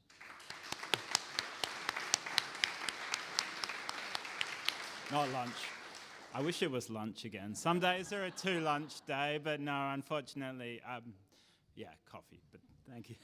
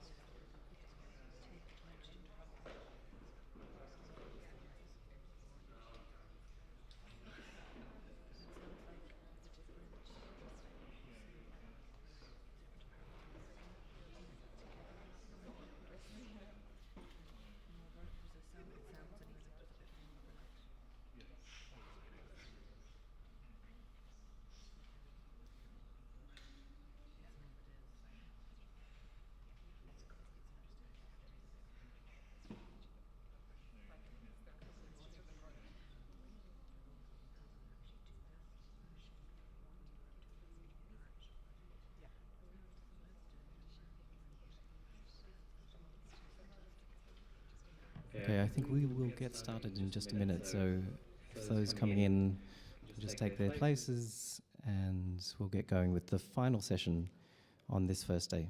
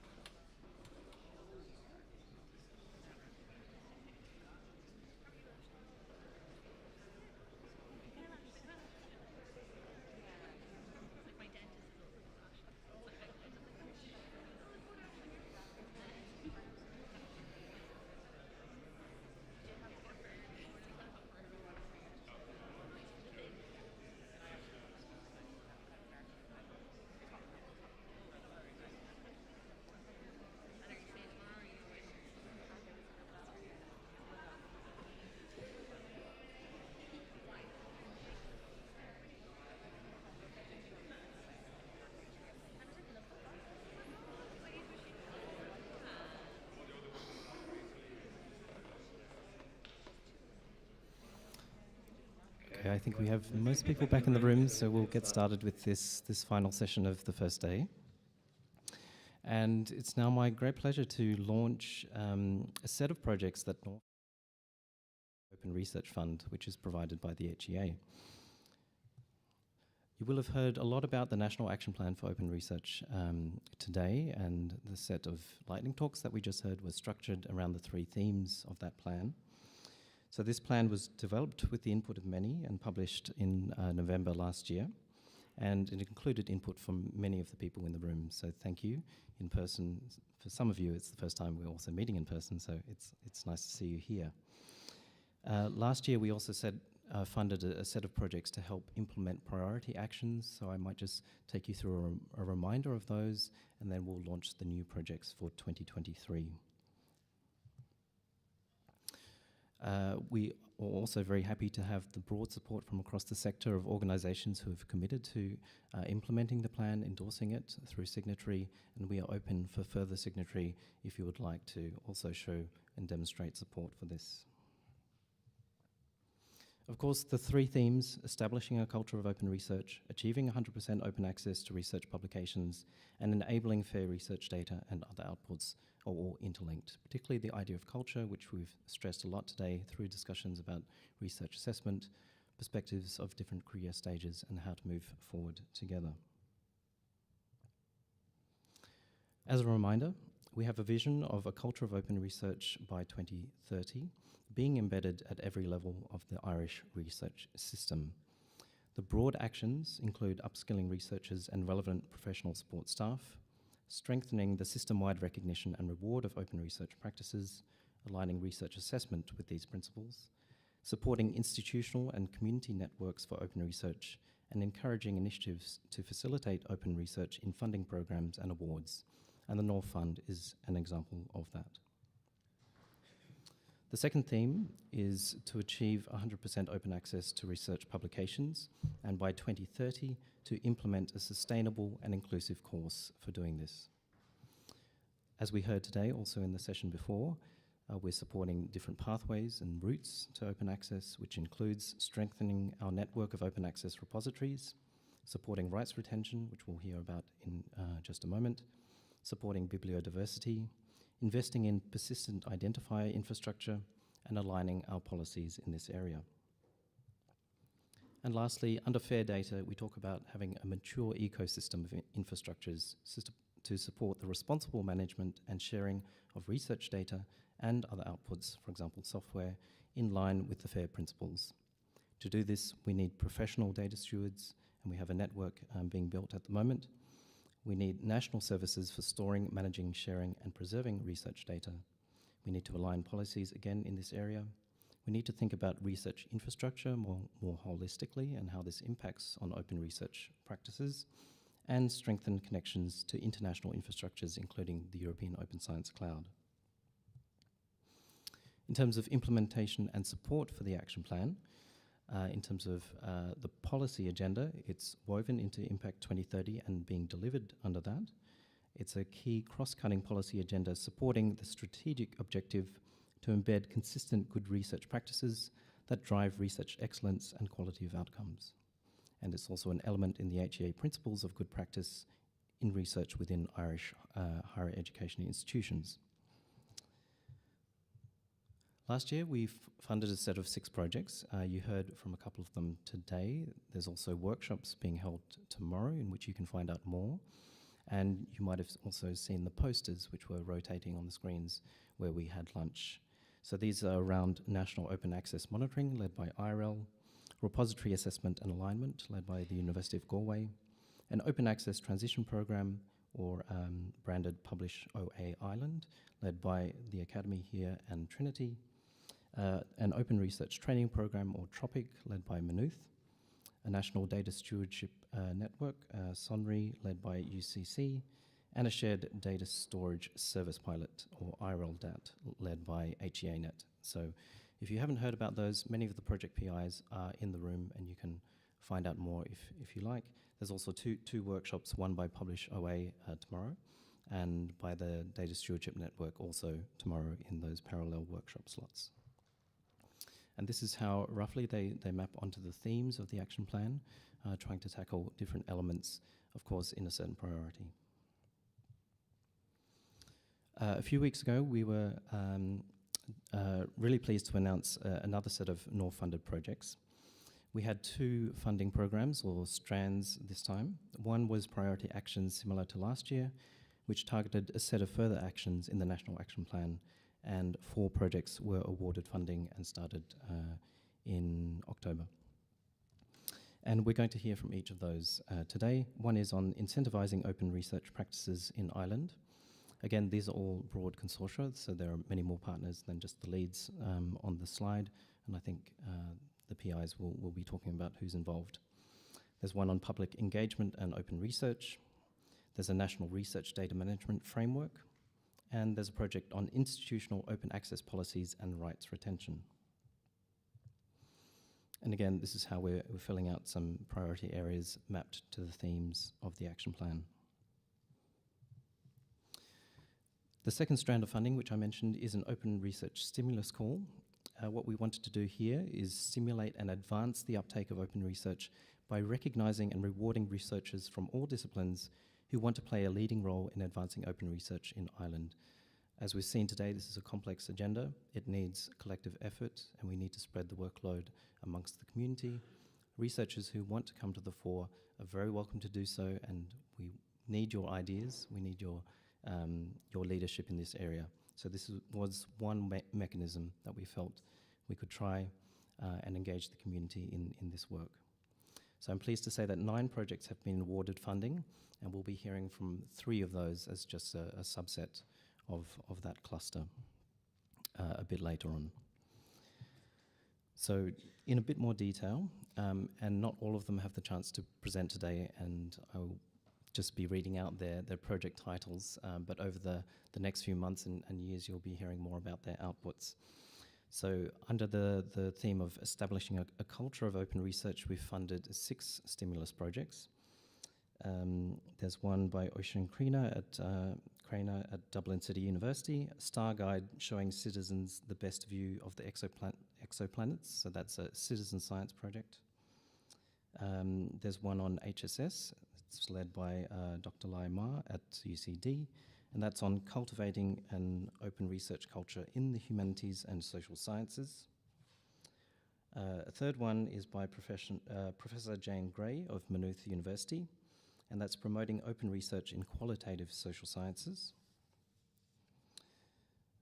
At UCD, Professor Grace Mokahi is doing a pilot training for responsible use of research metrics, and that's also a topic we discussed at length in the workshop yesterday around research assessment, and I think will provide an important impetus for moving that work forward as well. We're going to hear from Dr. Ian Marder, who is leading a project on embedding a culture of interdisciplinary open research in Ireland's criminal justice sector. And finally, Professor Kalpana Shankar, also at UCD, is doing a review of open research in connected health ecosystems in Ireland. Under the theme of open access, we have one project there in health and social care, and we'll be hearing about that from Dr. Gemma Moore from the HSE, and that's building a culture of open research for Irish health and social care practitioner researchers. And then finally, under enabling fair research data and other outputs, we have two projects. One is on open source software in Irish universities, and we'll be hearing from Dr. Paddy Healy about that, based at the Lero SFI Research Centre for Software.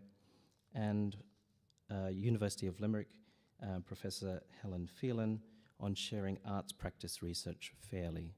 So I think you should get a sense of the sorts of communities that have come forward to actually implement aspects of this action plan within their own perspectives, whether they be disciplinary or institutional or working with partners across the community. So we're very pleased to have a strong response to that call and for researcher-led projects to have come forward and be awarded funding under it. I just want to also mention that NORF has commissioned a national persistent identifier roadmap. We're working with the More Brains Cooperative, who are international experts in this area. That project has just started recently in October 2023, and it's being overseen by a small task force. So you'll be hearing more about that. There's a flyer also at the front, and we'd encourage you to engage. PIDs are a really essential and fundamental part of open research, and in terms of implementing fair data and interoperability, that will be a key going into the future. I'm going to do the thank yous now while I have the stage, so just bear with me. I have a fairly long list, but I think it's important to do now, and then I'll invite the projects to do their presentations. So firstly, we had the expertise of the open science community in peer reviewing our funding calls. So I'd like to thank them. Maria Cruz, Christopher Erdman, Alina Iremia, Irina Kuchma, Eva Mendez, Vanessa Proudman, Johan Rorik, Hugh Shanahan, Villa Tenhun, Andrew Trelaw, Nita Van Leersum, Jason Williams, and James Wilson from all across sort of a global network there of experts. So thank you very much to the reviewers who dedicated their time to this important task. We have a program committee behind the program you're seeing today and tomorrow. I'd like to thank Michelle Doran, Project Manager at NORF, Luke Drury of Alea and the Royal Irish Academy, Yensi Flores Boeso of the Young Academy of Ireland, Suze Garrard at SFI, Anya Madden at the DRI, Francis Madden at TU Dublin, Roberto Sabatino at HEANet, and James Smith at UCC. There's also a small organising committee primarily made of NORF staff and DRI staff. Michelle Doran again, Anya Madden, Maeve O'Brien, and Aislinn Conway. So before I move on, I think a particular thanks I want to give to Michelle Doran, Project Manager at NORF, who's been instrumental in the success of today. So can we please thank?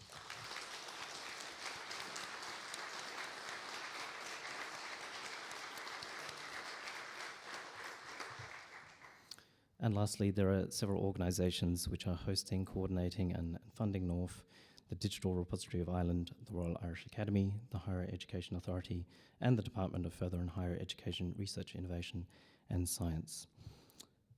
So let's get to the projects. Then I will invite, I think, Sally Smith on behalf of this project to give a short presentation.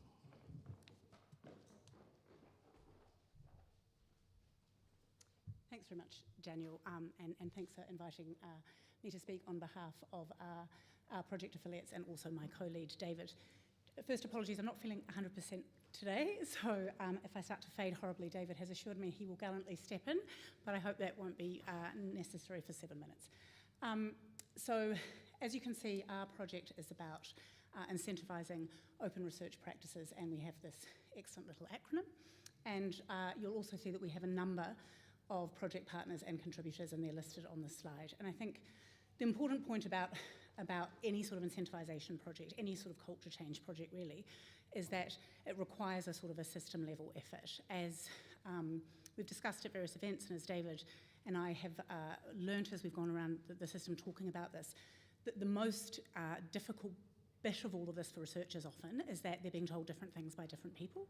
So the universities might want something, the range of funders with whom they engage might want something else. And so the reason that we have, very, very happily got such a strong consortium is, the requirement for this to be a system level endeavour.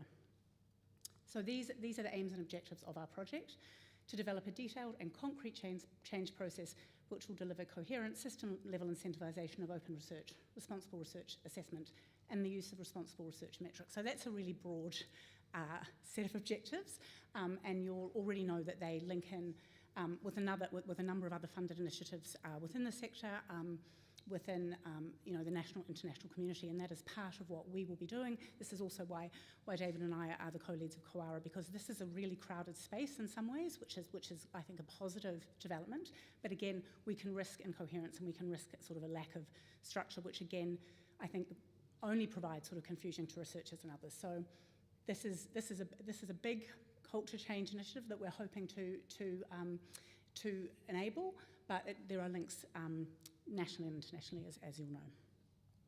So these are our stakeholders, and it's kind of, loads of people, it's kind of everyone.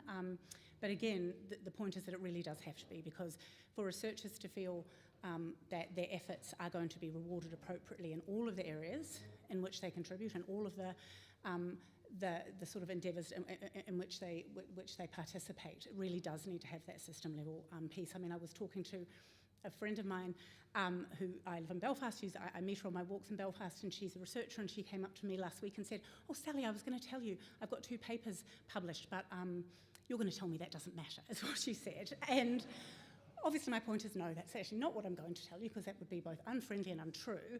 But I think what she hears often when I talk to her about responsible research assessment, she hears that everything is wildly going to change, possibly not to her benefit, and yet obviously her university still wants her to be churning out the publication. So I thought it was a kind of useful corrective for me, because I think as someone who's interested in this but who's not a researcher, we really need to be engaging very much with that community, and that's very much a part of the project that David and I are going to try to lead.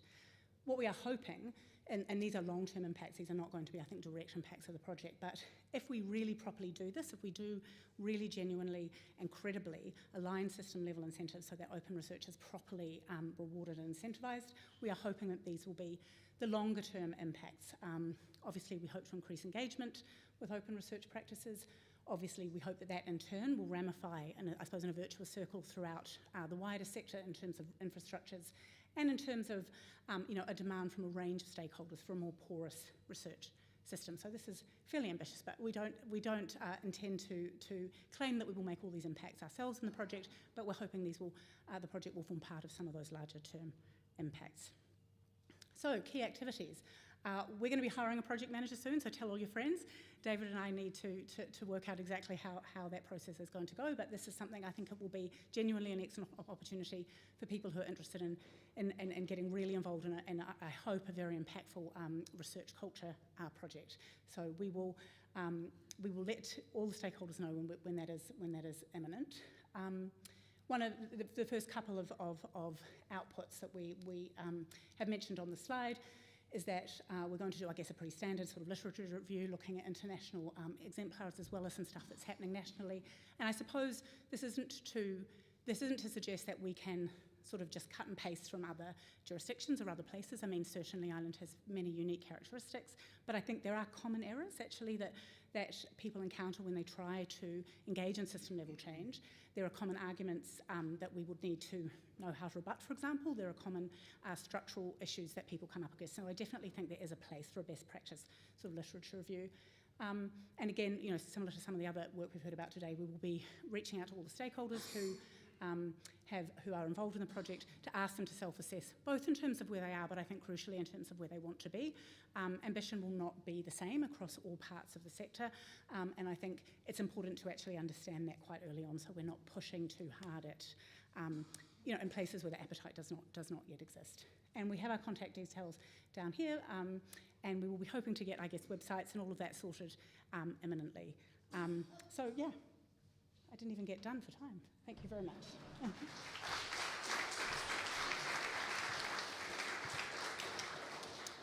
Thank you very much, Sally, and we'll take questions as before after the 4 presentations.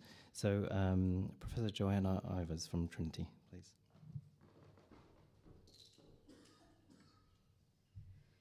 You'll be happy to know that I'm terribly compliant, so I stuck with the 3 slides, and like all academics, I think everything I have to say is very straightforward, so it's going to come in at about 3 minutes. So what we're trying to do is co-create Ireland's public engagement and open research map, and what that really means is we're going to do that by scoping the literature, mapping what's already out there, and engaging the experts in our community to elicit where the gaps and blocks are and where we can, I suppose, learn from that. So in terms of Trinity will lead, but we are partnered with DCU. I've listed my partners, but there are over 31 contributors, and I couldn't fit that into this slide without making it look ridiculous. So in terms of our global aim, really we're looking to improve research, and reliability while fostering collaboration, innovation and knowledge advancement.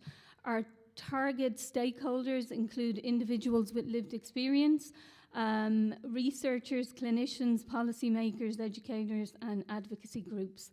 In terms of impact, we're really trying to do 2 global things, which is emphasize open research principles for transparency, collaboration and inclusivity. And EDI is really embedded in this proposal, so much so that we have ring-fenced some of our budget for a stipend to ensure that we are able to engage the people that need to be there. So all the study components from the protocol to the data will be openly shared so that people can reproduce, collaborate and have their own innovative space. In terms of where we're at the moment and what are our key dates, so we're going to start or kick off our project now in November. Our stakeholder engagement will begin in February 2024. Collective intelligence workshops, so that's bringing our community together and harnessing the great work that's been done across Ireland. That will kick off in September 2024. Our first draft roadmap will be put out again for consultation and feedback in May 2025. Our final roadmap and dissemination events will take place in August 2025, and our project will be completed in September 2025. As Sally says, we are similarly trying to get our socials up and running and our website, but in the interim, if anybody has any questions about the project, you can either talk to me after the event or certainly fire me off an email. Thank you.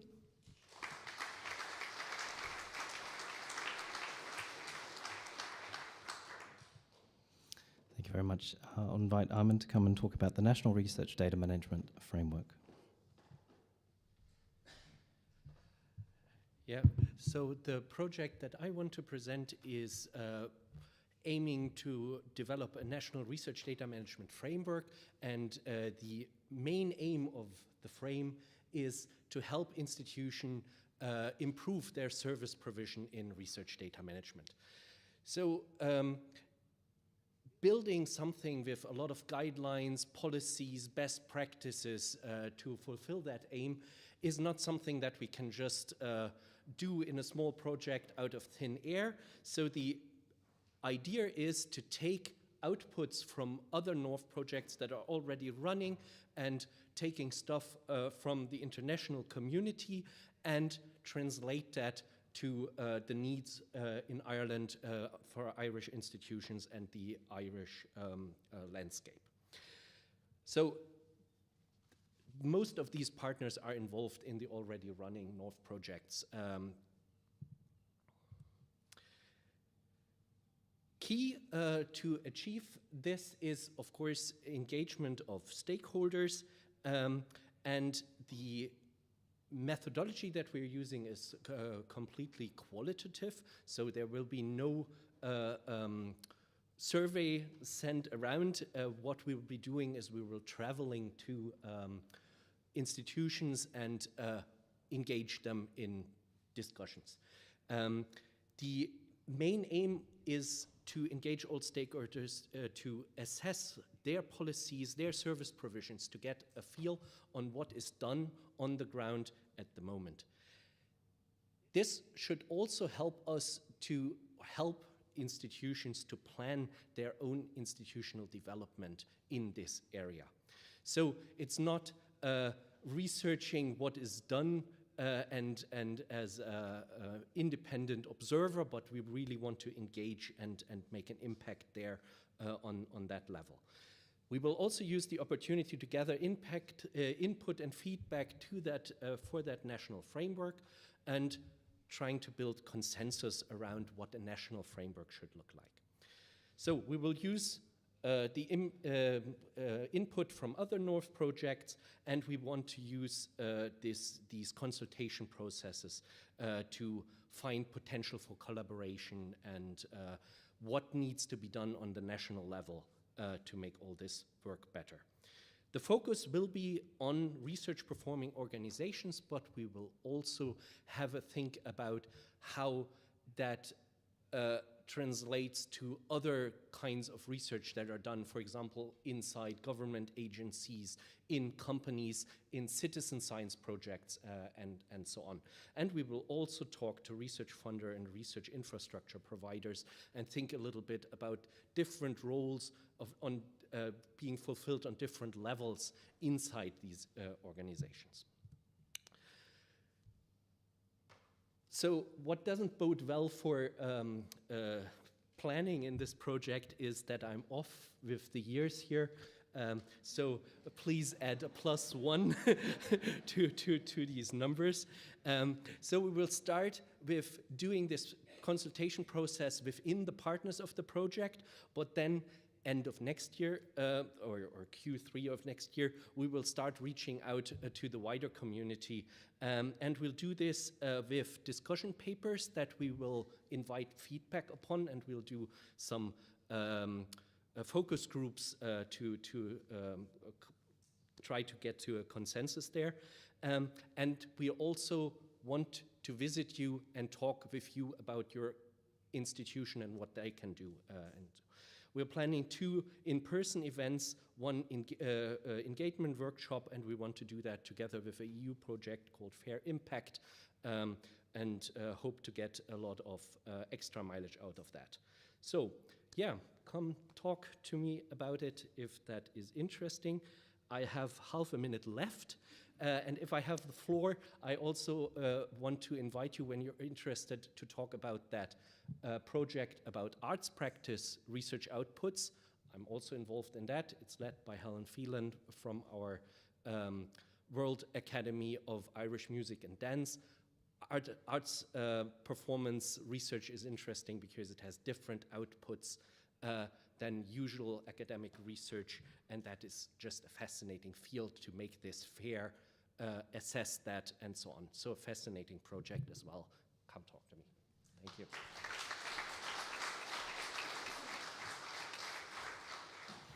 Thank you, Armin.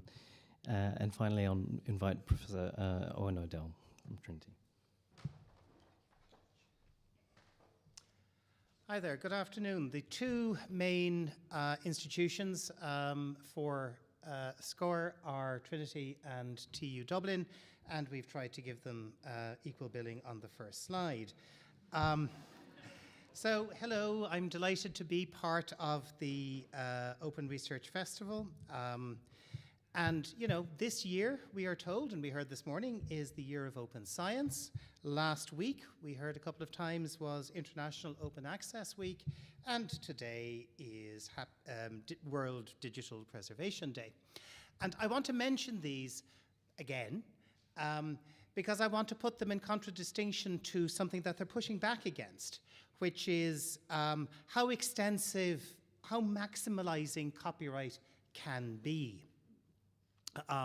You know, this stuff is the 3rd millennium BCE, but we still haven't traced the copyright owners, so we can't do anything with it. And that is the problem with open access, that the way in which the copyright rules have been set up has made developing open access and the various rights and policies that can underpin open access very difficult indeed. Our project under the priority action of institutional open access policies and rights retention is to do precisely that, to encourage open access policies and to develop legislative underpinnings, both for that and for rights retention, which will be a very important part of open access. A word I learned whilst we were coming up with the project is a backronym. You know, you sort of come up with a nice word and then you make your topic fit it. And thankfully we were able to do that. SCORE, secondary rights, copyright, open access, institutional policies and rights retention. And the backronym fits very nicely into an Irish word, SCORE, that means unharness. And we want to unharness the power of open research by giving it good legislative underpinning. The team. I'm going to invite the team to stand up so you can all know who to blame when it all goes wrong.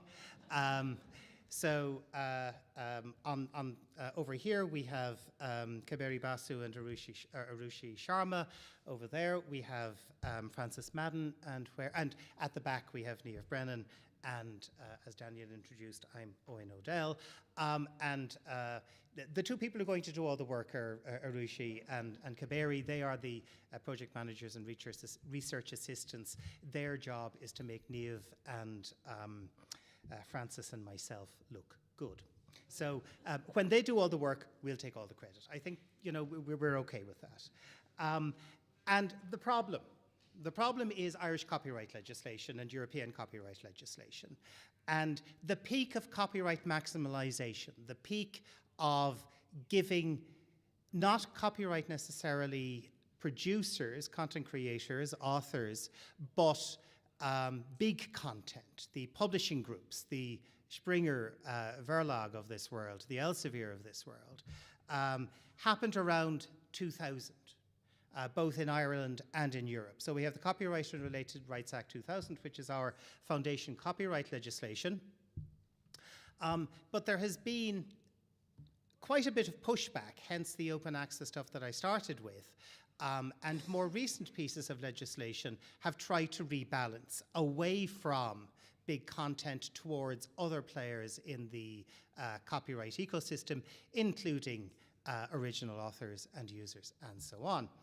And we see some of that in the Copyright and Other Intellectual Property Law Provisions Act of 2019. Similarly, we see exactly the same balance, the peak of copyright protection in the European Union in the InfoSoc Directive in 2001, and a little bit of movement in the opposite direction towards authors, towards creators, towards other users, towards education in the 2019 Digital Single Market Directive. And effectively, what we want to do in our project is to continue this pushback, the post-2019 movement, wherein we can use copyright rules to ensure open access and reform copyright rules if necessary to encourage open access. The key drafting problem will be around a secondary publishing right. The way in which the copyright system works at the moment is this. I produce my wonderful academic thoughts, and I think I have copyright in them. But I don't, because I'm an employee of an institution, and work done in the course of employment, the IP is owned by the employer. But the employer, in my case Trinity, has an IP policy, and that IP policy says they're not going to exercise that copyright that they own as against me, so that I can go out into the market and publish it. So I do. I go to the publisher, and I give away everything that I've got to the publisher, and then the publisher monetizes that to an extreme way that we're all familiar with. What a rights retention piece of legislation will do is it will keep something back. It doesn't matter how much I give away, it will keep something back that I can then use for the purposes of open access, for example, without having to get the permission of the publisher to publish my own material, and without having to pay the publisher to publish my own material. So providing for that little philosopher's stone, transmuting copyright policies, copyright legislation into something that actually helps the author for once, is the main aim of our project. The parallel aim is to ensure that the sort of institutional policies that are at work here, the intellectual property policy that I've already mentioned, but also the open access policies, which are built on the fact that the institutions own the copyrights. Those will need to be retooled, A, to be consistent across the system, but B, also to recognize, if we are successful in finding the magic formula that creates rights retention policies. That creates a secondary publishing right, that the open access policies and the rights retention policies and the IP policies are all aligned. So my final point here is this. Everybody has said there's going to be roadshows and outreach and so on, and the aim of that is to engage everybody so that we can steal all your good, so we can do some research. So please, to the extent that you've got ideas that will enable our project to work, please help. Thank you very much indeed.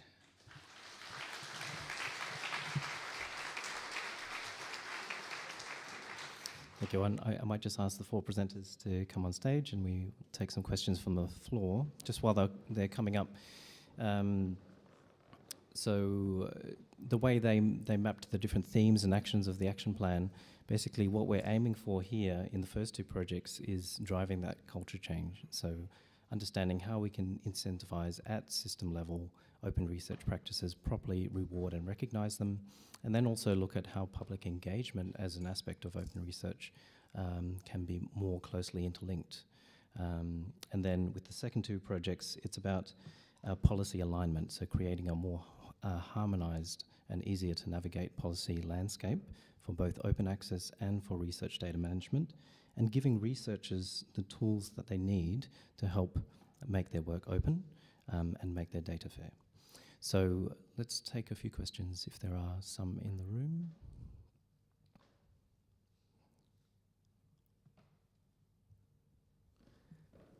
Luke, please. Do we have a mic? Sorry. Oh, sorry, yeah, and then, sorry, Joanna, we'll come back to you.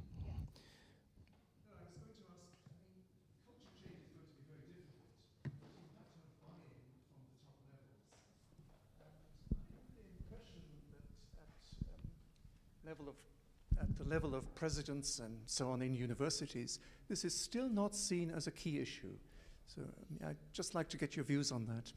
Yes, very true. Testing? Okay, yes, it is working. Excellent. I was doing something yesterday where the mic worked for the first second and then disappeared. To answer Luke's question, both at Trinity and TUD, the two host institutions, we've got about 40 partner and affiliate institutions, but in the two host institutions, we have support and buy-in from Dean of Research, Vice President of Research, President and Provost level, so that at least in our institutions, it's understood to be important. But I agree with you, this is a relatively recent development, and it's going to have to be done on an institution by institution basis.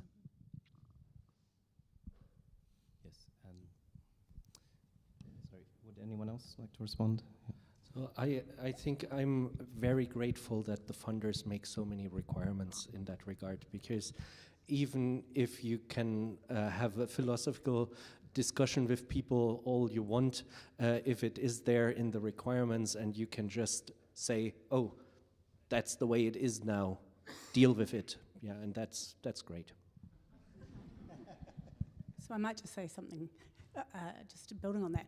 I agree that I think the funders are a really important set of impetuses, but there's a huge amount of unfunded research as well, and that is where the institutional leadership and buy-in matters. Now, I guess I would say that signing up to things is really good, but it has been shown in some places to be kind of performative. So people sign, perhaps they fiddle with their forms a little bit and sort of job done. And I do think we are in a mixed position nationally about who really wants to see a change at leadership level and perhaps who doesn't. This is why the signing can be a good lever, because you can kind of say, hey, you've kind of already done this, which can be helpful sort of rhetorically. But I think we have a larger problem, which is the position of rankings, right? And I think this is something that we are all grappling with internationally. But even if you were the most right-on provost in the world or VC or whoever, the fact that the rankings obviously are incredibly flawed but also incredibly conservative presents any leader with a problem. So that obviously that's not unique to Ireland, but I do think we've got, given it's a relatively small ecosystem with lots of support from organisations like NORF and funders, we're in a pretty good position, but at some point that nettle has to be grasped, I think. Great. We'll take another question, and please introduce yourself. Thanks, Daniel. Joanna Archbold, Head Librarian in Technological University of the Shannon, Midlands. Owen, one for yourself. I love this project. I think the idea of the secondary rights, you've given the context of where you have that institutional IP, and you understand that context in the institutional piece. When we start to talk about legislation, you can have all sorts of people come out of the woodwork, and the lobbyists and everything will start getting going when there's a sense that this is actually going to happen. So my question is around when we get to that point where you're actually saying, look, we have a sense of what this legislation needs to look like, and it starts to get into that kind of government sense. What do you think, or do you have a sense of what that pushback might look like, where it will come from? You've probably seen this at a European level at times, that this can be pretty powerful. What's your sense of that, and is there ways that we can kind of think about that in advance? Is it just doing more advocacy at the right levels, where the committees where these things will come through, or do you think that maybe some of the key publishers and stuff in this space kind of maybe have a longer term strategy? And that's always my fear, they actually are much further down the road in terms of strategizing out this stuff, so it's just a general question in that space. Thank you. I've been down this road already. The 2019 Act that I mentioned on one of the slides was the result of the Copyright Review Committee work in 2012, 2013, 2014, and we had one of our public consultations in this room. And I remember sitting about here and a very angry bunch of European publishers sitting there pretty much screaming at me, very politely, but screaming at me in terms of the recommendations that we were making. And you're absolutely right, there was huge pushback. We were trying to be balanced across the whole ecosystem, but the publishers tried to lop off the bits they didn't like and to supercharge the bits that they did. And we managed to resist a goodly chunk of that. I mean, we didn't get everything we wanted. They didn't get everything chopped off that they wanted. But the 2019 Act isn't, by Irish standards, it isn't a bad piece of legislation when it comes to beginning the process of rebalancing the copyright ecosystem. So I've been down this road before. I have delivered some of it. I'm hoping that experience means that I'll be able to see some of it coming. I won't see all of it coming, you're absolutely right. We got a presentation from one of the publishers. Most of the people wrote in saying, "Dear Copyright Review Committee, great work, thank you for the opportunity, these are my ideas, you're sincerely signing, the Pirate Party," or whoever. And one of the leading Irish publishers wrote a letter that consisted entirely of their logo, RIA Copyright Review Committee. The Irish copyright legislation is perfect in every respect and doesn't need to be reformed. And there wasn't even a signature, there was just a scrawl of initials. So, we've been there before. But you're right, there's going to have to be an awful lot of public engagement, and we're planning all of that. We don't quite have the Gantt chart that, who was it? Was it you had a nice one? Somebody had a nice one earlier. But we are planning that. And we're also going to have to engage, you're right, at civil servant and minister level. Our ace in the hole is that we didn't at the time in 2013 to 2019, but we do now, have a minister in further and higher education who is behind this. And we heard that this morning from the Secretary General. So we think that that will help in pushing back against the dead hand of the Department of Enterprise. Thank you. I think there's a question on this side from Susan.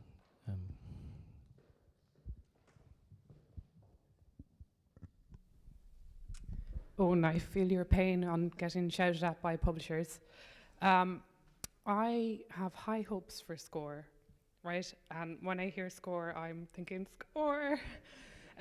So I really do hope that, you know, the legislation gets enacted and that institutions will adopt rights retention policies.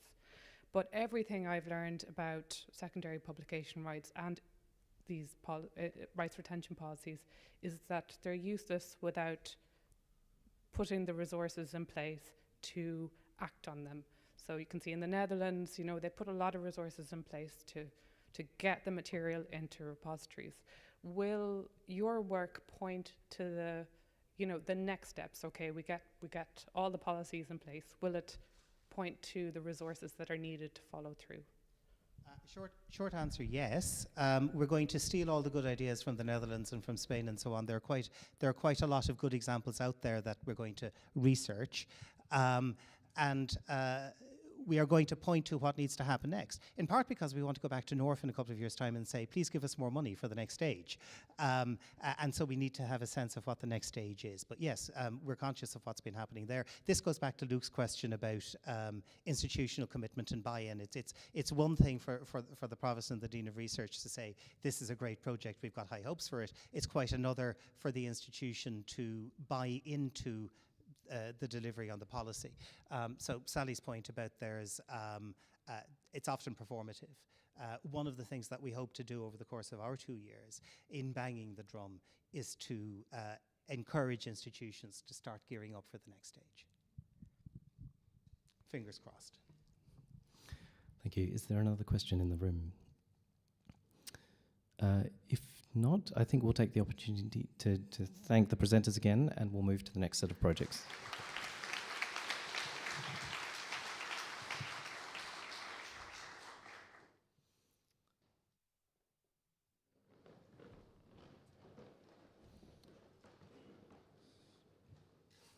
Okay, I'll now invite Paddy Healy. Thank you. Hello, everybody, and welcome. I'm Paddy Healy. I'm from the Computer Science Department at the University of Limerick. I'm also attached to, oh, excuse me, I'm also attached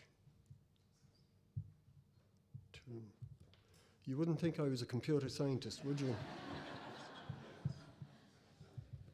I use Linux. I'm not familiar with it. So the title, I'm also attached to LERO, which is an SFI-funded research centre for software. And as part of that endeavour, from meeting other colleagues from other universities attached to the LERO network, we came to realise that even in a university context, open source software isn't that well understood a concept. There's a lot of misunderstanding around licenses and various tools that might support open source. So this was, in part, was the genesis for this project. We have a wide range of contributors and project partners with us. We have academics, we have developers, we have advocates. Claire Dillon, who's very, very prominent in this. She's not here today, but Claire is internationally known as an advocate of open source. She's involved. We also have involved members of the TTO community, the technology transfer offices attached to the universities, they have an important role in this, and I'll come to them in a little while. So the MOSI project, it's about open source software and tools that might form part of a key part of open research practices.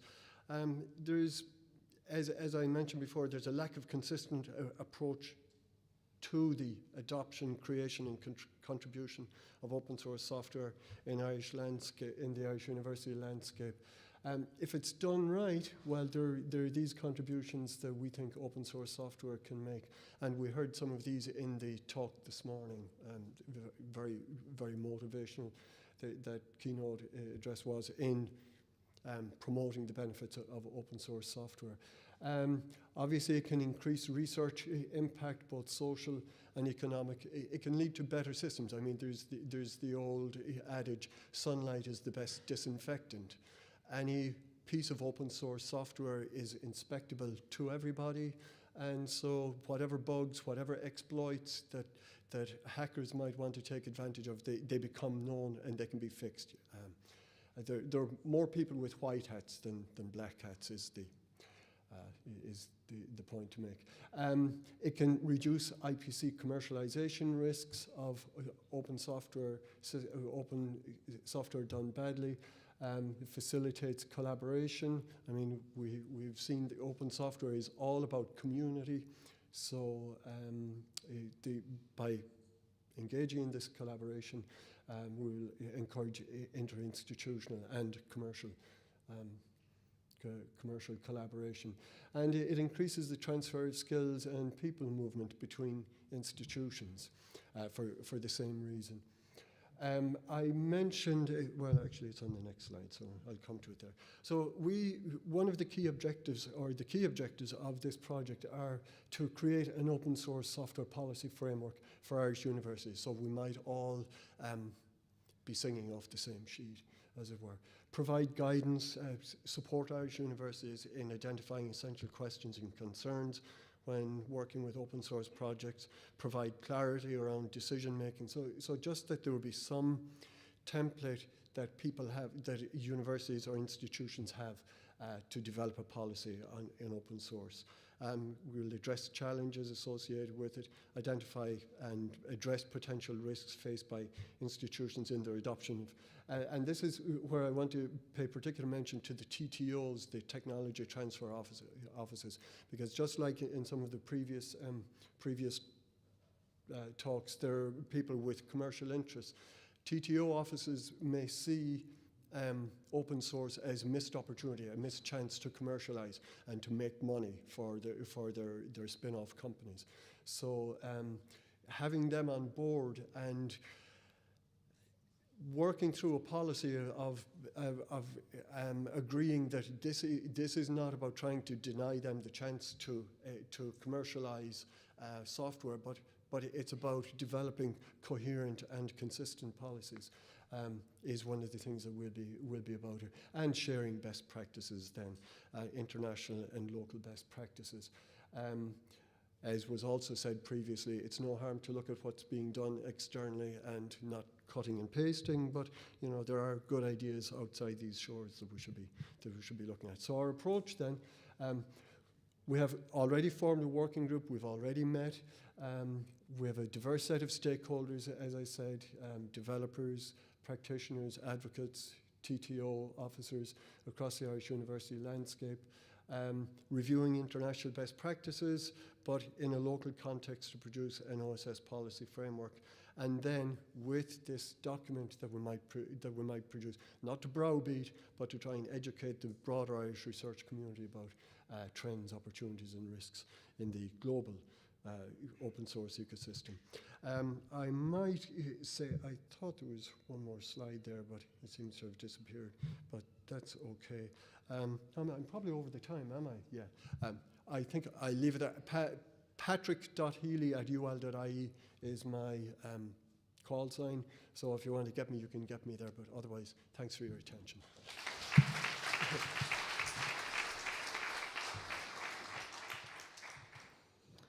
Thanks, Paddy. And now Ian Mudder from Maynooth. Thanks, Daniel. Hi, everyone. I will see you're getting yelled at by publishers and raise you getting yelled at by guards and prison officers. This is about setting up a broad, inclusive, diverse partnership with policymakers, practitioners, and researchers from as many institutions as possible in the criminal justice sector and research field in Ireland. This is within the theme of embedding an open culture of research, and specifically that element of open research culture, which doesn't seem to be focused on too much necessarily in the open science literature I've found, which is the knowledge exchange part, that part where research proactively influences policy and practice, and of course I'm talking about in a kind of a social policy area. So what we're doing is two things: bring together as many partners as possible into creating a partnership that we hope will last beyond the lifetime of the project, and then also conducting a piece of research where we will explore existing partnerships in other jurisdictions and in other fields as well, and see what we can learn from those as we develop the partnership that we have here. We have now 48 partner organizations as of today, and these include higher education institutions, policy-making bodies, criminal justice oversight bodies, and criminal justice agencies, third sector services providing a wide range of different services from victim support to prison reintegration and community development, and also civil society and advocacy bodies and research infrastructure. So the purpose is to provide opportunities to co-create open research and exchange and apply knowledge openly across a sector. And the idea is that that will inform criminal justice policy and practice in Ireland, advancing public safety, health, and equality. And, you know, as someone who's a researcher in this field, a criminologist, I would say that there's an absolutely enormous gap between what research suggests would make us safer and healthier and a more equal society, and traditional or current criminal justice policies and practices. In fact, I'd say that almost the exact opposite of what we should be doing is what we're doing in most areas. Now, the pushback of that, I'm sure on the other side would be, well, you don't know what you're talking about, you don't have to do this day to day, that's not very practical, and you're taking too much of a risk with our safety. And simply the fact that I suspect that you can probably envisage, those are caricature positions, right? But you can envisage those positions being very strongly held, is indicative of the fact that there are very, very strongly held, you know, very assumption-laden, emotional, and somewhat politicized positions on some of these areas. So in addition to a program of research whereby we're going to explore what kind of partnerships exist from which we can learn, there's also going to be a program of engagement where we're bringing together these, as I say at the moment, 48 organizations to co-create principles of engagement for the partnership, investigate our open research needs, and create, hopefully, a national agenda, priorities, and an action plan for open research on criminal justice in Ireland. But what we're going to do, hopefully, is to, I was going to say pilot, but it's not really pilot because these are tools that are used in other areas, but we're going to pilot applying certain tools to the process of engagement with the hope that that engagement will be good and meaningful. Like you've probably, many of you will have had the experience of trying to encourage people to do engagement, and that being quite difficult. And some of you will probably have also had the experience of engagement happening with all the best, you know, meaning behind it, and, you know, integrity and benevolence, and really trying to do engagement. And the result can sometimes be a bit disappointing because the engagement process is something that, you know, if we try and do engagement intuitively, we might do something that doesn't really build consensus, that doesn't really, that doesn't necessarily result in the kind of meaningful co-creation that we want. So what we're going to do is apply two bodies of knowledge to the process of engagement, and over 3 events, and also a series of other small things, hopefully, we're going to use something called restorative practices and something else called service design or design thinking. So what design thinking says is, what activities do we use when we're bringing everyone together in order to encourage people to be creative and to come to a consensus? And what restorative practice says is, if we are bringing a group of people together, it is important that they understand and empathize with and trust each other and build a relationship so that they are able, so there's a positive social climate in the group to enable them to undertake the task, which in this case is co-creation. So we're going to do relationship building, building understanding through dialogue, and then that's the restorative practice element of it, and then we're going to use design thinking exercises and techniques from design thinking and service design to try and bring people through that process in a really useful way. And one thing we're going to do that's hopefully going to work is trying to get people to think about the big picture. So just by way of example, one of the exercises we're going to hopefully do is for people to write down the 3 things that they're obsessing about, that they're thinking the most about, and talk about that on the table. And then they have to tear those up into little pieces, put them into one side, and then talk about what they think we should prioritize, and they're not permitted to mention the thing that occupies their mind, their practices the most of the time. So that's the big picture point that I'm making. And this is just a selection of policies that this aligns with. So I think that's everything for me. Thank you very much.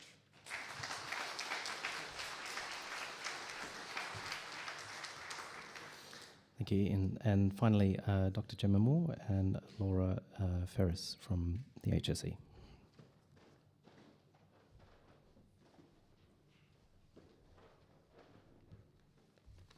Hello everyone, I'm Gemma Moore. I'm a qualitative researcher and I work in the National Quality and Patient Safety Directorate in the HSE, and that's part of the Chief Clinical Officer.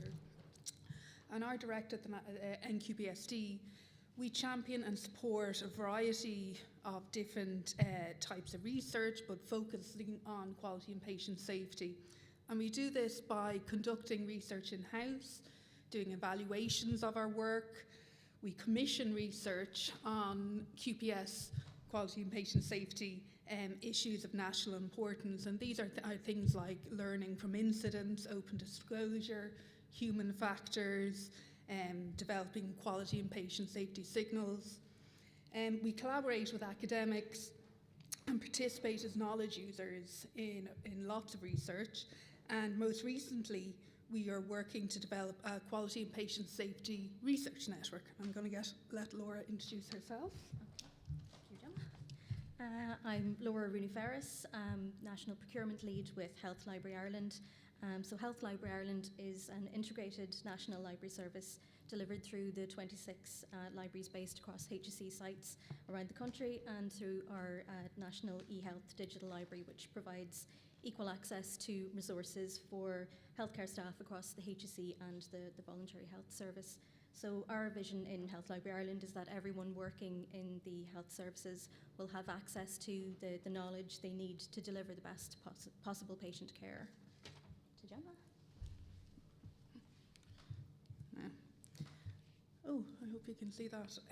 Our project is entitled Building a Culture of Open Research for Health and Social Care Practitioner Researchers.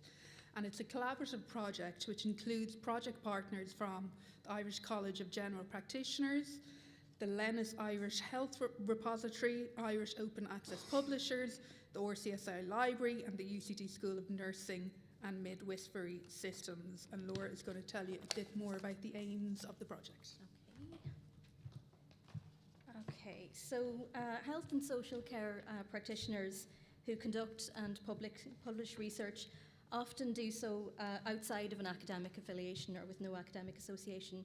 So in 2019, the HSE did a benchmarking survey of research activity in HSE and its funded organisations, and it found that 60% of the research active respondents were not academically affiliated. So this effectively excludes them from access to transformative agreements or dedicated funds for article processing charges, and it places a significant barrier in the path of 100% open access for this particular cohort. It also illustrates the inequalities in the current open publishing routes. So this project aims to build on and formalise the existing foundations in the healthcare community for promoting and rewarding open research practice, including Lennis, the Irish Health Repository Working Group, and the HSE's Open Access Awards. So there are two components to our project. So firstly, we'll establish a formal open health research network drawing on the existing members of the Lennis Repository Working Group. We'll also hire an open health research engagement officer to bring together this coalition. So they'll promote and educate on open research publication and build on the community of open health research practitioners. Our second aim then is to deliver a viable route for open publication by establishing a multidisciplinary Diamond Open Access Journal for Irish health and social care research. So in doing this, we hope to provide a pathway for health and social care practitioners who are not academically aligned to publish their work. So our targeted stakeholders, our target audience really are people who are not only publishing outside an academic environment, but they also operate outside a traditional definition of exactly what a researcher is. So again, the 2019 HSE baseline study of research output and it found that publishing activity was coming largely from within the acute hospital sector and the community care sector. But there's a lot of regional disparity in that. The bulk of the Scopus indexed publications are coming from acute hospitals in Dublin. So through the engagement officer, we'd hope to engage more directly across the country to encourage research output. We're particularly delighted to have ICGP as a lead partner on the project and hope through this to specifically target supports for research output from general practice. So the research of health and social care practitioners frequently takes place outside of or alongside existing workloads. Again, the HSE's 2019 survey showed that 71% of the clinical respondents and 63% of the non-clinical respondents said that they were conducting their research outside of work hours. So it's on top of already heavy clinical workloads. So this research their research is in response to immediate patient care challenges, or it's often conducted also with vulnerable populations who are often underrepresented in traditional research. So we hope the project will have a long-term impact both for practitioners and for the public. So for healthcare practitioners, we hope to develop a community-led approach to open publication, increased publication outputs, a mechanism to monitor publications from within the network, and a contribution to the bibliodiversity called for in the National Action Plan.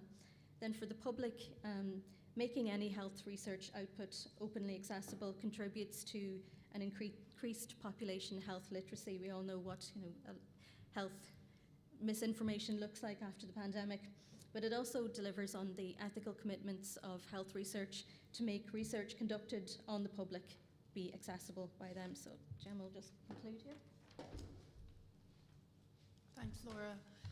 Yeah, so I think this project is going to go to work removing some of the barriers to health and social care practitioners conducting research who, as Laura said, are often doing that without protected time, without dedicated time to conduct the research, but still doing that because of their passion to conduct important research and share their findings.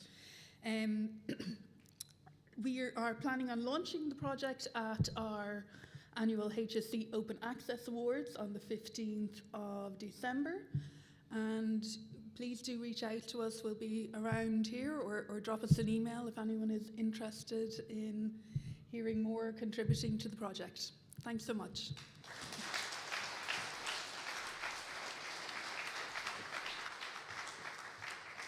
Great. Could I ask you to come to the stage and we can take a few questions? Paddy. Great.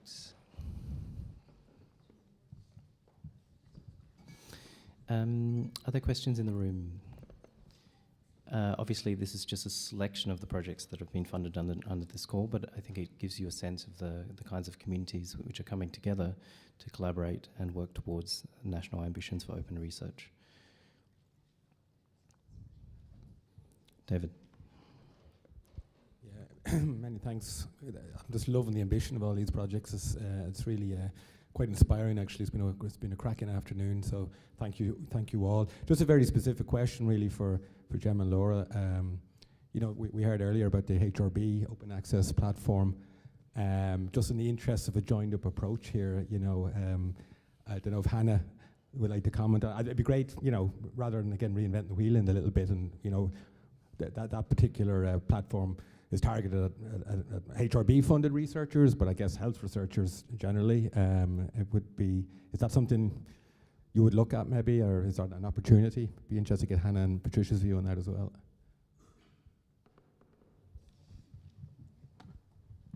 Yeah, we're open to any kind of, we're not particularly aligned to a platform at this point. And I think part of the kind of rationale of the project is to provide some alternative routes. Like some of the population that we're talking about are people who really, you know, they're in the very broadest definition of what a researcher is. And, you know, they're, particularly they say you look at GPs, their concern is to make accessible a piece of work related to a patient population that they've been working, or kind of share that in some way. So what we want to do is just provide some additional pathways for them, and certainly anyone working in the health service who is working on a HRB funded project will already be aware of that, but these are probably large scale projects. What we're looking at is kind of that smaller you know, practitioner research that's happening. We often find out about it in the library when someone has done a piece of research, they've gone to publish it, and they've suddenly been hit with the shock of, they're asking me to pay an article publishing charge. What is this? How do I get this funded? There isn't a mechanism for doing that. So they either have to go back to their own department or look for the money, or in many cases actually just pay for it themselves. So what we're doing is just trying to give some alternatives. So it's there, going to be in the mix along with the HRB's platform and any other kind of outlets that they have. Patricia, can we get a mic?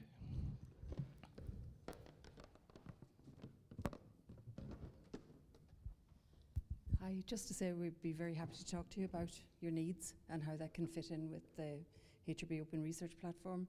I mean, it's proved itself already to be very useful and comes with the support to actually help people to publish, which has been extremely useful. So it's that added benefit of hand-holding by Hannah to actually help people to understand how to do it and to, you know, attach their data and work through open peer review and stuff.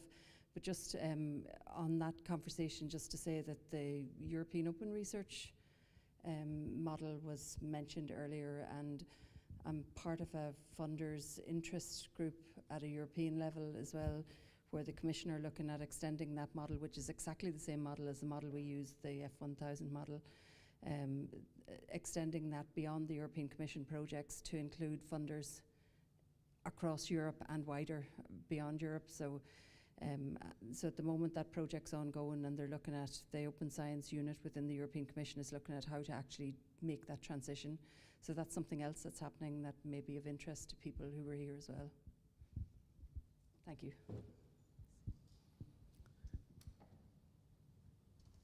Would you like to take a response? That's a conversation that can continue. Open Research Europe, I think that's also an interesting idea. It's come up in many conversations, so it would be interesting to hear if anyone has a perspective on that and the sorts of venues that are attracting authors. Actually, Ruth at the back might have a comment. Thanks. Yeah, thanks very much, Jem and Laura, for your contribution. I just wanted to draw your attention to another NORF grant-funded project, Publish OA. We're looking into the feasibility of creating a national piece of infrastructure for people who want to publish journals and books. So it would handle from peer review to actually the reader coming and reading the book. So when you come to set up your journal, we may be a little bit further along. We have to report this time next year on that feasibility. And I'm hopeful that we might be able to publish the Royal Irish Academy's journals, which is the publishing house that I run there, and then that we might be able to take in other people. So do come back to us. Excellent. Yes, thank you, Ruth. There's a number of related initiatives here, and it would be good to see that conversation continuing. Is there a further question?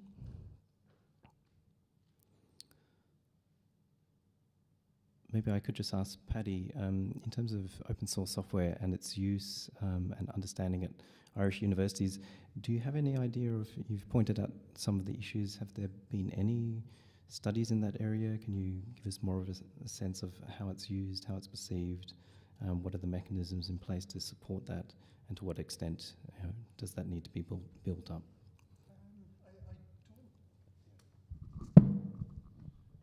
I'm not aware of a lot the work that has previously been done on this, but it does give me an opportunity to mention tomorrow Claire Dillon is going to be running a workshop along these lines. So that's one contribution, but prior contributions, no, I'm not really aware of much.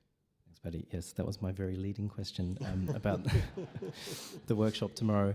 But we are going to wrap up the session. I just wanted to say, yeah, workshops are starting at 9:30 tomorrow. They'll be in this room and at the room at the front.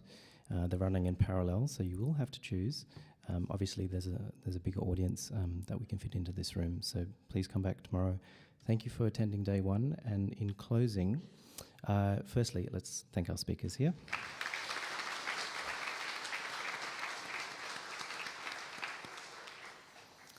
And I would like to invite Deirdre Quinn from the HEA just to give us some closing remarks before we end the day.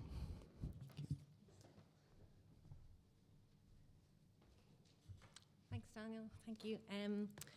First of all, I'd like to extend apologies from Dr. Louise Callanan, who is on the agenda for this slot. She's disappointed not to be with us here today, and we'd like to extend her apologies. So you have me as a last-minute substitute. Okay. So first of all, I think we can all agree we've had a wonderful day, and on that, it's been so rich and diverse, and we've heard so much. I'd like to thank, on behalf of the HEA, extend our thanks to a few people for organising the event. Daniel Bangert, our National Open Research Coordinator, project managers Michelle Dorn and Ashton Conway, Lisa Griffith, Director at the DRI itself, the Royal Irish Academy, and the President of the RIA. And I know there are other people in there who've contributed, so we'd really like to thank you for all of the work that's gone into bringing today and tomorrow together, and also there was a significant amount of work put in yesterday too. All of that takes a huge amount of coordination, and that has been actually that type of coordination and the effort that has gone in isn't just evident today, but it has been evident over the past couple of years. And I'm just going to come back to that point at the end when sadly we'll be saying goodbye to Daniel. I'd like to thank our speakers. We've heard from so many from this morning, and we heard from Colm O'Riordan, who talked about how open research is bringing us back to the fundamentals of inquiry, and with that comes lots of challenges. And I liked his reference to, the books within this room, and perhaps a room that it could be in the past have seen as something that needed a key to unlock it for those outside. The fact that OR brings accessibility and equity and so on, all of these positive things also meet challenges, and we heard a lot about that today. In fact, our keynote speaker, Shell Gentleman, told us about how the challenges she personally encountered also then opened up so much global collaboration for her. So a really good news story there, obviously. She talked a lot about the barriers as well and the challenges. And by going through those and the work that's been done in the US, you can see how the work that's been done here in Ireland fits with and maps onto what's been done on a global stage. Later then, we heard from our early career panellists, and our panel chair. Particularly like to thank our ECRs and the panel chair, Yancy Flores Puesco. I hope I've made a good enough stab at pronouncing that, sorry, your name. And as we've heard across the day, our ECRs are vital in the implementation of OR, and their insights that were shared with us today really illuminate their experience, both the positives and the challenges. And I think there was such a massive energy and really positive things that they are bringing to the table, and initiatives that they are bringing together. There's a bit of an old style punk DIY, do it for yourself, and show the elders how to do it. So that's great. And great to hear, and to be able to bring back that knowledge into NORF and into our higher education and research system more broadly. And the lightning talks delivered, they really provided us with a landscape tour of what's going on. And I think they demonstrated the multifaceted nature of open research and all of the work that's being committed, and the coordination of structures, of people, and effort and of course resources, the vital resources that are needed to get to the heart of that. So I'd really like to thank our speakers from the lightning talks. That brings us to the projects themselves, and on behalf of the HEA we'd like to extend our congratulations to the 13 project leads who've been recommended for funding under the NORF, I can never remember, the NORF 2023 funding call, which is provided for by the HEA. We look forward to hearing lots in the future, and I think, you know, just from the few discussions around the projects, you can see overlaps that are emerging and perhaps new conversations and new relationships, and that kind of speaks to a really healthy, open environment as well that we'd like to improve upon over time, all of us together. The last thing then brings us to acknowledge the work of two people in particular, and that's Michelle and Daniel. So Michelle's going to do more exciting things now in the next couple of months. So we wish you all the very, very best, Michelle. Thank you for all your work. And sadly, this is Daniel's last week at NORF. Since he took up the role in NORF in September 2020, I think, he's been a quiet force, bringing everybody together and coordinating, and vitally bringing diverse groups of people together. You know, people from different parts of institutions, different parts of the system, and from outside the system together. And I think, you know, he's got that unique gift of being able to do that. He's been navigating, listening, coordinating, guiding, coming up with new ideas, always responding and initiating new ideas, evaluating, and working very closely with all of his colleagues here in the DRI since September 2020. I know your colleagues will all miss you, and we, of course, will certainly miss you as well, Daniel. So this is the tricky bit, because your colleagues in DRI gave me a list of all you've done, and perhaps it's not even all you've done since you came to Ireland in 2020, but there's lots of acronyms, so I'm going to go through some of it now. Of course, there's lots of acronyms. So Daniel coordinated the National Open Research Landscape Report, which was published in December 2021. Building on the work of the members of the National Open Research Forum, he coordinated the National Action Plan for Open Research in November 2022. And that plan, obviously, as we all know, is bringing us towards 100% access to open research in Ireland by 2030. He's been an active part of the European and global networks, like the Research Data Alliance, and has represented Ireland in each of these positions, which include co-chair of the RDA National PID Strategies Working Group, a member of the European Open Science Cloud Task Force for Research Careers, Recognition and Credit. He was also Ireland's representative and board member on the Council for National Open Science Coordination and Ireland's NPR, Informal Commission Expert on National Points of Reference on Scientific Information. He's also coordinated several of NORF's internal governance bodies and managing the dispersal of 19 research projects, many of which you've heard about today, since 2022. On behalf of the HEA, we'd like to extend our thanks to you, Daniel, and wish you the very best personally and in the next stage of career. I know we've all certainly enjoyed working with you very much, from Louise Callanan, Tim Conlon, who you would have worked closely with, Niall and Shane, who are here at the back, and myself. And I think that experience of working with you has probably been reflected with all of your engagements with people here in the room.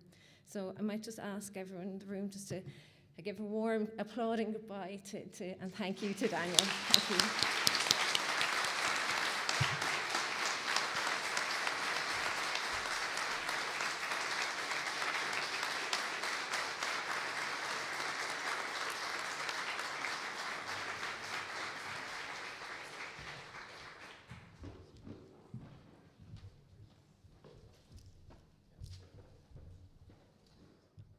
That was extremely kind. I won't say anything in response, but just thank you and see you tomorrow. I'm still here tomorrow.